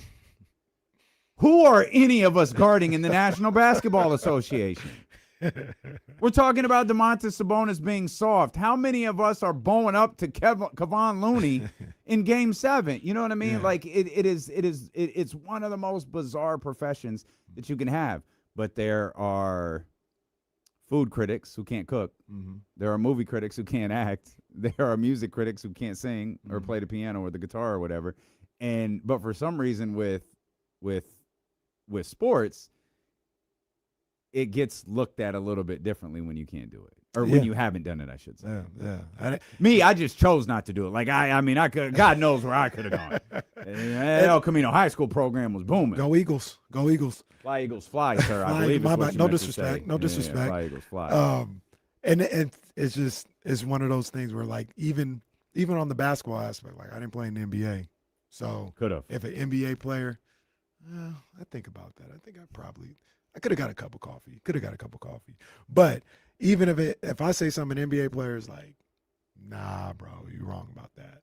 There's a level of me that falls back. Like you experienced it different. I might tell you like from my seat, I disagree with you. Would but I you can't ask speak to why? that.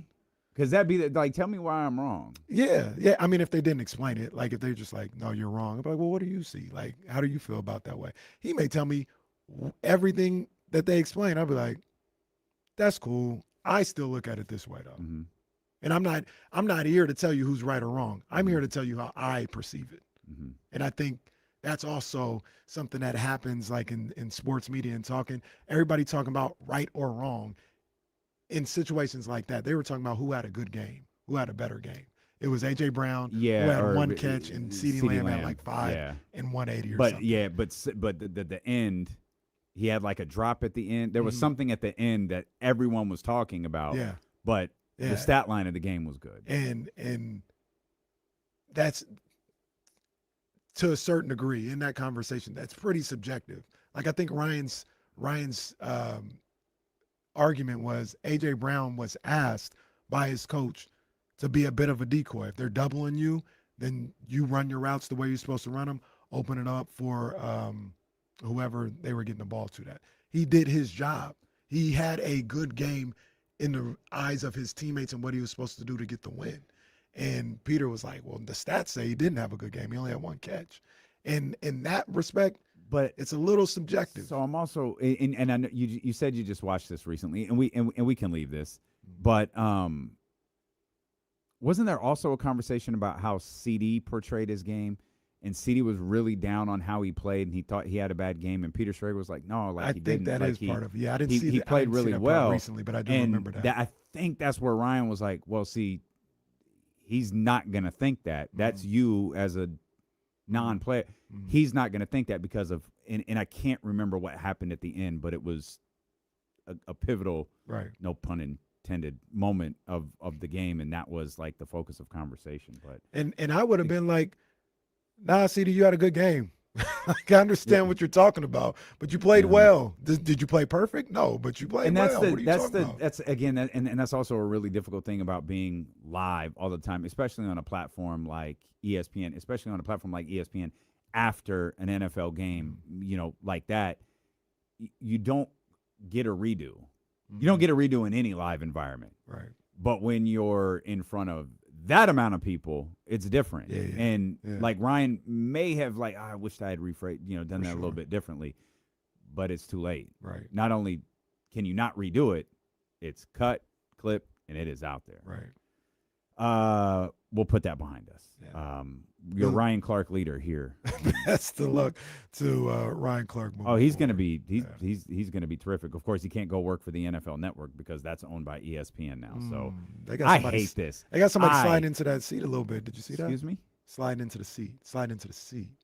Was that Adam Thielen? No. Well, it might be, but that's not who I saw. Who? Steve Smith. He's going to start doing Oh, stuff I on did. ESPN. Yeah. Steve Smith has not been on television for like 10 years. It hadn't been that long because he got into it with somebody in Denver when they were doing like a live show. Oh, that's right. He did. Yeah. He hasn't Wait, been on- was that on the – was it? that Sorry, was on Jesse. NFL Network. Steve Smith had that little Twitter scandal and Oh, it kind of went yeah. away. Yeah. Yeah, the Ravens situation. Yes.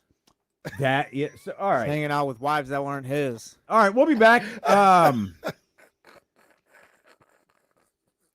You know what? This seems like a poor time to mention Dave McMenamin, so we'll just come back. It's D'Lo and Casey on ESPN 1320.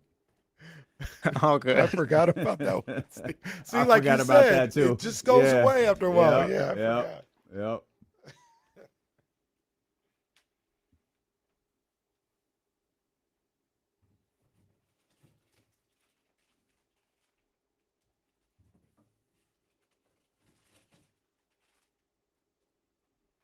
Somebody in the chat asked earlier about the Frito boxes. We're on the final box, guys. The final box of 4.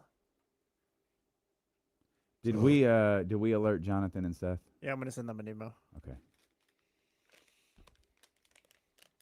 Jerry Judy, that's who he got into it because he had said something about Jerry Judy's game or something, and they were doing a Thursday night broadcast there, and I feel like Jerry, it wasn't like super contentious, but I think Jerry like pulled up on him or something happened pregame.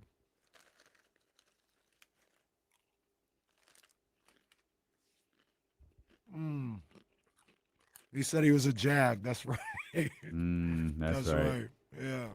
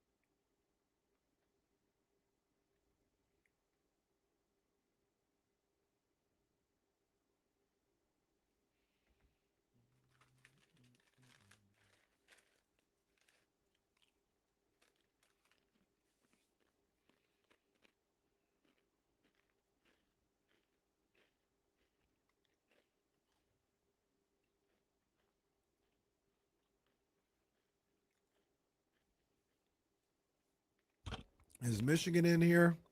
Dr. David in here? You guys will get this reference on Amazon. They have the HBO boxing channel that I have it on right now. They got Floyd Mayweather on HBO boxing fighting some guy named Brussels. This is 100% Pretty Boy Floyd. 100% before like Gotti. It might be a little after Diego Corrales. And they showed Miguel Cotto in the audience. Miguel Cotto, full head of hair. I don't think I've ever seen that before. That's how far back this is. I mean, I guess I could find out when he fought Brussels.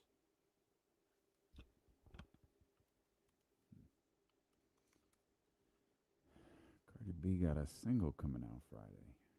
Or tomorrow night, I guess. Oh. BBL list.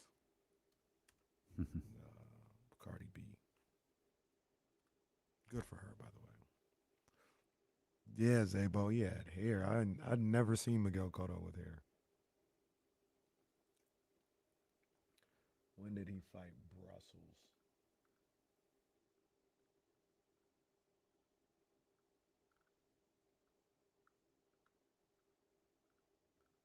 So it was after Diego, after both Castillo fights. Henry Brussels in January of 2005. Jesse, did I hear you? Wow. Did I hear you say you saw the Odyssey? Yeah, You guys been talking about that? 10 out of 10? 15 out of 10, 20 out of 10. Wow. Yeah. Wow. Okay, there's an echo right here. I'm hearing myself back when I talk to you guys. The hell? You hear the echo too? We don't hear anything. You don't hear anything? We just isolated in our perfect sounding world. We haven't heard a single TC sounded normal to us. But you can hear me talk to you, right? I can hear you, yeah. Okay, it's coming back in my headphones. That's just the board pot. When I use the virtual one on your guys, it sounds fine. Wow. What could it be?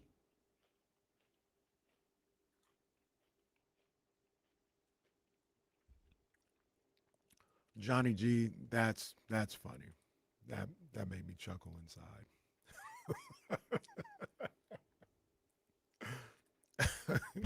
He won't shut up. Yeah, I think that's what Jesse did. I didn't see it in the 70 millimeter, just regular IMAX, but it was good Oh. too. Yeah. Okay. I'm gonna be honest. I did not know there was a difference. I guess they got one of those 71s in Sacramento. Huh. All Is right. that? Do you get the experience? It's not when like you're at sea and Yeah, no, that's you what get hit with that's the how you water need to or go whatever. see it. Dan. But You need to go that's the see it. 4DX, I think. Yeah, you need to go see it and get the experience. Go see what? Go see Odyssey. You seen those pictures of or the videos of when they're in the theater where the seats be moving and stuff? Oh yeah, we had that from Michael. Yeah, now that's how you got to see the Odyssey. Oh. These people are going through it watching that movie, and Oh. they getting thrown around, water and smoke sprayed on. We're back. To you by Sky River Casino. I'm looking at this clip. I have Twitter open in front of me. And it's the 90s WWE account on Twitter. Great. And they're account. showing Method Man at SummerSlam 98, Huh? which was in New York. I believe that was the Highway to Hell with Austin and Undertaker. Highway to hell. Very good. That's 98 Rock, Kenny Caraway coming your way. Who sings that song, by the way? Metallica. Nope. Damn. Is that the only? No, I got another one. You got it. It was You don't have it. I don't know why I think you would. It's AC/DC. oh, that's what I was gonna say. Well, no, I was gonna say Kiss next, but What's funny about the clip is he appears to be in like section 101 row, like, I don't know, M. He's not even ringside. It's Method Man at Madison Square Garden, who's just in like section 101 waving around the little green DX foam thing. it was a tough ticket. Yeah, It's a tough it ticket. was. That SummerSlam was Hunter fought somebody for Rock. something. Rock Yeah, Hunter fought Dwayne in a ladder match. in a ladder match. That's right. That's right. That wasn't the main event though, was it? No, the main event was Austin and Oh, you Taker. did say that. Yeah. Yeah, it was the one where I don't remember that. I remember Triple H and Rock. you know who else doesn't remember is Steve Austin. There was a spot at the very beginning of the match where they do something, they miscommunicate, and you know how Undertaker he would do something and then he'd like snap up. Mm-hmm. Well, he snaps up like he's kind of like bent over and he snaps up, and Austin is over him and he hits Austin under the jaw and knocks him out. Like doesn't knock him out to the point where like he's knocked out, like, you know, Yeah. on the ground, Yeah, sprawled yeah. out on the ground. He doesn't remember He's on anything Dream after that. Street. Yeah, he gone. Yeah. He gone. Damn. Yeah, I don't remember that. That's much Match like was trash. I mean, it wasn't trash. It wasn't very good. that's much like I don't remember the main event for WrestleMania. Well, it was Bret Hart and somebody, but I just remember the ladder match, Sean and WrestleMania 10. yeah. That was it opened with Brett versus Owen when Owen beat Brett, and it ended with Brett beating Yokozuna. Oh yeah. So all of the baby faces come out. They got Brett on the shoulder. That's but when they put him on the shoulder. Yeah, but the Oh. final shot is the camera, Owen walking out to the ramp, that short ramp at Madison Square Garden, and the camera overlooking Owen, who beat his younger. That was great storytelling. Yeah. Beat his big brother earlier, and he's watching him with the title. Was that after Survivor Series? Yes. Survivor Series was the Owen Hart heel turn. Yeah. Where he's, that's my brother. That's my brother. That was no. That's where he did that gimmick. That's where he like the turn was at the actual turn was at the Royal Rumble before Gotcha. that. Yeah, Yeah. he throws it in there. Woo! Woo! Yeah. Yeah. That was a classic. That's so That was great. a classic. But my point was, I just remember. Actually, Sean I got that embracing. all wrong. Let me fix that. The heel turn was at Royal Rumble. Uh-huh. The match was at WrestleMania. Uh-huh. That moment at Survivor Series that we love so much, where he's like, "That's my brother." That was months later. So that WrestleMania match was before that moment we love at Survivor Series so much, because Brett lost the title to Bob Backlund that night. Yeah. Who 48 hours later At the Garden. gave it to Big Daddy Cool Diesel in 18 seconds, I think it was. Kick to the gut. Yep. Put him in the Jackknife. jackknife. It was all she wrote. Yeah. But yeah, I don't remember that main event for WrestleMania 10. I just remember the ladder match. And then that SummerSlam. I just remember that ladder match. No one cares about the Brett Yokozuna match, but go watch Brett versus Owen. It's a top 5, maybe top 3. Top 5 for sure WrestleMania match of all time. Wow. It was very good. Owen was fantastic. Wow. Owen was absolutely fantastic. Brett, as much as we get on him, he was the excellence of execution. Like he could wrestle his ass off. He just was boring. He's better than Flair. For He's sure. better wrestler than Ric Flair For was. sure, for sure. You'd be Just hard Ric pressed to Flair's more- find a Ric better Flair wrestler. was the only one. Shawn. Yeah. Like Shawn and like maybe Daniel Bryan, and that's it. Mm-hmm. Like that is absolutely it. Yeah. He's just boring. A little bit. I mean, the 97 Brett was goated.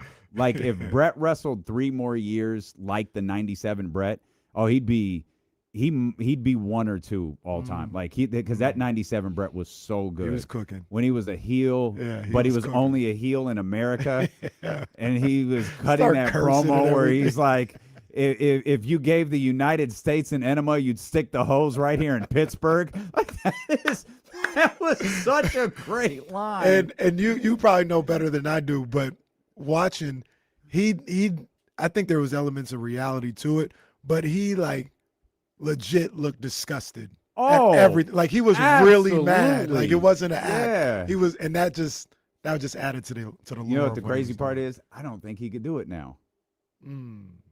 because I think someone would get their feelings hurt. You think so? I'm talking about like Sean, right? No, sweetie. Ooh. I'm talking about Donald Trump. Think about what that character was. Yeah. Think about the current. You talking about the Canada versus USA? Yeah, for sure. Yeah, for sure. I don't think Yeah, they. yeah. I don't. Hey, Brett, we got to tell. Brett, listen. You can't stick the enema hose in Pittsburgh, okay? We can't do that. It's a battleground state. We can't. Come on. Yeah, man, they would. Yeah, look. Well, he's not really in charge, but Vince would probably have a problem with Triple H. Probably have a problem with it. No, absolutely. That's what I mean. Yeah. Like Hunter's been palling around with old boy for a while. Yeah. Mom's Mom's in charge of like education or something. I don't know. man. That's wild. That's wrestling. I don't care what you say. I don't care what the YouTube That say. needs It's to be. over. There needs to be like some sort of theme. That's wrestling.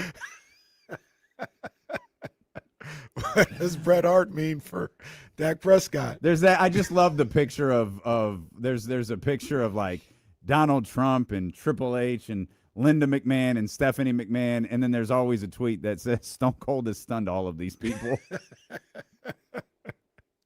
I saw a picture of Donald Trump today because I Was he think- awake? Yes, this I time saw- I saw some videos of Yes, him. that time don't know. Okay. Not sure, but it was like the anniversary. Ironically, like 40 years later, it was him and Herschel Walker. It's the anniversary. Oh yeah, of the USFL Yeah. or something like that. hmm And I was like, this is insane to see now. There are so many like. I don't know. I don't want to. There's so many just like weird things, like the USFL. Like when you just look at like, regardless of like politics, you just look at an individual's track record.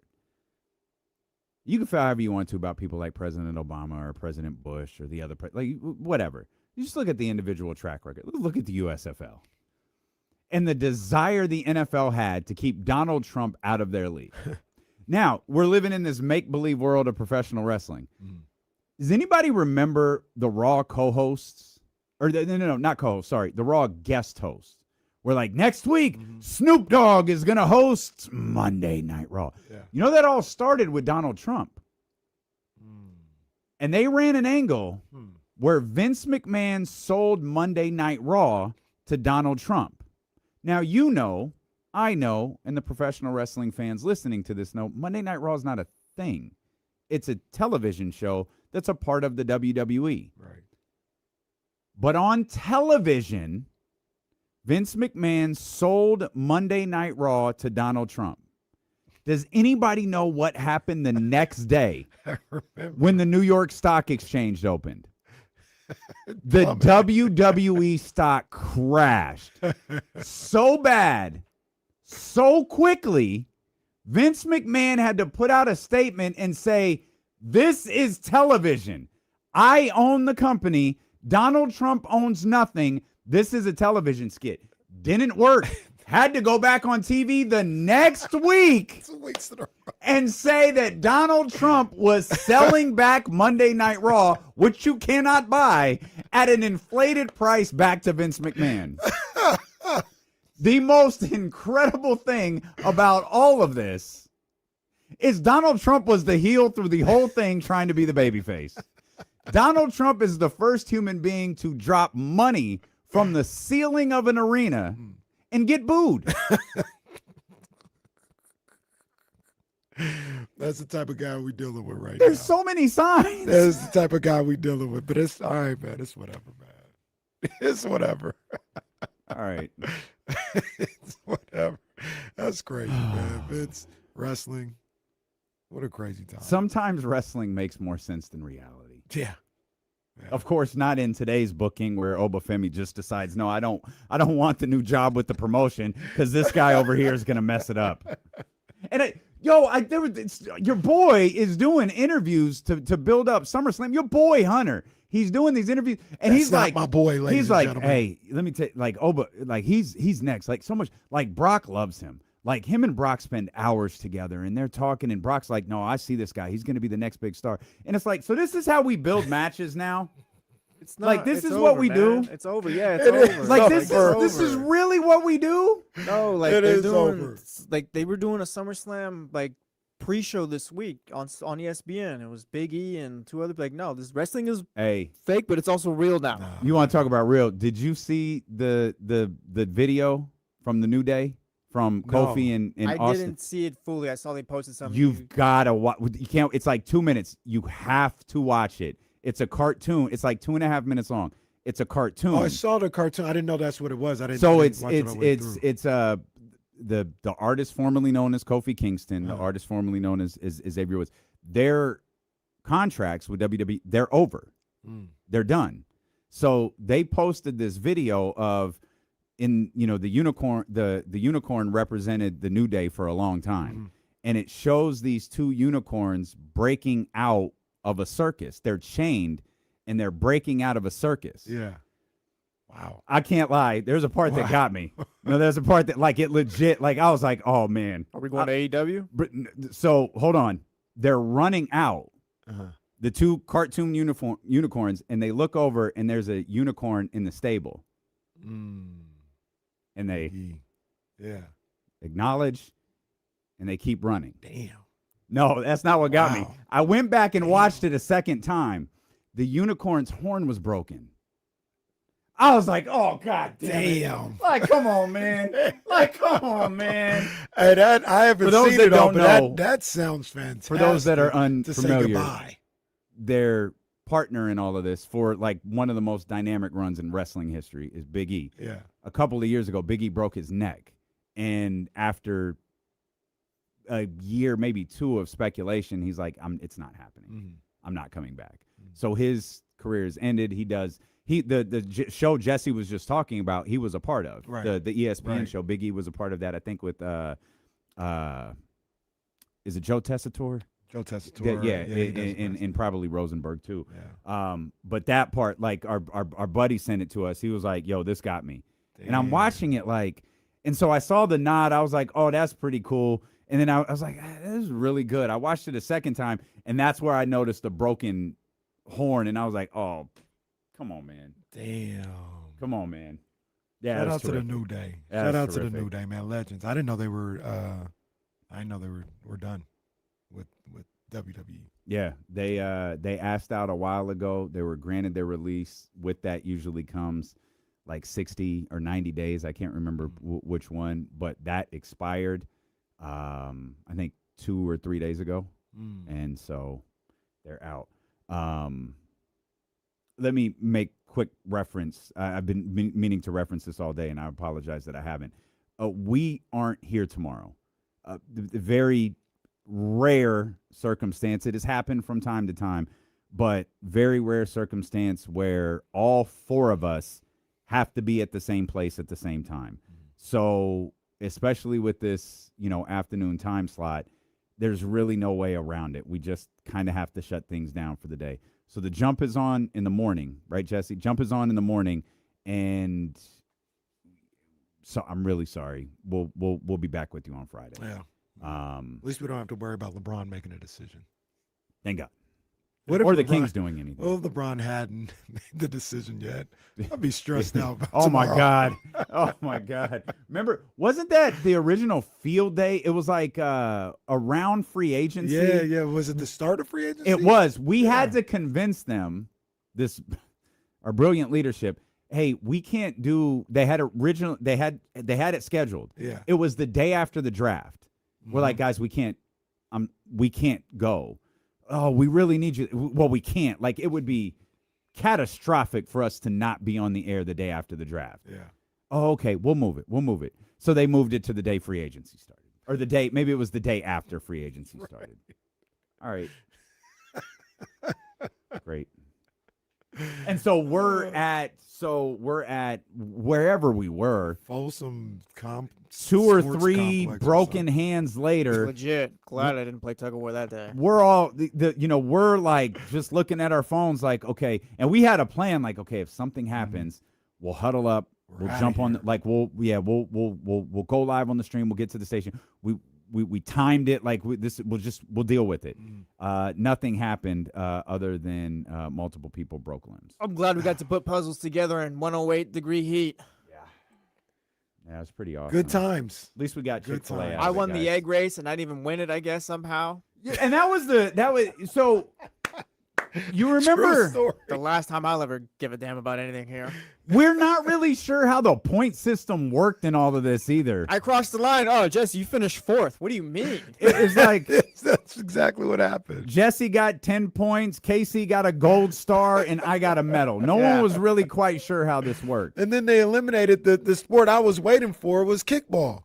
And they said, we're not going to play. Yeah, they decided after 2 broken hands, maybe we don't mess with everybody's ACL. That was legit an Office episode because poor Jen, like, she gets to participate. It's like, nah, Jen, go get the binder. Like, you gotta do real work. I'm sorry. Jen was filling out paperwork Yeah, for 3 like, days. Legit. What's the office for real? Poor Justin Case's hand is about to fall off. Justin Case broke his hand in the first 4 minutes. Katie broke her hand 60 seconds Was it later. Katie that didn't have a knuckle? Like the way the knuckle No, I think broke that or was something? No, that was Justin. And then James Ham was trying to readjust it and Yeah, he was messing Justin- it up. Dr. Ham was just Trying to push the knuckle up to his finger or whatever, and it's down to his wrist somehow. so bad. So bad. That was crazy. That was crazy. Nobody could out Jenga Alyssa. Yo, Alyssa we needed to check her for performance enhancing drugs. I don't know. She was getting every Jenga piece with like there was nothing under the Jenga piece, and she was still able to move. It was just like levitating. She's like, watch this, host. Hey, this is a But good the- point by Kyle. Like, James Ham might have just actually broke Justin Case's hand that day. Like, it might have just been like a little bruise. And James like, no, I got it. I'll fix it. Let me put it back into place. It's like, James, this looks worse than what it did before you touched it. Oh man. Poor Justin Case just screaming in agony. Poor Was there a guy. third person that got hurt, or was just Katie and Justin? I'm not I sure. think it was those. I feel like there might have been somebody else. Yeah, though, I feel like there was but a third. Something I else remember- that went on. Walking over to our 2 esteemed leaders at the time and saying, hey, do you think we should end this event? And they go, no, don't wrap your hand around the rope. Guys, no, don't wrap your hand around the rope. Yeah, I think my team was like second or third in tackle where I was like, you guys got this. I'm not trying to win this game. I was in a full filling out process because I think I was in the front. I can't remember what position I was, but I remember thinking, if the people on that side are overly strong, I'm not doing this. I'm not gonna let go. Right. But I'll work. I'll work. I've watched wrestling long enough to know how to do this. You got Abe and Doug Thomas on the other side. I'm not gonna So win that. that's what it was. It was me essentially me against Abe at the end. One tug on that rope, I was like, nah, I'm out. Hey, whoa, man, Abe, you're so That's strong. crazy, bro. You're That's so crazy. hey, Oh man, you got me. You got me. Wow, man, get in the gym, bro. As soon as I saw the ice packs and hey, maybe we should call emergency. It's fine. I don't need to win this. As soon as I saw Alyssa taping Katie's finger with like a popsicle stick, I was like, oh, I think something has People were like really injured. something gone wrong. We haven't had a field day since. literally God. 15 minutes into the event. Yeah. It's like 8:32. Literally, it was like a Conor McGregor fight. That's exactly what it was. I said, man, this is all bad.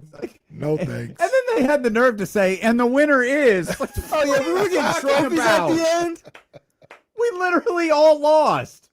It's one of the stupidest things I've ever been a part of. It really was an Office episode. We gave away bro. MVP. There were superlatives and all that. Kenny won an award that day. Yeah, I won a Best teammate? maybe. Wow, wow, you didn't even keep the trophy? No, it wasn't.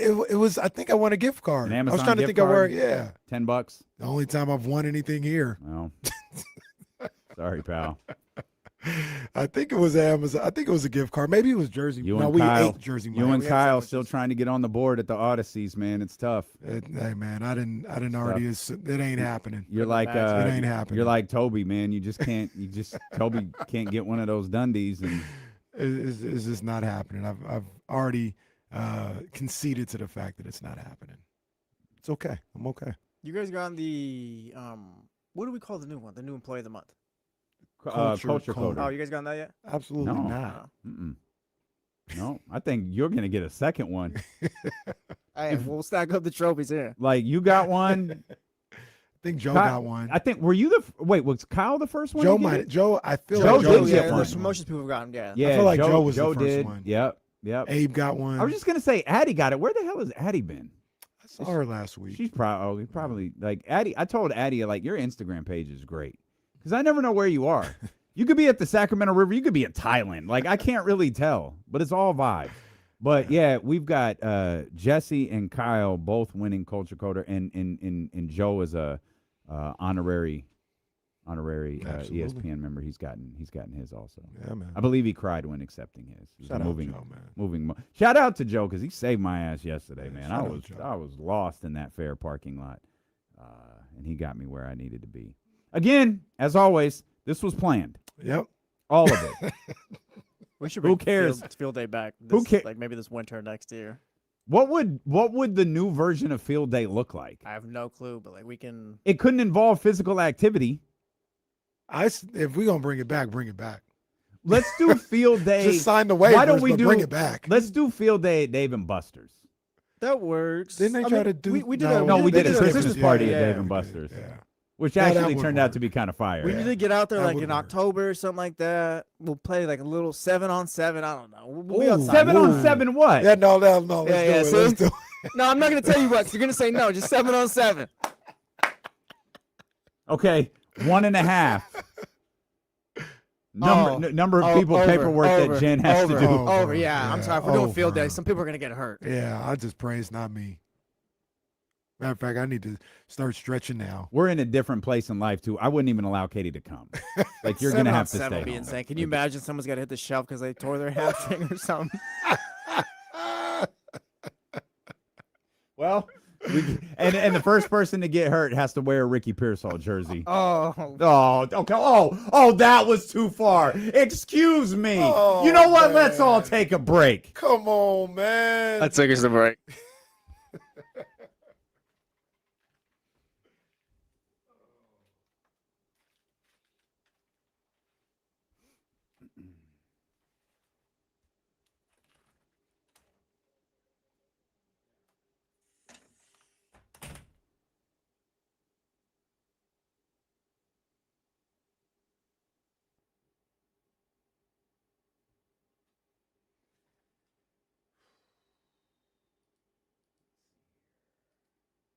I've heard the Scooter took care of Michigan's friend Johnny G as well.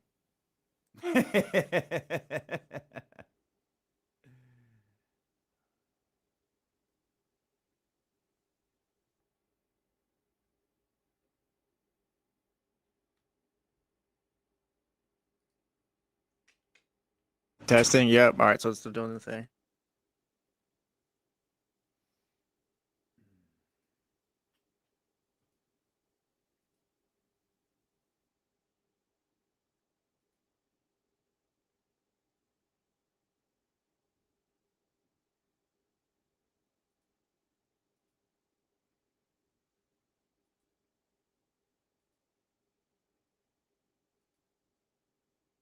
That's wrestling. That's great. That is great.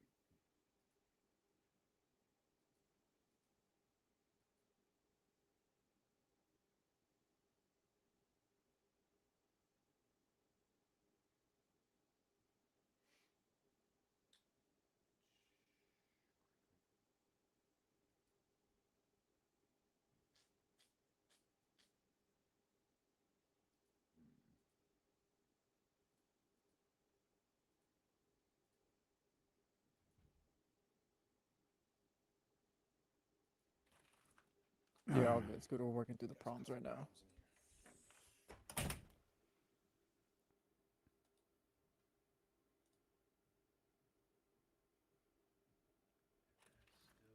Are you in here to talk about the echo thing?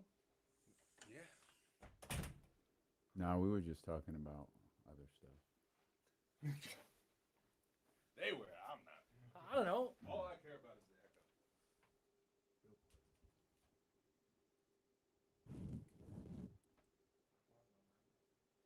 Echo cancellation's on. I don't know. Because if they can hear Jesse when he's just talking to these guys, I think that means program 3 is feeding into the stream. Yeah, but he's not. There's nothing. And then it's looping back on. I know. Yeah, he's on in 3, and he's turning his mic on in here, not here. Because that's what's hitting here. Wait, run that again? So when Jesse's Whose mic? Jesse. Uh-huh. So when Jesse talks, he's talking into that mic. Yeah. But it's hitting this board source. That's how come it's not.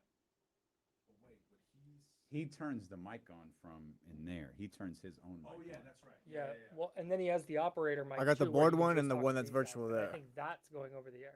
Yeah, the board mic virtual is going over there. Oh, the board mic. The board mic. Yeah, I think. His board mic is. Right. Because he talks. So when he physically turns it on, not clicks the thing to turn it on from here. Yeah, when he clicks it. physically turns it. Okay. I think it's in here.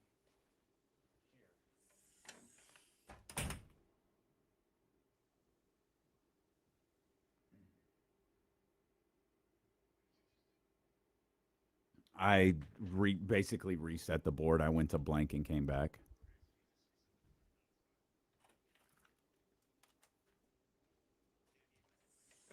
I went to blank and just came back into.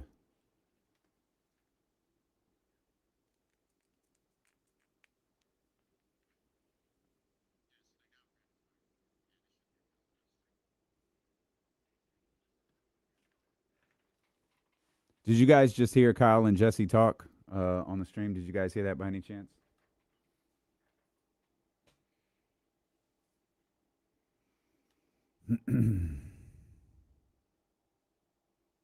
But this still doesn't explain James and TC and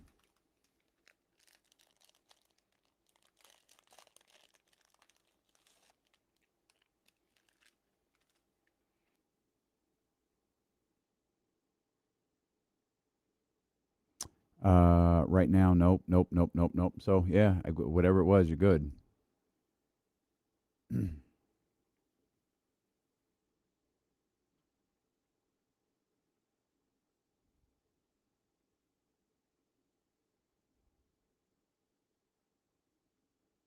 We're hearing the feed and whatever y'all hearing in the headset, I think. Okay, Rob. I think we might have corrected it. I think. Side note, the heater is absolutely on in that lobby. I feel think the so? heat. It's either It's 97 degrees outside though. if it's not the And that's heater, all windows. when I step right in front of the AccuSure bill, I feel the air. Oh, Now it is awful. if the out heater's there. not on, then they think the AC is on and it's broke. But there's absolutely air being pushed out. That's hella hot. It's our first day on the air, so we're just working through a couple of things. Shout out to Kyle Madson. The whole damn building's falling. One of the unspoken things about like being a brand manager, being a boss at a radio station like ours, or really at any radio station, is when something can't get done, you have to do it. So we got Valkyrie's basketball coming up tonight. That's right. But we don't have anybody to run the game. Uh-oh. So that means Kyle Madson, who got here at 6 a.m., will be here to run that game that starts at 7. Shout out to Kyle. He could sleep in the maternity room. You could. Yeah. Hopefully the air conditioning's on in there. Our office is fine for sure. The office is fine. But, Yeah, anything out outside the there- office is bad. Because typically when I go, and it's been the hottest days of the years, right? And when I go, to step out real quick, because this studio gets chilly, it's almost like, oh, this feels good, like thawing out a little bit. I walked out of there. I said, what the hell? It was awful. Yeah, it is I so said, awful "What?" outside our suite. Like, it is just awful. Yeah, that was crazy. I think the building might be trying to save some pennies or something. I'm not sure. That's wrestling. Shout out to Kyle Madson, who's clearly in his office bored.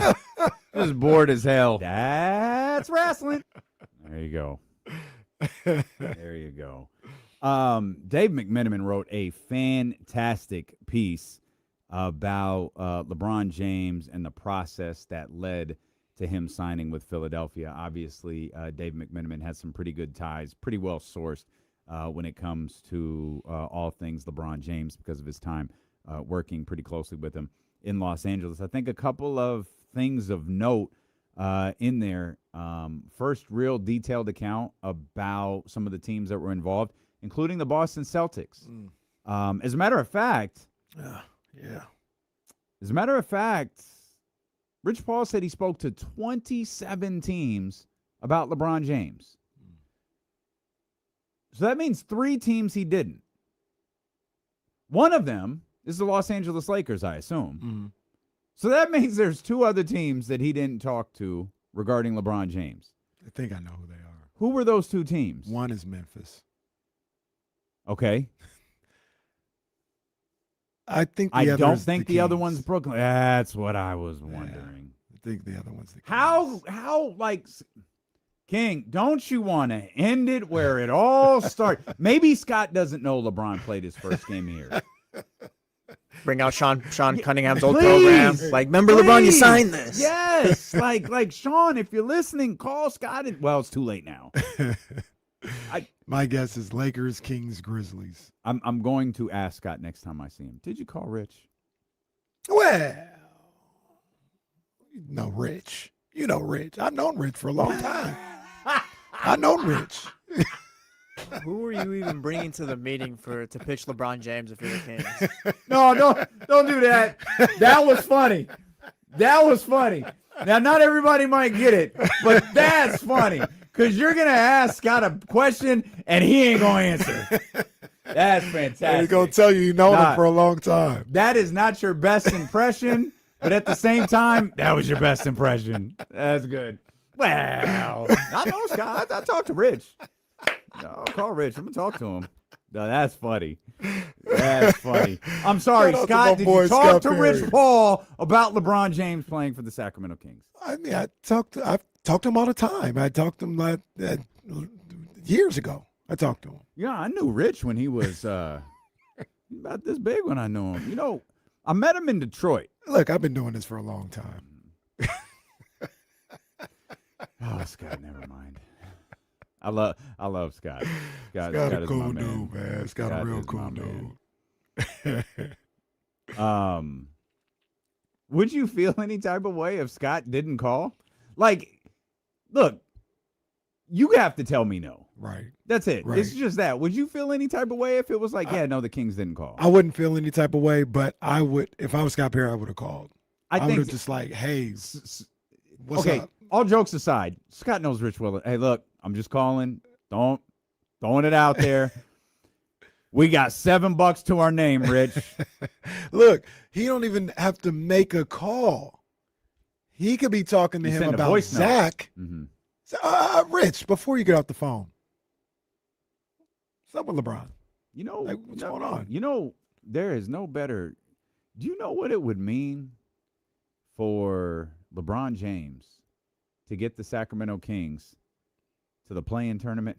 Because we ain't talking about winning the championship. Like, do you know what it means if he could get the Sacramento Kings to 42 wins? That would be bigger than winning a championship anywhere in the league. Pretty much. Yeah. Pretty much. What you gonna look? I know Pat Riley. Pat Riley hates you guys. He absolutely hates you guys. You don't want to go down the street because they're damn near as bad as we are. Right. This is the spot for you. This is the spot for you. And look, we'll make sure Zach has a good landing spot if you do this. Mm-hmm. He ain't gonna be here. That's right. Yeah, But we'll make sure yeah. he has a good landing spot. Mm-hmm. We ain't just gonna throw him out. Would you? Dead serious. Would you sign Zach LaVine to a contract extension if Rich Paul said, "I'll give you 2 years of LeBron James"? Now I'm not talking a max contract extension. Would you take this year, 2 more years, 3 more years of Zach LaVine? Yeah. If it guaranteed you 2 years of LeBron James as a Sacramento King. My first thought is yes. If it's reasonable too, like if it's $20-25 million or something like that. We'll say That makes it too way easy. I'm way down. If it was from 35. 390. 390. Yeah. Why? Oh. Yeah. You're just going to be fighting for the play-in. Oh. What else are we gonna Because be it's doing? LeBron James. It's LeBron James. What else are we gonna be doing? It's LeBron James. You get LeBron James wouldn't do here. No, I wouldn't do it. No, hell no. It's insane. Look, what's the alternative? We're going to fire Scott Perry at the end of all this because it's all going to be over with. Like, yeah, that's what's happening. Jesse, so you telling me you don't want KCP here either?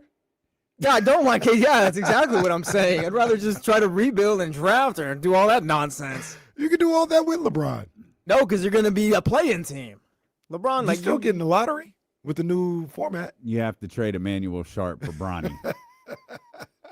All right, that's gone too far. Okay, good.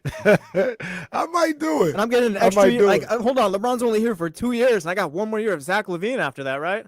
Yep. Yep. Yeah, no, I'm good. At $30 million. Jesse, it's expiring. You probably could trade him. It's expiring this year, and I can't do nothing with it. That's a good 40, point. 50 million different. That's a good 30 point. million you could. You get a chance to see LeBron every night. Kyle in the chat says LeBron definitely Yeah, that's getting another Doug thing. fired. Doug's not coaching a game with LeBron James.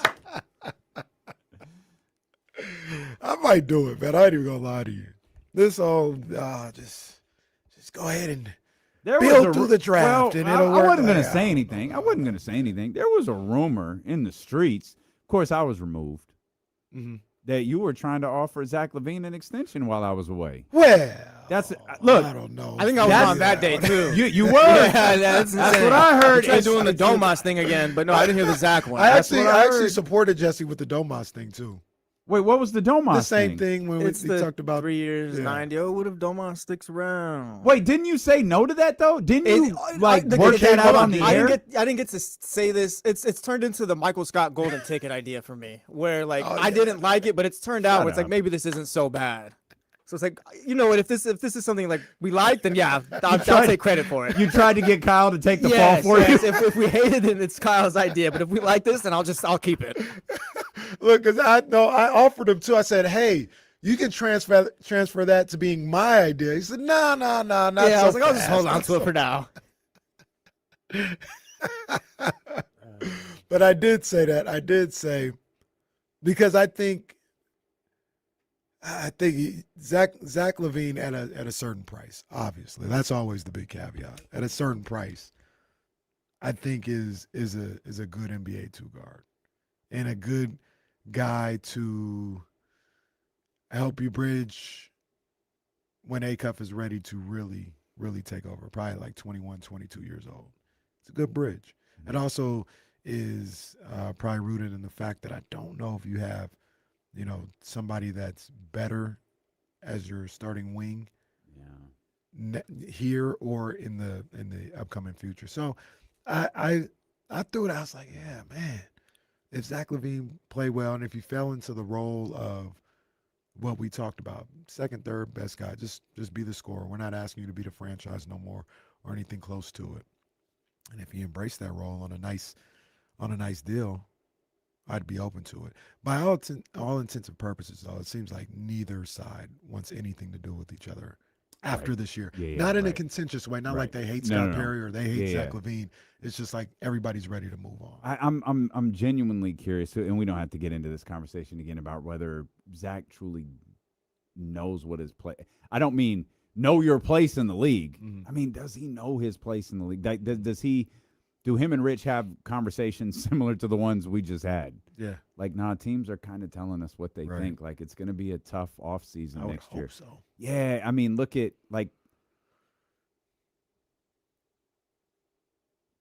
it was a long silence. I'm sorry. Who do you think general managers think is better? Nope. Dump that. Who do you think general managers think can help their team more? DeMar or Zach? DeMar. DeMar is still not signed. And I believe DeMar will be, but he's not. And I think Zach, whether right or wrong for both of them, is a lot closer to the Russell Westbrook category. Scott, it was clear Scott wasn't going to re-sign Russell Westbrook when he said Russ outplayed his contract last year, because Scott's too smart for that.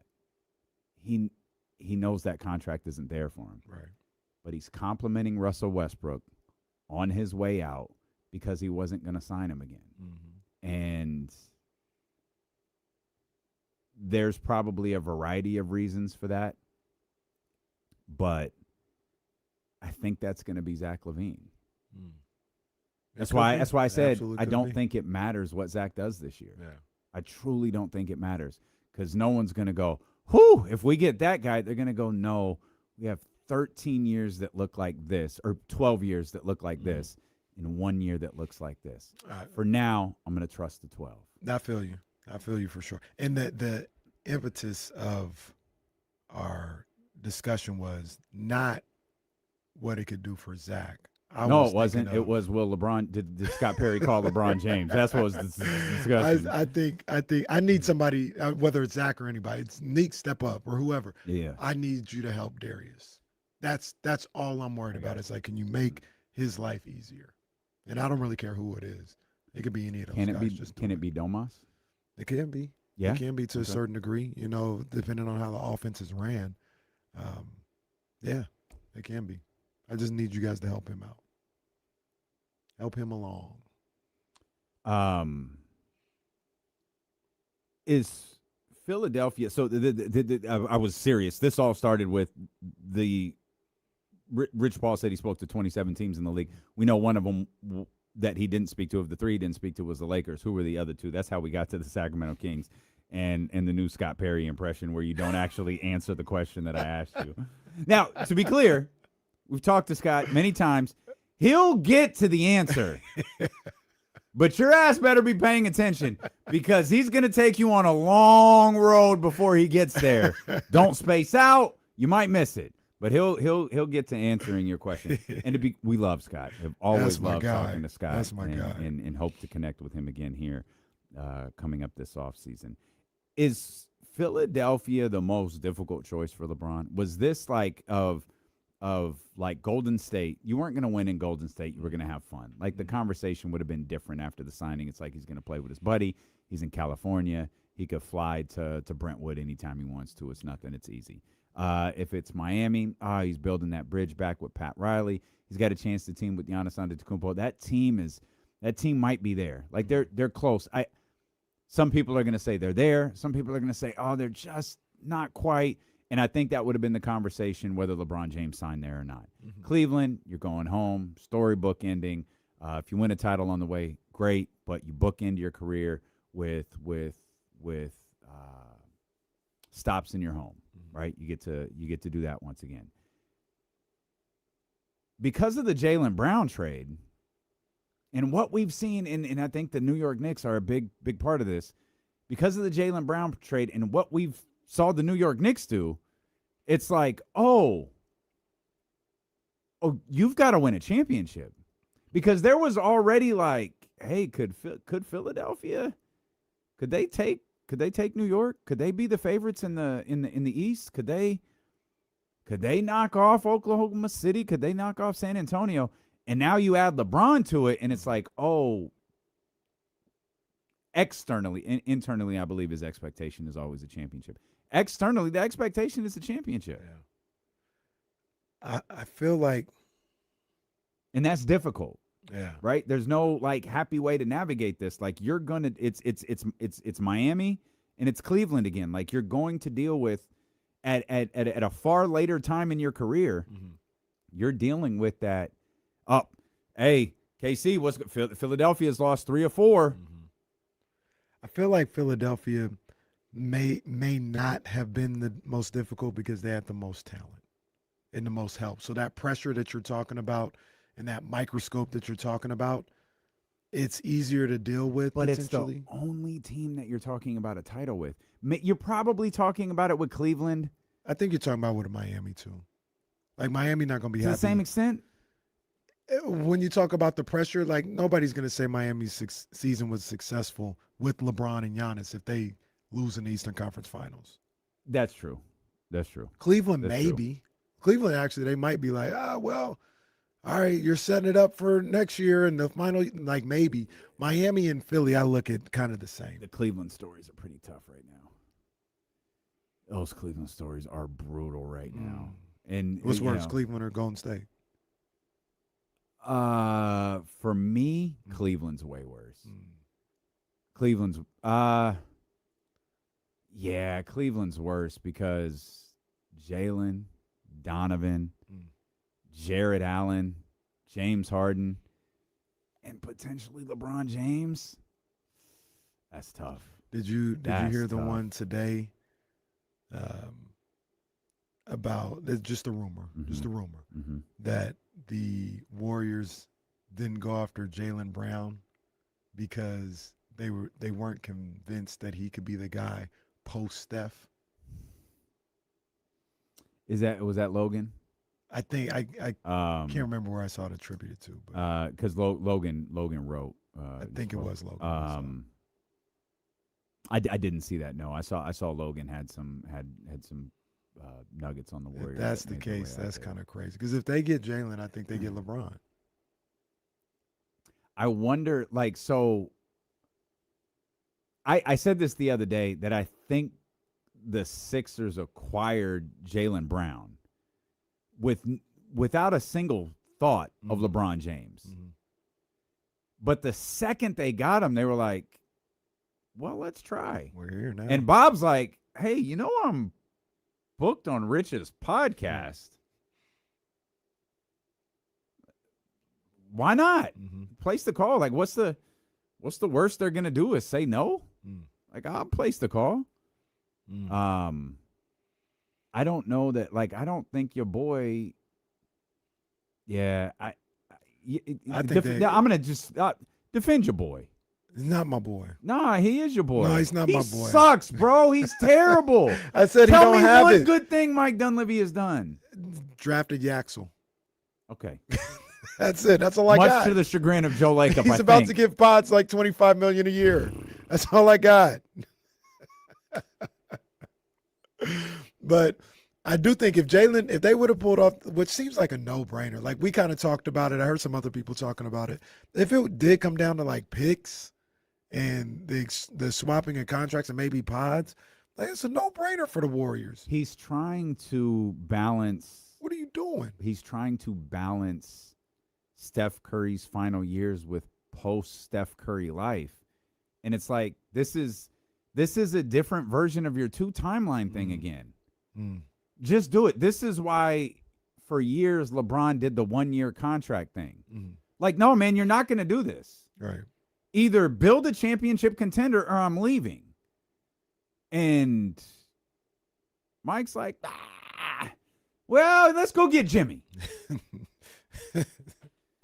Yeah. All right, bro. That sounds, in hindsight, if that was really on the table and they had a real shot at it, that sounds crazy you didn't go get Jaylen Brown, especially because you weren't sold on him in the post-Steph era. One other That's thing crazy. that I got from McMenamin is they were on lockdown. They being LeBron and Rich Paul and his circle. LeBron did, and I believe a lot of the reporting in that article that LeBron did not tip his hand. I do believe there's probably far more of a, I think there's far more of a separate, this is the only way I can think to phrase it, a separation of church and state between Rich and LeBron than people think.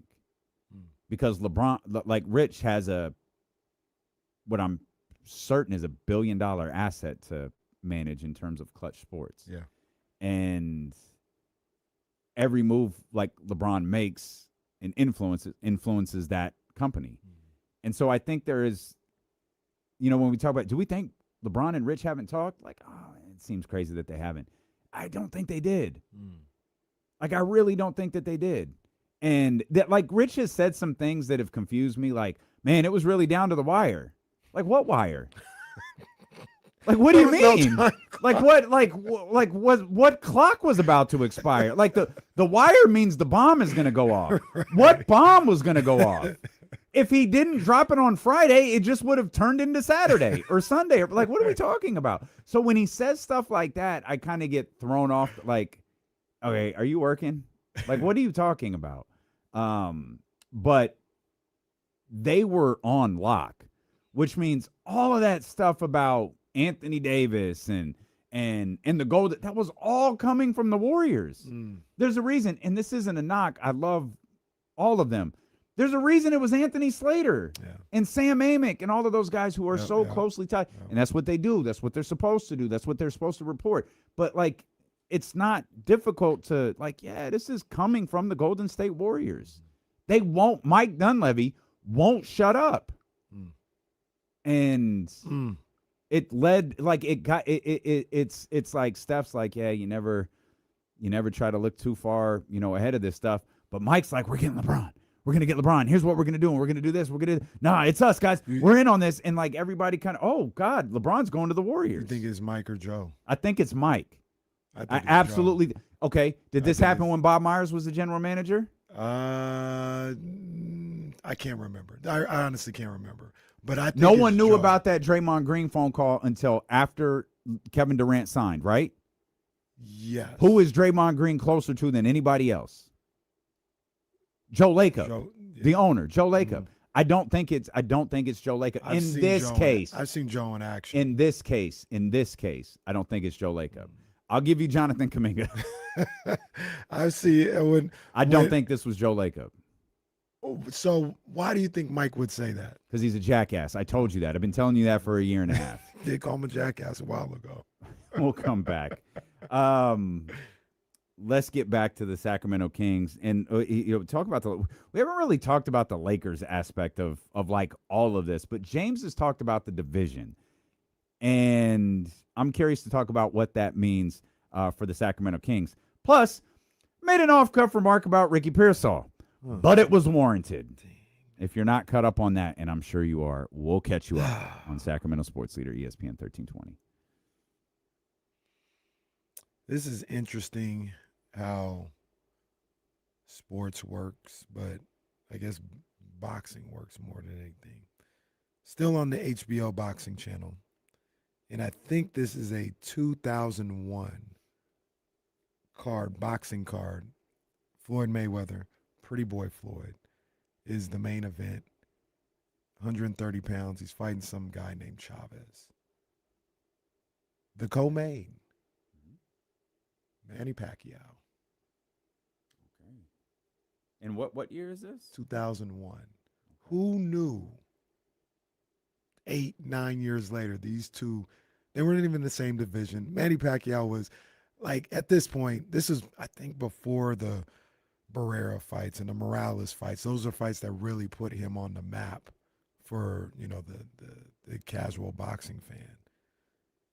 Who knew 8 to 10 years later, they would be two of the biggest fighters ever, circling each other. I'm sure there's a LeBron story out there. Yeah, I was my sophomore. When I saw Pacquiao in 2001, I said, fight no. party. I saw them both. That's like, him right there. They're gonna have the fight of the world in a decade or so. I told Maverick, watch this.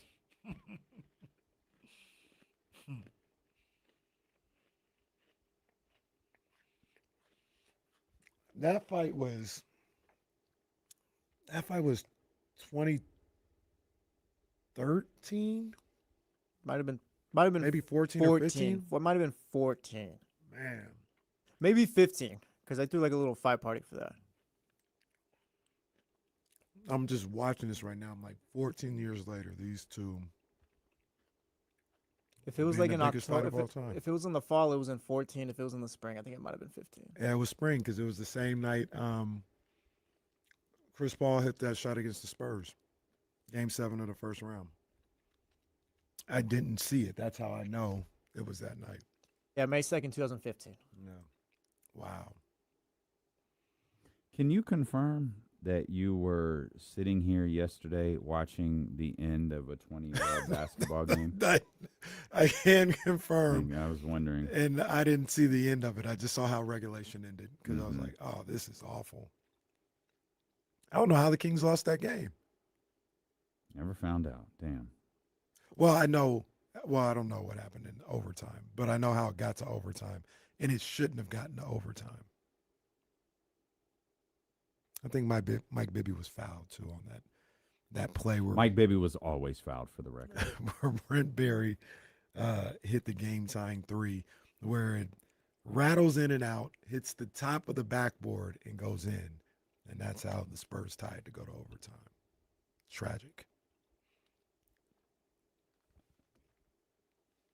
I was watching All the Smoke baseball clip. They had Jeff pass it on. He was giving out percentages for, like, I guess, things that are likely to happen. He said 100% for 2 expansion teams, 100% to Nashville. He did throw out there's going to be a West Coast team. He thinks it's going to be Salt Lake, but I really hope Sacramento has, like, a fighting chance. They got a chance. I don't think Sacramento's ahead of Salt Lake, though. Salt Lake is... Like, Nashville's happening, but Yeah. if you can get that other spot. Yeah. He says that, but like I said... He never said it too. Like, well, it was just a clip as well. But like, it wasn't like, oh yeah, Salt Lake's getting the other team. He's Right. like right now, like hopes it's Salt Lake, but like kind of they're in the lead or something like that. The But, like, Nashville thing is interesting because Nashville, everything that I've heard, they don't have the money no more to build another I don't stadium. know. Just from that clip, like he was like, Nashville is happening, like just definitive. I think that's absolutely what they want to happen, but I checked about a month ago and they're like, bro, Nashville doesn't have the money. They're building this new stadium for the Titans. They kind of tapped out. Also, All the Smoke baseball, I think that's what it's called, might be the most underrated podcast. They do a great job. Yeah. They do a fantastic You said job. All the Smoke baseball? Matt Barnes, he'll have Nick Swisher on there sometimes. Nick Swisher's just wow. all energy. It's insane. His interviews, the people he gets from baseball are Yeah. He'll have some other co-hosts help him out, I think. That's cool. But the conversations are always usually pretty good. They're good stuff. How many Michael Jackson shirts is too many?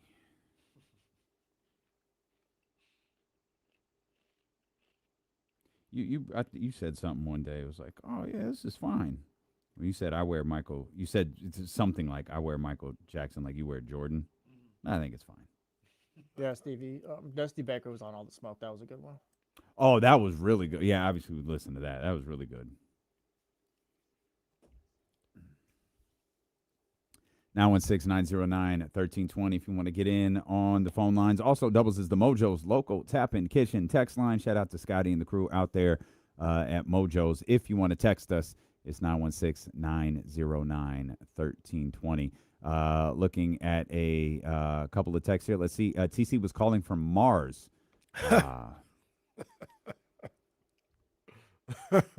As far as LeBron James signing with the Kings, just for the memes we would get from Bron side-eyeing everyone like this bitch. Who do you think LeBron would keep on this Kings roster? Darius. Do we have any clutch? Well, Zach LaVine's here for 3 years. Thanks a lot, guys. It'd be Zach the LaVine's here Sacramento on a version 3-year of 90. KCP. Sacramento version of KCP. Can I mention something? Yeah. We counted wrong. I said 3 for 90. He's got one left. That's 4 years. Jeez, yeah, no. That's 2 years with LeBron James for 4 years of Zach LaVine. Hey, what do you think the face? What face does LeBron make when All of Dylan, them. Max, and Nick go up to him? Hey, LeBron, we're the Bean Boys. Oh. What did Kobe do on Kimmel? We're the Bean Boys. Nice to meet you. This is how we do things around here. Could you imagine if they introduced? I just imagine Dylan Cardwell. I'm so sorry. I imagine Dylan Cardwell going up to LeBron James. Have you heard the good news? And he just wants to just preach to him. It's like, hey, brother, God loves you. God loves you. Can I have a minute of your time, Brother James? Can I have a minute of your time? Brother James. Everybody goes, oh, no, Dylan's coming around. Guys, go. Yeah, hey, what's going on? Yeah. No, what'd you say what? earlier? Yeah, you got to get on, act like I'm on the phone. No, sorry, it's Rich. I got Yeah, oh, man, this roster would be flipped over so quick. Do you think LeBron would light the beam? Yes. Do you think if the Sacramento Kings were 3-7 and they beat the Memphis Grizzlies at the Golden One Center to go to, we'll say, to go to 3-7, do you think he would light the beam? No. No, we'd have to shut it down, to be honest. Well, LeBron, I don't know what the hell you talking about. We ain't shutting down the beam. I don't know. It'd be a little silly. Like LeBron, it'd be bad on ESPN. I'm not saying. I don't know. Oh, it would be like, so come on, bad. like, yeah. Jordan would never. I'm not saying we have to ban it, but like maybe we just suspend it for a year until they start winning. Jordan would never light the beam at 3-7. I'm not gonna lie. LeBron lighting the beam at 3-7 would be a little bit of a joke. Look, Jordan's never been under 500. He hasn't. Well, maybe his rookie year. Maybe. What they'd have to do is just have one person light the beam. And that's the thing. Like That's LeBron's it. got to light the beam exclusively. Wait, all what do you year mean? One person all year? No, when they win that game. No, I know. I'm not asking if LeBron joins the Beam Boys. No, but LeBron will say no. Okay. And then that one person may bring other people. And it's like, no, don't do that. You smell what I'm cooking. Can you imagine the Beam Boys lighting the beam See, and they LeBron gotta- walking off to the Hey, tunnel? Look, man, they don't need to do that much this year, bro. Oh, no, it's They fun. don't. No, they don't. No, man, one person. Man. The Chicago Scott Moak Bulls needs to talk to one person. The Chicago Bulls 38-44. Michael Jordan's rookie season 30-52. Wasn't that the? Oh no, that was the second year where he won against Boston. 40-42 in the 86-87 season. Then in that famed 1988 season, 50-32. Michael Jordan never finished below 47 wins again as a Chicago Bull. Just like Kobe and Dirk never played finished. for anybody else. I almost fell into that BS the other day. I was like, yeah, Michael Jordan played his entire career with the Bulls. And then Kyle had to remind me. I also like to point out they finished 55-27 without him. The foundation was there. Scottie Pippen was a great player. Also, shut up, Kyle. How do we not come up with this? Yeah, it's LeBron James and they go like the LaBeam tonight. Poor Kyle. He is so bored. He's still got what? Probably about another 4 hours. He's not gonna. He's probably not even going home today. Kyle, what are you having for dinner? That's what we need to know. What are you ordering? He's just sitting What in are you his gonna have? office. They just loaded up the Snack Shack, so it's Rice Krispies and chocolate chip cookies today. A Gatorade is feeling good. Hey, look, Kyle. Did you say that Gatorade got you feeling good? Oh, I said a Gatorade if he's feeling good. Oh, Kyle, I don't know how he's gonna go home, but if he's going home the way through 5, he's tripping if he goes on them little 1-lane levee highways. At night, those are roulette. Hell no. That's roulette right there. ooh, Hell no, not doing that. 37-45. His first year with That was Rip Hamilton's fault. the Wizards. 37-45. His second year. Rip didn't step his game. How up. many years did Michael play with Washington?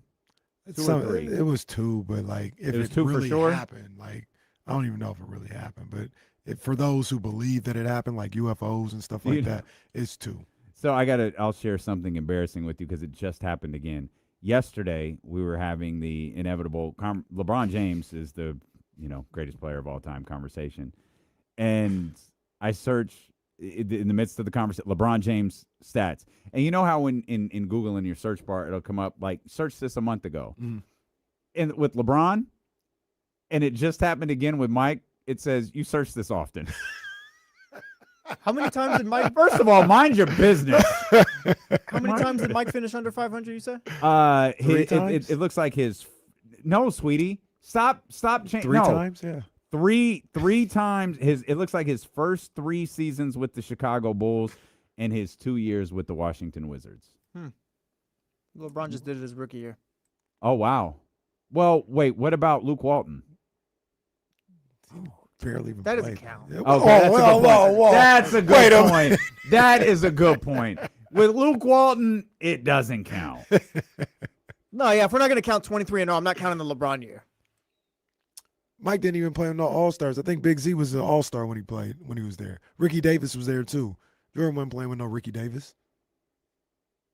Okay, so to be fair, the Lakers did finish 37-45. Damn! But- Oh my God! That's the same exact record that the Wizards finished. Wow, How many I'd be games embarrassed. Shut up. How many Exactly. games did LeBron play that year? Only 55. How many games did Jordan play with the Wizards? All of them. All of them. He played every Yes. game. 82 games. Yes. He's an Iron Man. Contributed to that stinker. I searched Michael Jordan stats, and Google's like, again? God, can you Get a can you life. come up with something else? Let me guess. Friggin' You're a trick sports pony. talk radio host. Oh, wow. That was a shoot. He played 82 games his last year. Really? He played 82 games his last year, and then Poor 60 guy. the year Also, he came should back. note that LeBron cleaned up his under 500 year with the Lakers with a title right after that. Wow. How about that? What did Mike do? Retired. Again. Who knows if he didn't even come out of it? Can't just leave when things get tough, right, Pat Riley? Some people's go there. Well, no. What's you guys? No, you guys make good points. What's LeBron's finals percentage? Like winning percentage? Like the series winning the series? I don't know. He's been to 11 finals, 4 and 7. You're talking about under 500. Oh man. That's the greatest hitter of all time, though. Oh if you move man. that average Well, over there. the greatest hitter of all time is Michael Jordan. Never got out. We talking about that. He never got out. That's a great point. It's not really a great point. Hey, this is because- hold on. This is what you guys all sound like. By the way, we're joking. This is what you guys all sound like when you guys really argue this. No, joking, nothing. I'm dead serious. What you mean? It's a great point. That's not a great point. He No, quit. the whole then baseball is that whatever the whole nonsense that I'm throwing out. Oh yeah, that's stupid. LeBron ain't seen the finals in almost a decade, bro. What we talking about? When was the last time Jordan saw the finals? He's been retired since '98. Hey, LeBron did just wear not LeBron. Michael Jordan just did win a championship this year, though. Michael LeBron won Jordan, 4 Michael of Jordan them. was cooking. Yeah, Michael Jordan won his biggest championship this year. If you ask him, Some would argue Jordan's a better race car driver owner than basketball player. There's no argument there. Goodness gracious. That's a Fox fact. got more interview time than NBC did. real interview time. Remember how NBC, again, to go back to how this whole show started, if you just stop talking about something, everyone else will too. Stop talking about Michael Jordan being on NBC. Like, what was the conclusion to that? Anybody remember? Yeah. What? He said, let the young guys have their time. He didn't say that. He Michael Jordan, what is absolutely your did thoughts not. on tanking? Oh, back in my day, we used to play. I wanted to play for little Jimmy up in row Z. Yeah, that's a true champion. That's a true champion. Casey and everyone was, oh, look, goat's back. Wow, he's back. You know why? You know why Michael? It was like The Rock coming back that way. Say it again. It was like The Rock coming back. No, because I'm fulfilled. I learned so much in those 3 weeks. And I'm not going home. To be clear, well, we heard that a lot. Yeah, I fell for that trash like 3 times once in this building.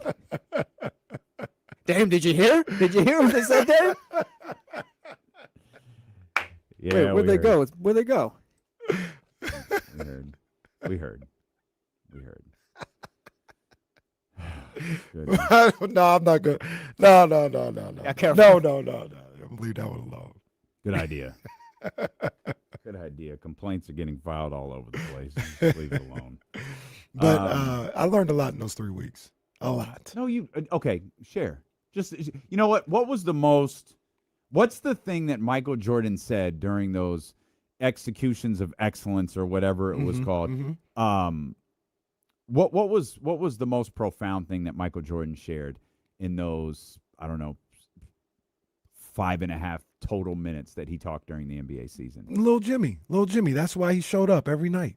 That's it. The one that we just referenced. That was the reason. And Can we also point he got out, nervous when the little kid was watching him shoot a free throw. There might have been another reason. Mike was making like $350 an hour when he was in the league, right? Like LeBron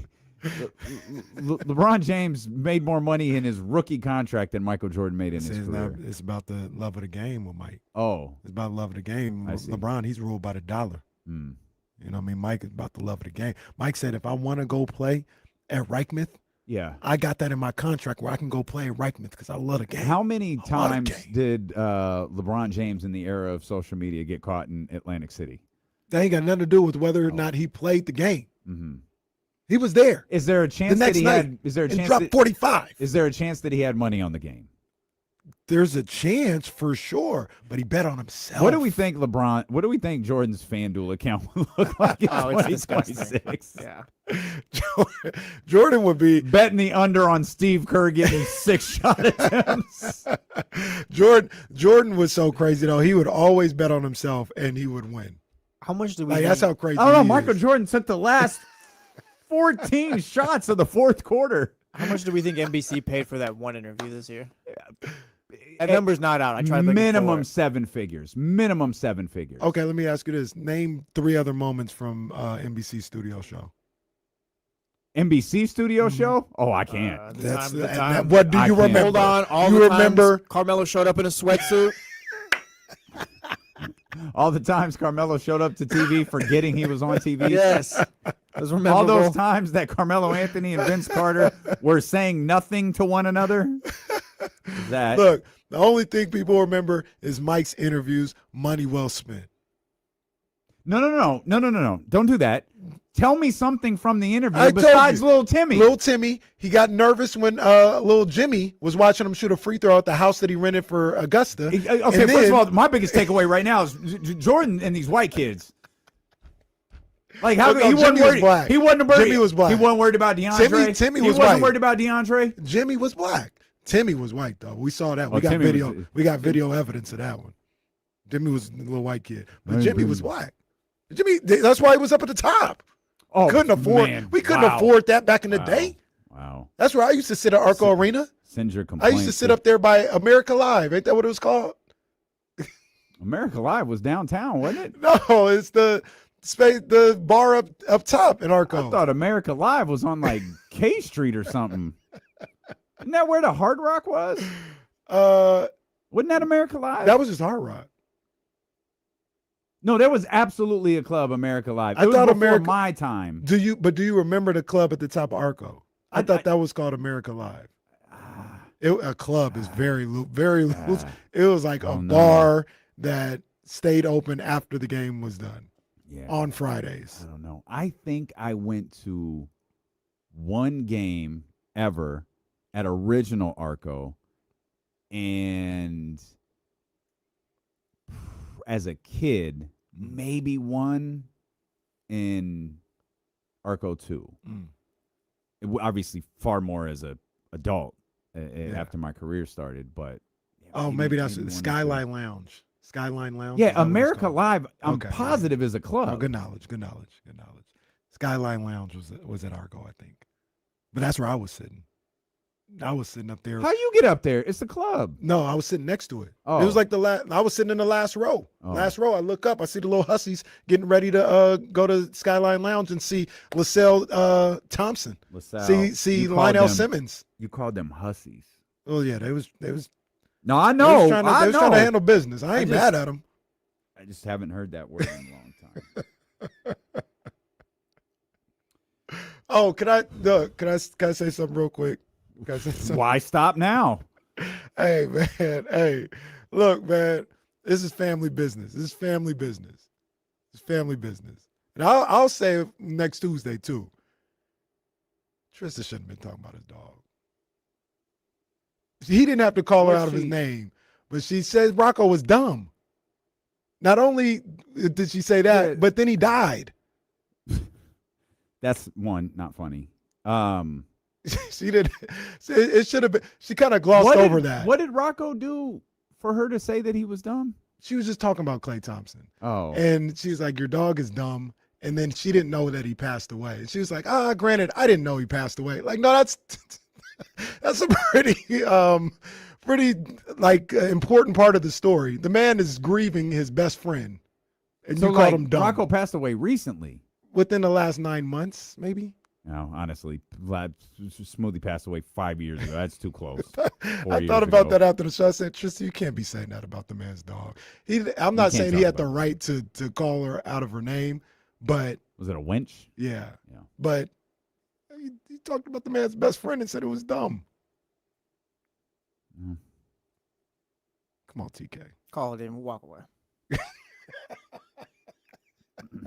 That might even be one where TK Trista, says, "No, I earned that one." Trista really does. The dog, like, what you want? Trista really does get responses from the Golden State Warriors. She gets Klay Thompson. She got Draymond Green responding to like 90% of her threads. It's crazy how known Trista is through social media. I didn't know what Trista be saying. Like when we were at Summer League, when we went to our first spot at Summer League, me, you, TK, Bomani Jones was right in front of us. And there was a point where I turned to Trista. I said, "Do you know Bomani Jones?" And she goes, "No, like not like really. I've never met him before." And I go, "He can't stop looking at you." And I'm trying to figure out if it's like, "Hey, she's attractive. I'm looking," but I don't think that's what it is. Right. I think he's like, "Is that girl with Levitard?" Is like I can like watching people around her is interesting because I feel like a lot of them are like looking at her, gauging like, is that the girl from social media? Like the Daily W it's become a massive account that is followed. Like she posted pictures that me and Katie were tagged in from like her trip, and to see like the people who responded to them, because I'm getting alerts that slight exaggeration, Asia Wilson responded to like, sorry, what post did they respond to that's mine? And it's like, oh, it's not mine, it's Trista's. Okay, got it. Yeah. But like people are locked in with her. Her broadcast was pretty fun last night. I didn't get a chance to watch it, man. I was running around. I talked to her a little bit. She like we know, and I mean all of us know Trista better than I think most people do. You can see she was a little bit nervous trying to like figure this out, and it wasn't quite the setup she thought it was. And I was like, no one knows that, but like you, like from a viewership standpoint, like it was fun. Like it was for especially this game wasn't like meaningful. You know what I mean? Like it's not a playoff race game. It's nothing like that. Season game. Nah, it was like it was a very fun. And they launched if you go to the Portland Fire Instagram page, they launched jerseys that she wore last night. It was pretty dope. It was fun to see. I think they're doing another one I think I heard them say they're doing another one. I think it might be tomorrow. Okay. Tomorrow or Okay. Friday. That's what's up. Yeah, it was That's good what's stuff. up. Yeah, man. It was good stuff. Yeah. A note for the Sacramento Kings: if you need, Kings Plus Kings content, Plus. Come on now. Come on, stop playing. Stop playing. We've talked about every team involved in the LeBron sweepstakes or whatever. I've really talked about the Los Angeles Lakers. And the Lakers are important because James Ham has been talking on the Locked On Kings podcast and on this show recently about this division. And we've the 53 wins is what the Lakers were last year. And I said when it happened, like before he changed teams, but when he's like, oh, LeBron James is not going back to the Los Angeles Lakers, they make that flurry of Walker Kessler and the subsequent moves that follow. Like, it's really hard for me to envision a team without LeBron James being better than they were the year prior. And I understand this is not Cleveland. This isn't even, Miami.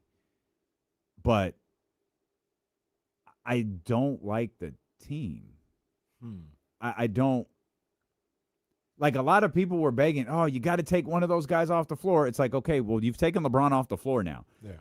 Now you've got Luka Doncic and Austin Reeves, and you get to live with that. All of you smarter than basketball people, smarter than the average basketball person, analytics guy, you get to live with this. The plus-minus numbers, all of that trash that you guys live by. You get to watch the product of Luka Doncic and Austin Reeves on the floor together. And, hey, if this suddenly is a fantastic defensive unit and everybody's plus numbers across the board, hey, salute to you nerds. You did it again. But y'all just going to have to let me see this one. Y'all going to have to let me see it. Yeah. I think there'll be a good team. I don't think there'll be any type of serious contender. And that's what we're talking about when you got Luka. When you now have Austin Reeves, you got this money tied into him. Got money and picks tied into Walker Kessler. Like, you're not doing it to be a fifth seed. You're not doing it to have a ceiling of the second round. You're doing it. You should be doing it to trying to win a championship. And they're not a championship contender. They're just not. If off the top of my head right now, they'll probably win that division, the Pacific Division. Yeah, probably. But might be by default. Yeah, I don't see anybody challenging them in this upcoming season. But yeah, I'm not impressed by the Lakers. Luka is cool. Austin's cool. I'm hearing, everybody's hearing they might get Jonathan Kuminga. We'll see how that works out. Yeah. They got somebody else too. What they get? They got some other wing player. I forgot. They signed or trade for it. They did they get Colin Sexton, Walker Kessler, Austin Reeves? Was there a line of free agents that they signed? They got yeah, I don't even know. Quentin Grimes, that's who it is. They got Oh, Quentin they Grimes. did sign Quentin Grimes too. And yeah. I like Quentin Grimes as a ball player. I like Cameron Carr, the guy they drafted. So they have talent, but it's not they're not up there with the top 3 or 4 teams in the league. There's another team I want to talk about. It might have to wait till tomorrow because we got to pay off our Ricky Pearsall jokes. We got it's not a joke. It's not funny. I'm sorry. It wasn't a Ricky Pearsall joke. It was just it was more like you make a joke because Jesus, we're here again. This sucks. And I already know what they got to do, bro. Oh, I am anxious to find that out. Plus, we've got WNBA basketball coming up. Valkyries, 7:00. It was a big night in the W last night. It's constantly a big night when the Indiana Fever are on the floor for all of the wrong reasons. Now, people I love and respect need to, calm down. Because some of y'all are, I'll explain. Stilo and Casey on ESPN 1320. Another interesting tidbit, as I do this every commercial break now. The Manny Pacquiao, Floyd Mayweather card that was on HBO Boxing. where Manny Pacquiao was the co-main in his fight with somebody actually just got decided to be a draw because a bunch of headbutts and low blows. Was at the Cow Palace. Oh, wow. Never been there. Never been there either. Never been there. The Cow Palace. That's fire. I bet I know somebody who was at that fight.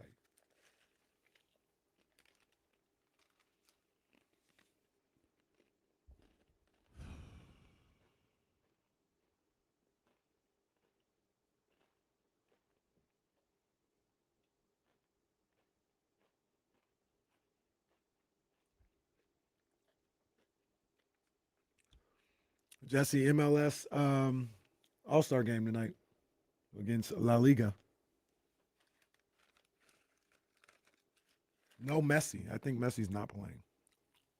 He's not, and he won't be suspended for it. Let me know how it turns out for whoever watches it. Mhm.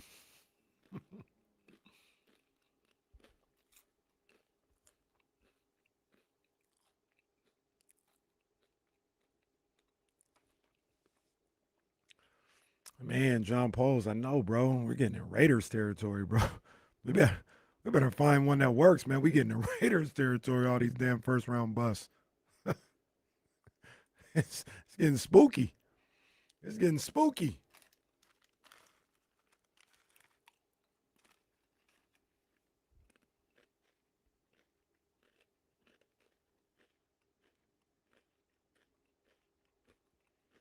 Carlos, I will give you USL news. Shout out to the Sac Republic. They won another leg of the Hella Cup this past Saturday, smacking up Oakland. You know what I mean? Smacked them boys up. I think it was 3-1. Ain't no business.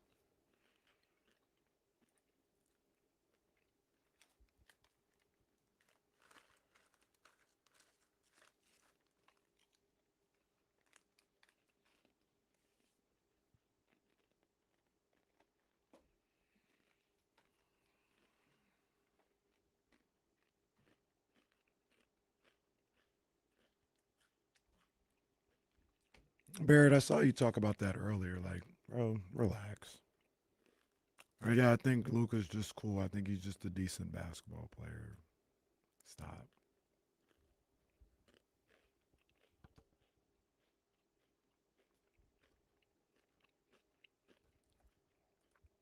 No, John, I brought the Raiders up. Am I wrong though? Am I wrong? I don't know, man. Let me see. I like Ashton Genty.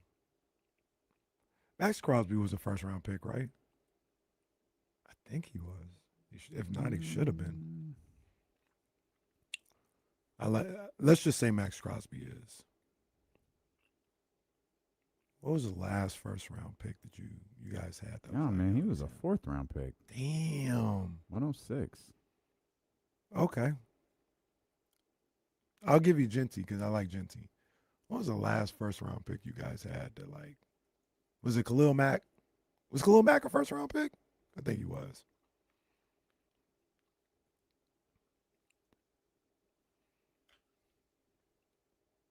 My guess is Khalil Mack. 5th overall. Yeah, out of Buffalo. Brock Bowers, that's a good call. Brock Bowers is the truth.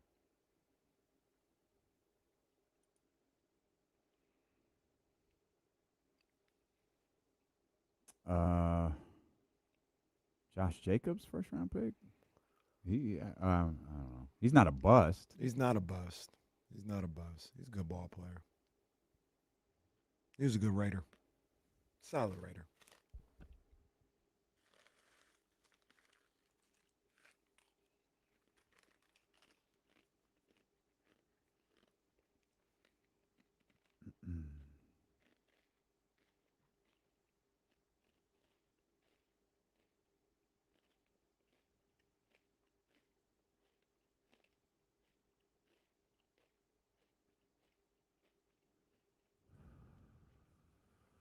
Goes Khalil Mack.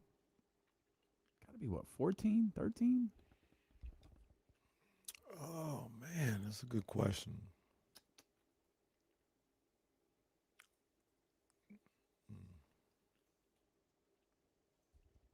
I can't let that commercial conversation go unanswered. Talking about Raiders first round picks, 2014.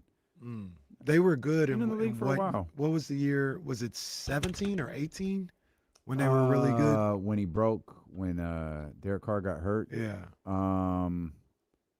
17, 18. Was that 18? What was Cap's last year? Because I was at the Rams game when Derek Carr broke his leg. Niners Rams, and Cap. So they Cap won that game. That was Chip Kelly, so that was like 16. Cap took the knee in 16, and that was his last. Was that his last year? I think it was. And then it was Harbaugh Chip joined Kelly. the next year. It was Chip Kelly. He only got 1 year, and then it was Kyle Shanahan. Shanahan got there in 17, so that had to be 16 when the Raiders had that good time. Chip Kelly was Cap's coach? Yeah. Okay. Didn't play him until he had to. I think he started him in Buffalo. Oh, that's right. Yeah, and he had what was really a pretty damn good 7-3 or something. Like he had a really good like stat line. Not 7-3. Interception to touchdown ratio. Yeah. Like his statistics were really good, but I don't know. He can't play quarterback from what I was told. And obviously Chip Kelly, a mastermind of a coach, so that couldn't have been a problem. 2 wins, 2-14 that year for the 49ers. There were 2 wins against. No, one was against. Did they sweep the Rams? No, they won opening night and then they won week 16 or week 15, whatever the final week before the season. Cap. 16 touchdowns, 4 interceptions that year, 2,241 yards in 11 games. That team was a disaster. They were awful. What do you think the first thing referenced on Colin Kaepernick's Wikipedia page is? Something about taking the knee or the Colin Kaepernick is an American civil rights activist. I was just about to say. And former professional quarterback. I was going to say like his football. I wasn't going to say civil rights, but his demonstration led to him. Yeah, normally, like Wikipedia opens up with Al Pacino is an actor, whatever. Loves black women. Loves young black women also. I just think it's interesting that the first thing referenced him for Colin Kaepernick now is that he's an American civil rights activist who played football rather than a football player who became an American civil rights activist. Yeah. I think that's accurate. I think that's he will be remembered for that before he's remembered as a football player. Indeed. Yeah, indeed.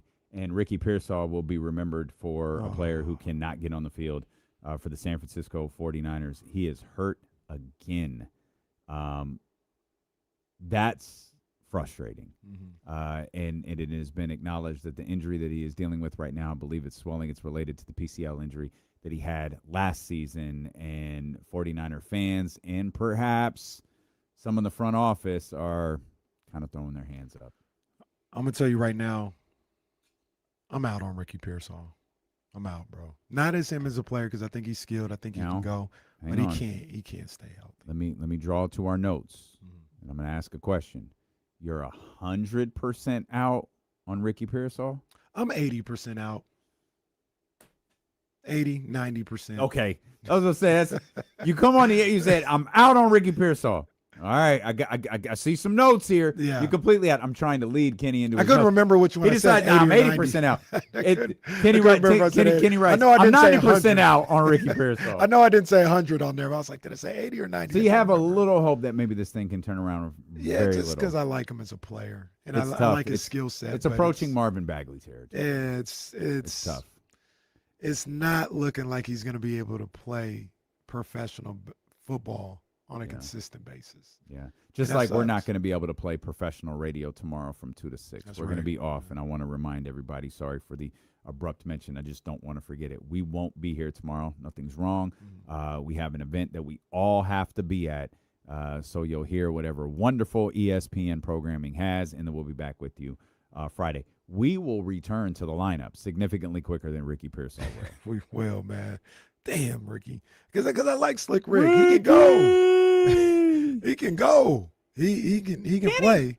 No, he can play. When he plays, he's legit. In the rare He just occasions we've can't- seen it. He can't stay healthy. He just can't stay healthy, and I can't depend on that anymore. So I am 90% out on Ricky Pearsall. Yeah, this is tough.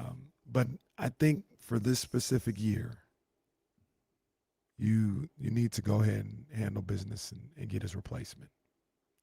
Brandon Ayuk. Hell no. That guy, he needs to be at a pumping gas right now because he's not playing football no more. I think you need to go get Deebo Samuel. There's been some rumblings about him coming back to the 49ers. He's a free agent right now. He's available. Anybody want to pull the audio of Kenny talking about Deebo last year? You really have Deebo or Diggs? It's a good question. Debo's familiar, but he's slower.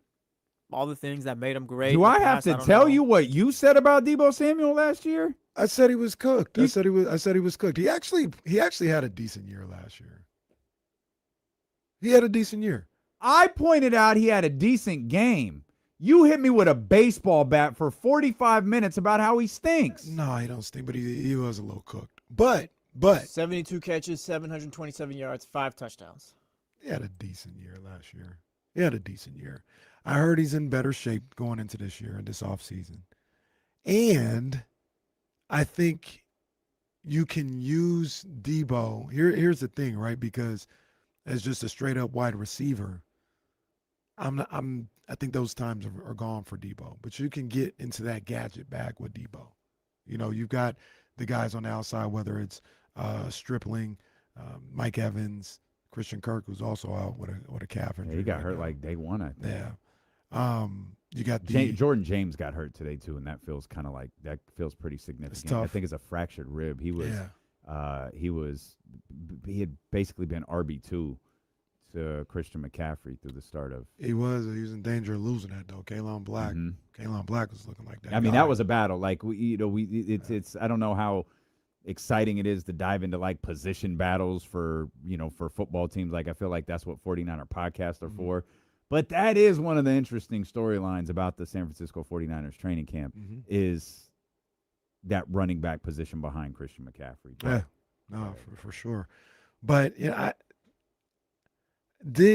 probably go with Deebo just for the familiarity of the offense, of what his role would be with the 49ers. He'd be a little bit more of a gadget guy. Like I said, the other receiver, you got Jacob Cowing. He's trying to make a comeback. He was hurt last year too, but he would be your slot guy. So you don't really need Deebo for that. He doesn't even have to. Year three. This is third year. Yeah. Okay. Yeah, man. Bring Deebo back. Bring Deebo back. Plus, that's also, I'm saying what I'm saying about Ricky Pearsall, but he hasn't been ruled out for the season. Like Man, not yet. He's not, but he's going to be ruled out week 3. He's going to be ruled out week 7. Yeah, that's the Through thing. 11. Like, you can't. I don't think. Like Kenny says, he's like 80% out. I'm 100% out on Ricky Pearsall being a dependable wide receiver 2 for this team this season. Yeah, I agree with you. I don't. And if he's wait, not what wide receiver? What wide receiver 2? Oh, was that ever in question? I don't know if he. Well, you were first round pick from 2 seasons ago. At some point, Well, that's why you got a first round pick this year. Well, second, but who's counting? I don't want to say he's not just because of the experience. He probably would have been looked at as wide receiver too. But the things that I've seen and heard about Stripling, I don't know how long Ricky would have been holding on to that. And really, I would have looked at Ricky as more of the slot guy once Stripling, if he ends up being what people hope he's going to end up being. Ricky would be a slot guy. So even in that situation, like you don't need football isn't as seamless as maybe basketball or something like that. But you talk about Ricky might be out week 3, might be out week 7, might be out week 11 and 12. I'm not looking for Deebo to come in here and be Deebo Samuel 2021 for 15 weeks. I need in spot duty, whether Ricky's there or not, for him to be able to make a play or two a game, give a different look, maybe even be a decoy, and end around, something like that, a few times a game. And it seemed like there wasn't a space for him to be able to do that with Ricky Pearsall and all these other guys on that depth chart at the wide receiver position. But now if you're worried about Ricky, with it being an issue from last year, just my mind, I don't know if this is actually something that would happen. My mind is going to he might need to get cut on. Like if it's something that happened, I think week 3. I believe that PCL injury was the one against the Cardinals week 3. And you're still dealing with that almost a year later. He didn't get surgery last year. Maybe that was something that he was trying to play through, and they may have to revisit that. So I like Diggs, but I would go with Debo. I would go with Debo. Can I be honest? Those both feel like bad options. But I'll be honest, I don't know what the good option is. Stephon Diggs had a good year last year. Yeah. I don't know that. Yeah. Was he 1,000-yard receiver last year? I feel like he might have barely made it. Yeah. He's fine as a wide receiver too. I think. That Deshaun's dribbling is kind of the X factor in that wide receiver room. If he doesn't get up to speed the way they need him to, I think that room's gonna struggle a bit. That's a lot of pressure to put on. Week 4 versus Jacksonville, September 28th. That's when he went down with it. Yeah. I think, that's the one that he followed a week in which he dealt with soreness in his left knee and was listed questionable. Going into that Jacksonville. Yeah. Damn. I think DeMarcus Robinson is still there too. I think he's at least there for camp. Diggs was 85 catches, 1,013 yards, 4 touchdowns last season. Yeah, literally barely. Is your boy on the team? Who's my boy? Tyreek? That is not my boy. Ooh. And also, I don't even think he can run right now. I think his career's over. Yeah, he might be cut. I heard some stuff over the weekend where he said he's still trying to get power in his leg. Yeah. Not my boy. That's not going to get you signed anyway. Tried trading him after he quit, by the way. What's that? So I tried trading Tyreek when he quit that one season. You did. Yeah. You did. I think your asking price was a little high. Do you think he Tried plays getting again? Debo. He did. Well, he did. You think Tyreek Hill plays again? Because after what I heard this weekend, I in don't. that position with He's that not playing problem this year. is tough. And if you don't have that speed just to kind of push off of what am I You're signing no you one. for? Yeah, you're no one. Mm. And that's his thing. Mm-hmm. It's literally if you don't have your his thing. explosiveness, then Yeah. sorry. I feel like it's like a dunker. When you lose that explosiveness and you don't have a mid-range game or a three-point shot, you're no good to the league. Yeah. And that, if you're an explosive wide receiver who you literally have a quarterback who can overthrow you and you can get the ball, you don't have that ability anymore. I don't know. You're not tall. You can't create you're not separation. a jump ball You type can't. guy. Yeah, you gotta have some attribute to you to make you, and you're older.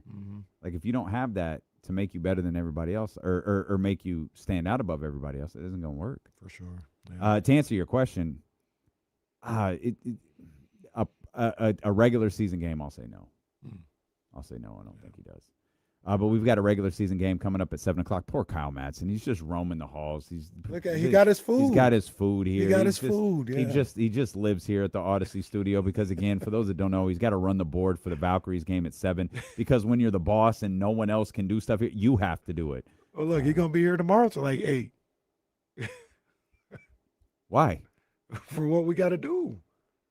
Oh yeah, he'll be here a long time. He's just gonna be living here. Yeah, That's over around 5, I think, though. It's a little earlier. Well, he's not gonna leave right at 5 though. That's why. No, he's a big dog. He's got to sit around. True, yeah. Hey guys, let's recap. Let's talk about what happened. He's got to get there early to set up. Yeah, loser. He's got. Hit us with the. If you guys want to show up, that'll be welcome. The funny thing about being a boss is you're essentially an intern. Yeah, I'll see you at 3. Right, you're like the highest. Like, look at the guy is just roaming the office. Like he's just like I'm just walking around. Kyle is just walking around. Guy has been here since 6 a.m. He's doing the whole boss. Look, he's going to he's looking for a fork. He's looking for a fork. Yeah, I do want to point out.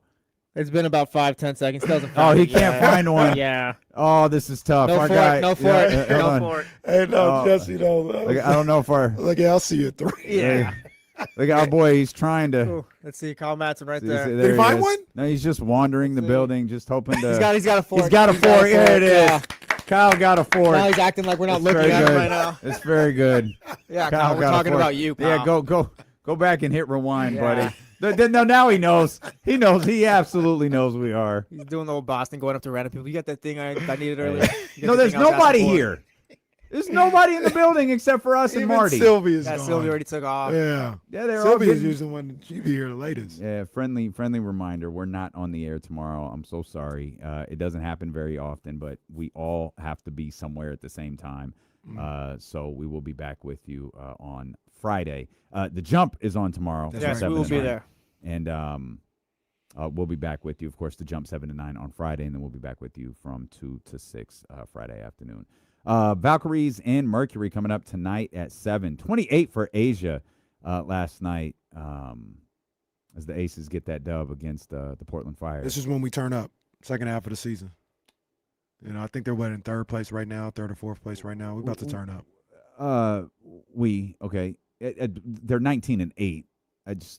We've had a pretty good. Once again, I think they're in third. They're in fourth place. second. They're so we jumped Valkyries. You did, yeah. The Minnesota who Nafisa Collier came back over the weekend, and it's like, oh yeah, she's an MVP. She came back. I think it was like 20 and like 24 and 10. Yeah, It was 24 and 10. She had 15 and 6 Welcome last back. night. The Lynx have won both games since her return. They might get that chip this year. But the story, maybe, Yeah. it goes through Las Vegas, though. Yeah. It goes through Mandalay Bay. The Indiana Fever continued to be a walking distraction. Caitlin Clark scored 32 points last night. Caitlin Clark, you might not know this, is having a phenomenal season. Open. She's like 21 and 8. She is having an absolutely incredible season. The Indiana Fever are 18 and 10, but Caitlin remains the subject of conversation, and now Sophia Cunningham has inserted herself into the distraction category. Surprise. Sophie Cunningham spoke out against transgender sports and all of this, and like she's loud and vocal about it as she always is, and she's, yeah, I said it, and now there was a mini demonstration in her favor last night. And again, the WNBA can't do anything right. Because Caitlin was asked about this. Caitlin and I think Stephanie White, the head coach of the Indiana, were asked about in the demonstration. It was like 12 people, but they were very vocal, and they were asked about. Caitlin and Stephanie were asked about it after the game, and the Fever PR person goes, "Oh, we're not talking about that. We're here to talk basketball. Like when we walk into arena, it's all about basketball." And so, I love Elle Duncan. Elle Duncan took this opportunity to say, not really related to Sophie Cunningham, by the way, but all of the other stuff that surrounds Caitlin Clark.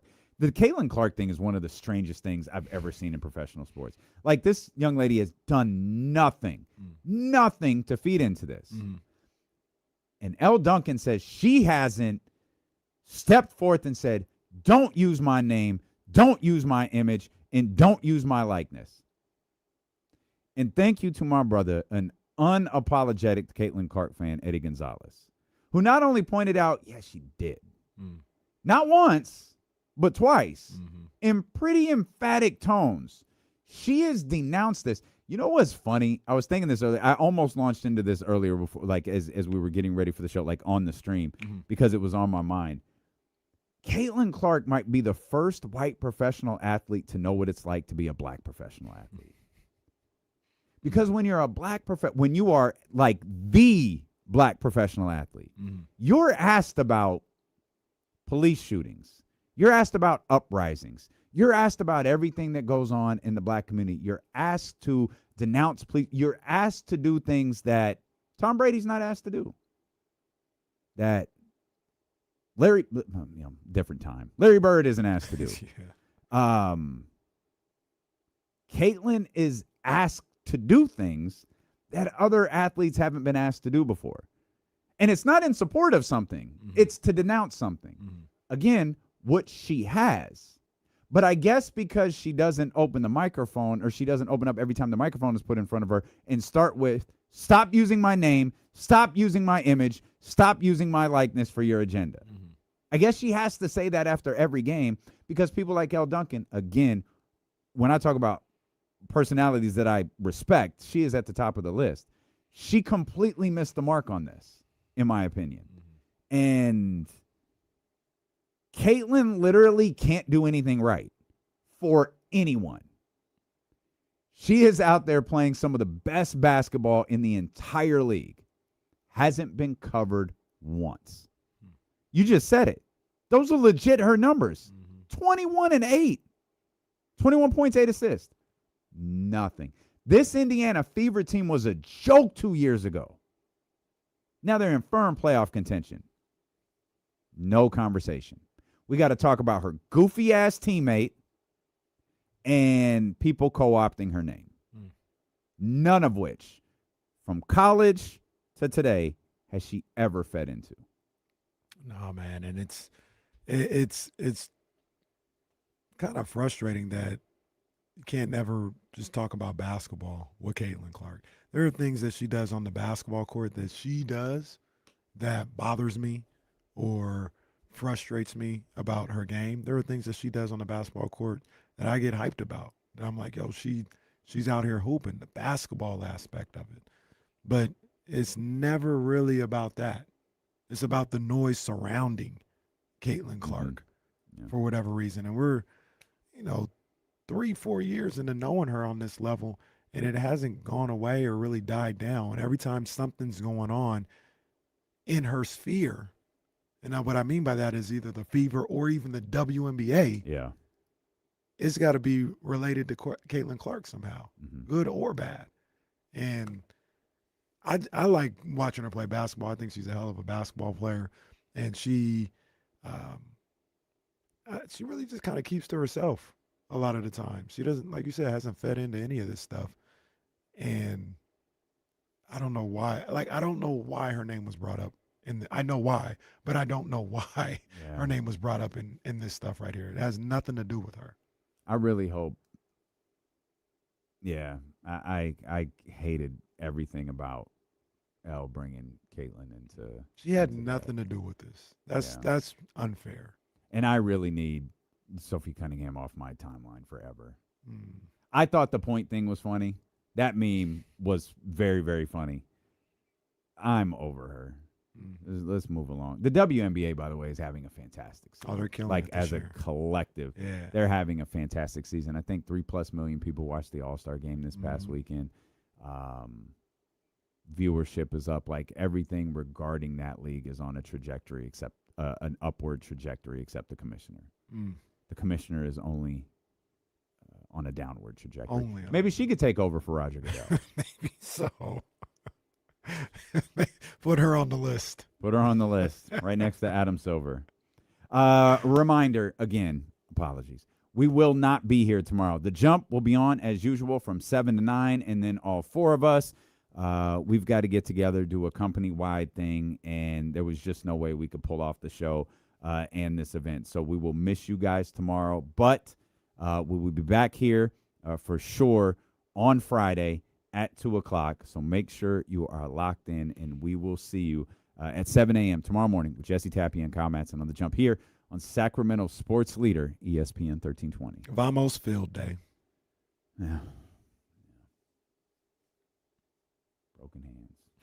Broken hands everywhere. What the hell is this? A friendly between Liverpool and I don't know the other team.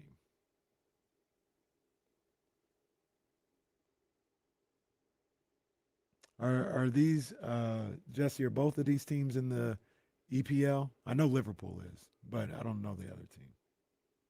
Jesse's not listening. He stopped listening to it. He's only paid to listen to us till we the sign hell off. with this. Yeah, once we sign off, he's got nothing else to say to us. Absolutely nothing. All right, man, we're going to get out of here. Again, we'll miss you guys tomorrow, but we'll see you Friday. Have a great rest of your day. Oh, man. Sorry to all the pups out there. Sorry.